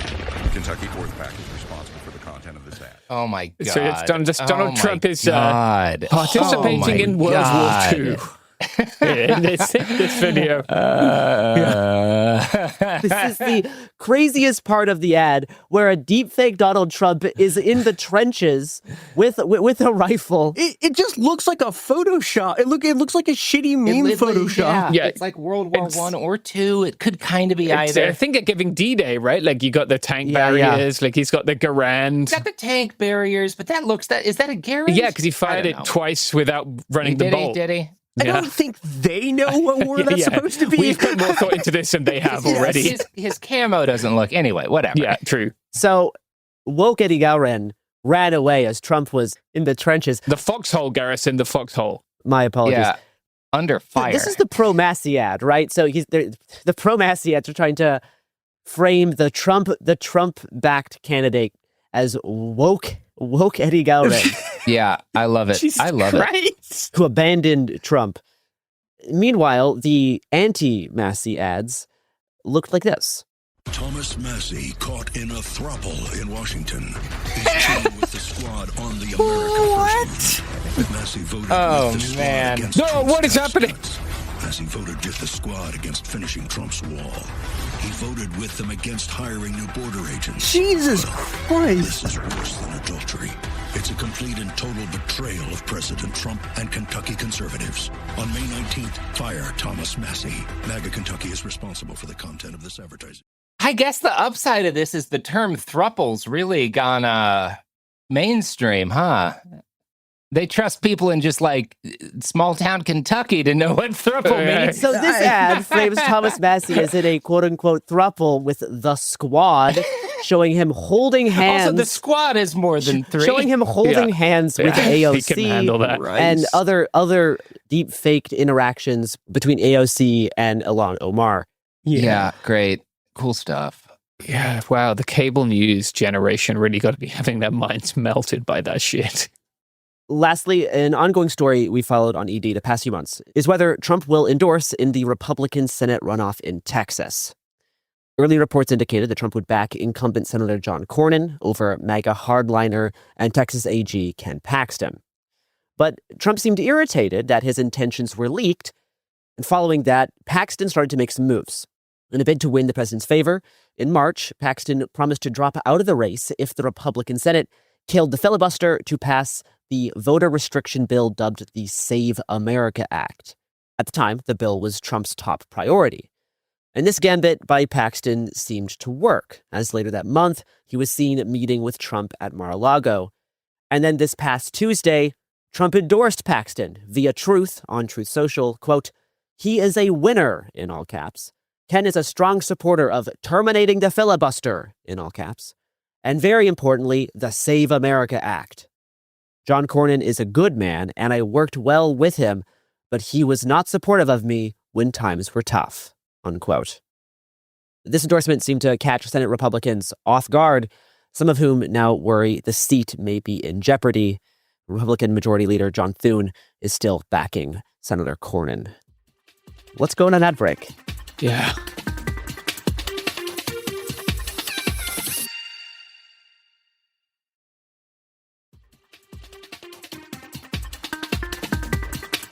That was a lovely song, or are we about to hear the song? What's the song status? We're about to hear the song. We're about to hear the song. Well, I am excited about that. That must mean it's time to learn about tariffs. Mm-hmm.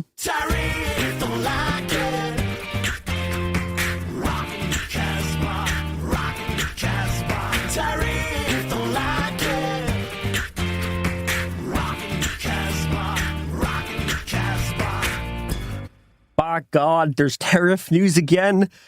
So Let's run through a few pieces of tariff news.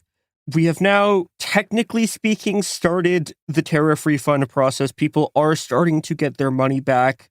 This is going to be a catastrophe that unfolds over the course of genuinely who knows how long. My guess is I don't think this is done by next year. We've also seen a series of negotiations from the Trump administration with a whole bunch of different countries. The U.S. had a summit with China where Trump and Xi Jinping met and appear to be trying to wind down the trade war. There is an attempt to reduce tariffs on goods that aren't under the sort of Section 301 national security tariffs. There's also been some attempt by the Chinese government to get the U.S. to back off of using the national security powers for more tariffs. The deals on this one are still kind of inconclusive. We're going to see more as this unfolds. There's a very good quote that I think is interesting from U.S. Trade Rep Jamison Greer, where in Reuters, well, this is reported in Reuters, it was on Fox Business News, where he said, quote, "It's not really a situation where we go and get China to change the way they govern, the way they manage their economy," Greer told Fox Business News last week. This was about 3 weeks ago now. "That's all baked into their system, but I think there is a world where we find out where we can optimize trade between China and the U.S. to achieve more balance." So this is effectively a pure back off of everything they've been saying about like all of the Chinese economy inherently having rigged trade because of government subsidies, et cetera, et cetera. It seems like they're kind of trying to wind this down, I think largely because they have, with this war in Iran, they have dropped a second nuke on the economy, and they want to make sure that the two bombs they've dropped on their own feet aren't going off at the same time. So in that vein, we've also seen the EU has finally gotten together to approve-ish, it's a little complicated, a provisional deal with the administration that the details are also still a little murky on, but the short version seems to be the U.S. imposes a 15% tariff on European goods, while once again, per Reuters, the EU would, quote, "remove import duties on U.S. industrial goods and grant preferential access to U.S. farm and sea produce." We still don't know exactly what that's going to look like, but those are the preliminary details after these negotiations were thrown into chaos when Trump was trying to invade Greenland. Yeah, we'll know more about what these deals look like in the weeks to come. Now, the other piece of news we should talk about here is that on Friday, on the Friday that you're presumably listening to this on, Kevin Warsh is going to be sworn in as the new chairman of the Federal Reserve. This has come as part of a deal where, in order to get Warsh out of committee, the Justice Department dropped their investigation into former Federal Reserve Chairman Jerome Powell. It is worth noting, though, that Jerome Powell has obviously stepped down as the chairman of the Federal Reserve. Coward! That's all. I got nothing. my brain is too cooked on Federal Reserve to be able to react properly. But, Jerome Powell is not stepping down from the Board of Governors, which he's still on. I think he's still also on the Open Market Committee. So Warsh has his work cut out for him. We should mention, so who is Kevin Warsh? We've talked about this a little bit before. He is, I would say, more stable and more hinged than the previous candidates Trump has been talking about. He has experience in the Federal Reserve. However, he is also very, very close to a lot of the tech right, particularly Thiel and Andreessen. That is absolutely a cause for alarm that these sort of tech fascists have gotten their guy as the head of the Federal Reserve. However, he has effectively inherited a grenade. So how are things going to be going for him when he takes office in about 2 days as we're recording for this? Not great. The yield on the 30-year T-note is at 5.4%, which is the highest it's been since 2007.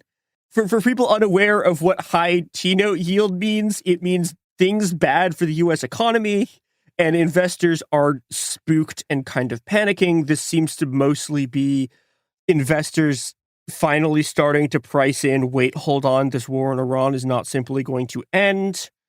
So he is inheriting a situation that is going to be a mess because these high interest rates means that there's going to have to be sort of Fed interest rate hikes in order to curb inflation. However, Trump wants exactly the opposite of that. So Warsh is immediately caught between a rock and a hard place. The rest of the Federal Reserve Board does not want to slash interest rates right now. And Jerome Powell, who hates him, is still on the board and is still attempting to manage a kind of rear flank resistance to Trump's control over the Fed. So who knows? There's going to be some pretty dramatic clashes, my guess, fairly soon between some combination of Trump, Warsh, and the rest of the Federal Reserve Board. And we will keep you informed. Nice. Speaking of money and taxes, giving Trump allies control of massive pools of money. And that. Yeah, of our tax money, thank you. On Monday, President Trump dropped his $10 billion lawsuit against the IRS after he negotiated with the Trump administration What a nice man. to create a $1.8 billion fund to compensate victims of political quote-unquote weaponization. Yeah. The lawsuit Trump levied against Trump's government alleged the IRS failed to prevent a contractor from leaking his tax returns in 2019 when Trump was also president. Part of the settlement. This is wild, right? I have to... Like this is wild. You know, a headline. Trump, yeah, it's incredibly silly. Trump wins lawsuit against Trump government. Yeah, against Trump's IRS. Yeah. You know, technically they didn't win the lawsuit. It was settled. And part of the settlement is this $1.8 billion fund. Garrison. $1.776 billion technically. Fund. Come on. Yes. Come on. Yeah. That's right. I was rounding up. That's right, baby. I hate this world. Yeah. In this case, Garrison, it is unacceptable to round up because they had something they were going for there. It would be a shame to miss it. They really did. They were cooking, they thought. So this fund is for people who believe they are victims of political weaponization by the DOJ. Yeah. Acting AG Todd Blanche said, quote, "It is this department's intention to make right the wrongs that were previously done while ensuring this never happens again," unquote. Blanche himself will appoint a 5-member committee to evaluate weaponization claims submitted by the public. So this is basically a scheme to usurp Congress's power of the purse by literally weaponizing the judicial process. But this story actually gets crazier.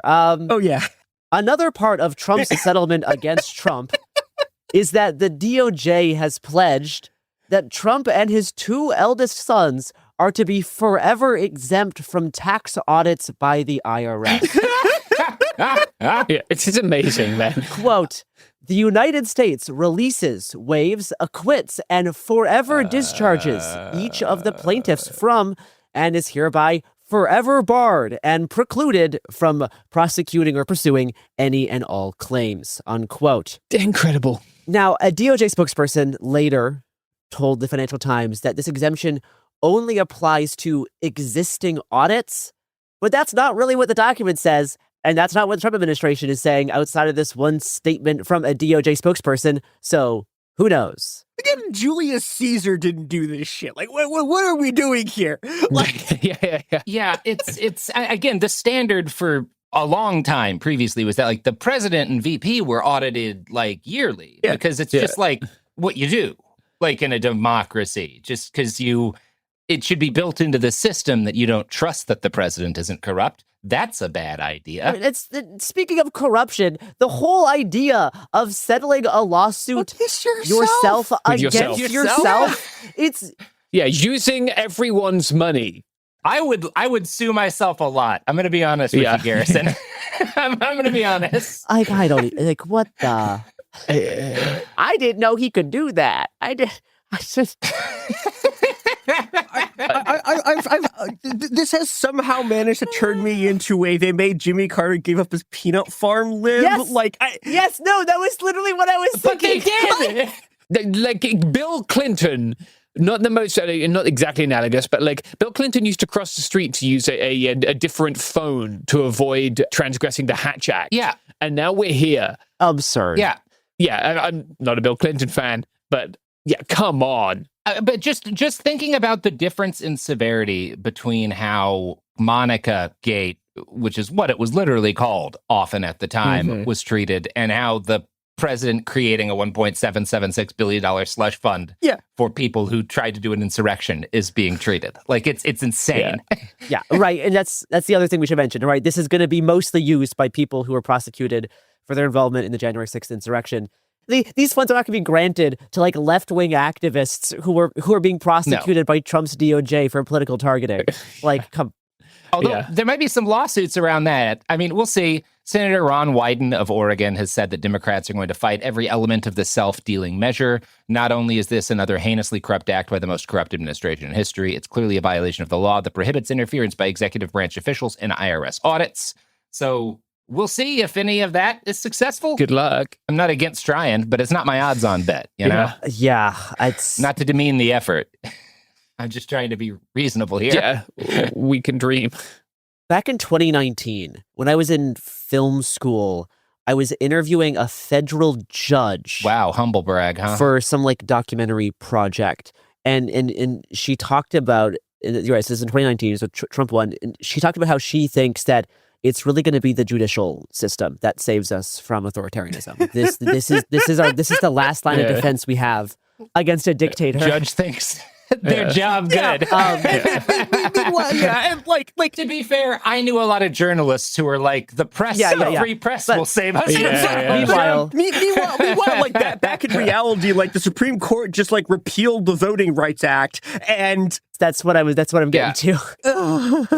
On Friday, the U.S. Supreme Court rejected Democrats' emergency appeal in the Virginia redistricting case, leaving the decision by the state Supreme Court to block the new voter-approved House map in place. The U.S. Supreme Court offered no explanation in their brief one-sentence unsigned memo. That might be the shortest shadow docket yet, which is insulting because they were already like one paragraph. Yeah, the Virginia Supreme Court ruled the new map violated the state constitution via procedural error during the referendum process.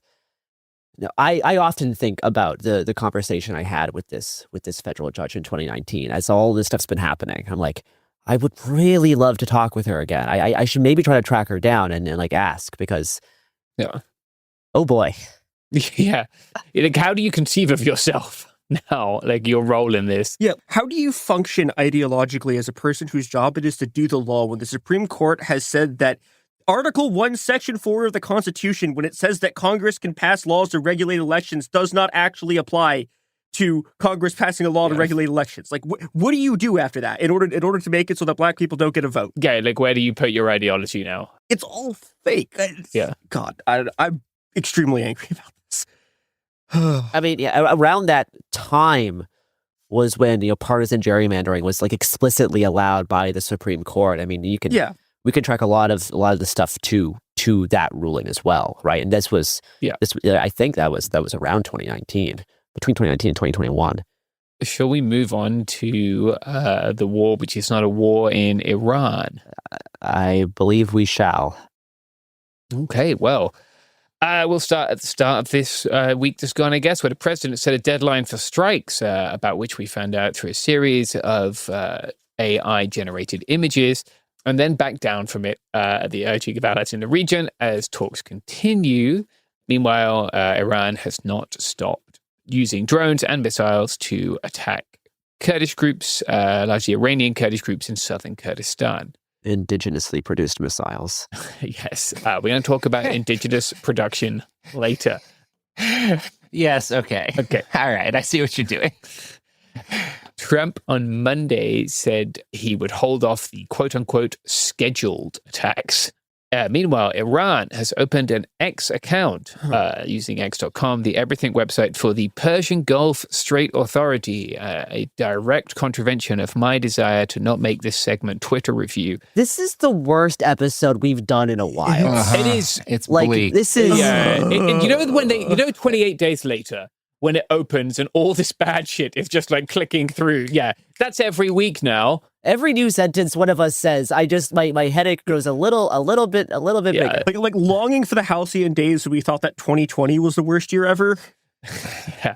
People are nostalgic for 2020 now. Folks are getting hopeful about the hantavirus out there. Oh yeah, please God. So yes, Iran's ex-account for the PGSA, the Persian Gulf Strait Authority, is claiming that it has established a controlled maritime zone in the Strait of Hormuz.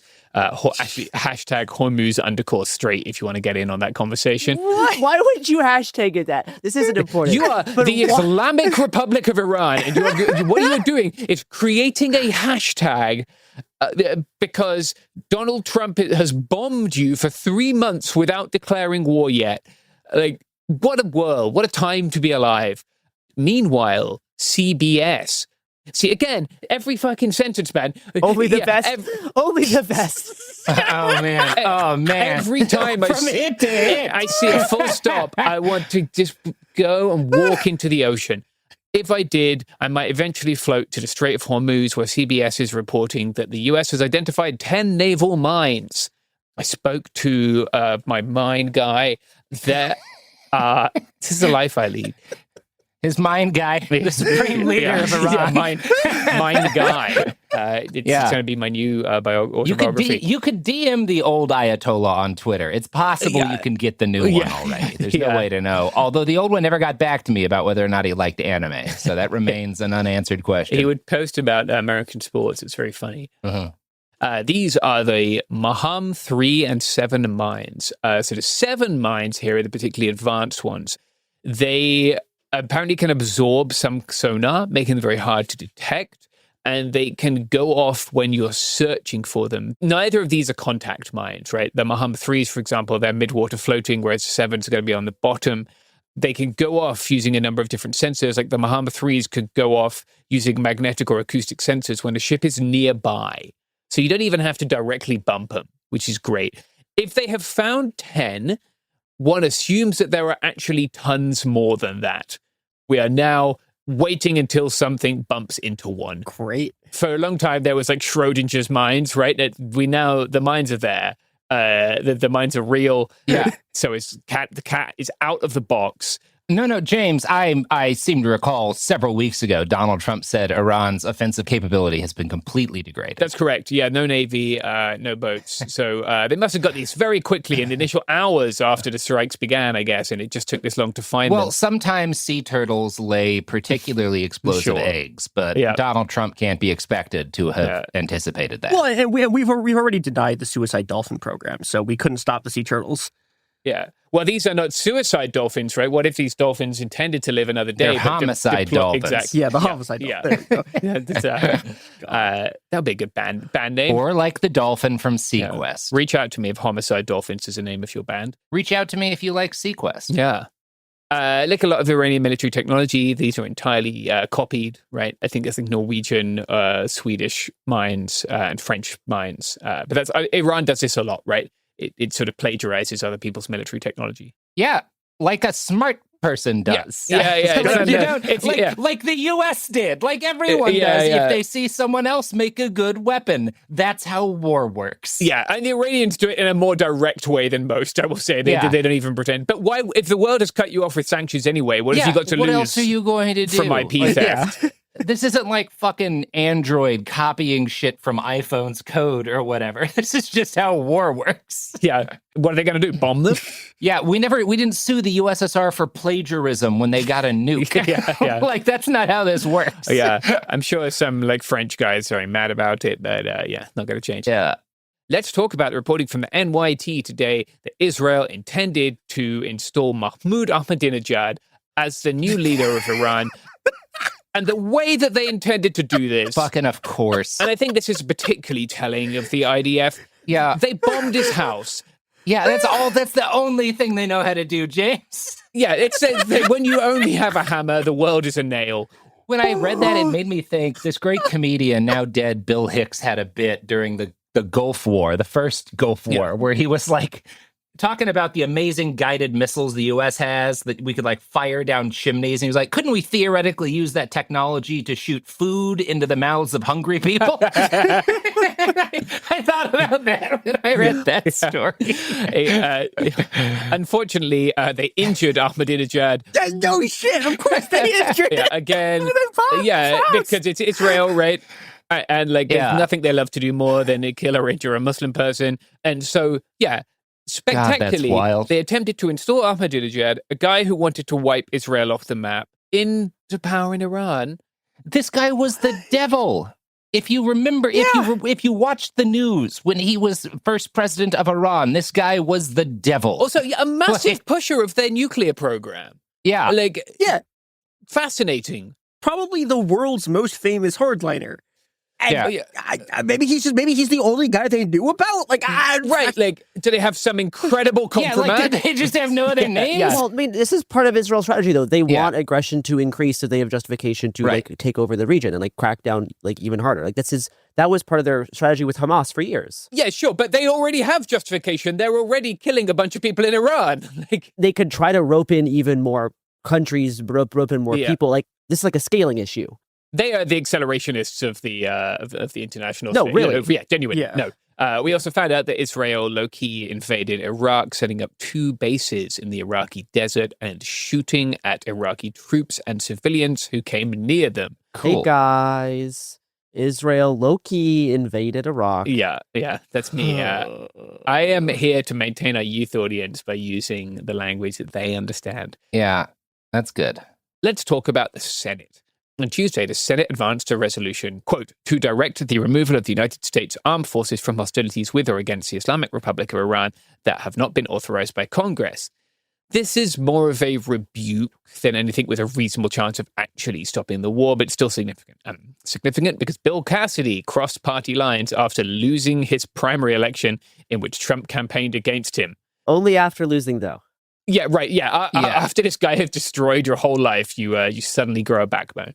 That makes sense. He was joined by Susan Collins of Maine, Lisa Murkowski of Alaska, and Rand Paul of Kentucky. While, of course, do you guys want to guess which festering turd of a Democrat senator crossed the other way? Fetterman? Yes. Yeah, of course. When you said festering, I thought of Fetterman. Okay, well, we can... It's always Fetterman. They're calling him Festerman in the chat. Good stuff. John Cornyn of Texas, Tommy Tuberville of Alabama, and Tom Tillis of North Carolina didn't vote, which allowed the vote to pass. In practice, even if the resolution passed the House, I guess the president could veto it if he wanted to. It's interesting, though, that they've been gradually peeling off Republicans, right? Murkowski switched last week, Cassidy this week. I don't think the non-voting was as much about this as they just didn't vote at all that day. But Cassidy, we can see why, right? Collins and Murkowski are the ones that they talk about swinging a lot. Rand Paul is plowing his own lonely furrow, as he always has. But it's interesting that they've gradually peeled these people away from the Republican Party. Meanwhile, in Nigeria, the United States has carried out a series of strikes against Islamic State targets. They killed Abu Bakr al-Manuki, someone who went by several other names. You'll see a lot of other names in presses. He definitely was solidifying a power within the West Africa province as the Islamic State and definitely becoming globally relevant, especially, post-territorial caliphate in Iraq and Syria. Yeah, this is the stuff that most of that counterterrorism strategy document was writing about. Yeah, and they have been pursuing this in Nigeria for some time. I wrote last Christmas about them winding up for drone strikes, right? Since they've stationed troops there. Trump's statement was, as always, somewhat incomprehensible. Trump said he had been hiding in Africa. That man had obviously lived in Africa his entire life, never left. Trump called him second in command globally. That's not outside the realm of possibility, but it's also not clear, right? There's not a direct pyramid chart that we can go to. It was a joint US-Nigerian operation. We saw overhead videos. Looks to me like it's from a drone. It seems like there was a helicopter component, potentially a ground component as well. The US, of course, has had special and conventional forces in Africa for decades, but this is still a remarkable strike for them. It will be maybe the first of many. It seems like they were doing several almost every day this week, judging by the CENTCOM media release page, which I will link in the sources. Well, go ahead and email us. Go on. Yep, coolzonetips@proton.me. Sure. We reported the news. Arguably. Put a trans girl on your couch. R.I.P. Stephen Colbert. Is he dead? We reported the news. Hey, we'll be back Monday with more episodes every week from now until the heat death of the universe. It Could Happen Here is a production of Cool Zone Media. For more podcasts from Cool Zone Media, visit our website, coolzonemedia.com, or check us out on the iHeartRadio app, Apple Podcasts, or wherever you listen to podcasts. You can now find sources for It Could Happen Here listed directly in episode descriptions. Thanks for listening. This is Jacob Goldstein from What's Your Problem? When you buy business software from lots of vendors, the costs add up and it gets complicated and confusing. Odoo solves this. It's a single company that sells a suite of enterprise apps that handles everything from accounting to inventory to sales. Odoo is all connected on a single platform in a simple and affordable way. You can save money without missing out on the features you need. Check out Odoo at odoo.com. That's odoo.com. Professional wrestling fans, the action continues every week.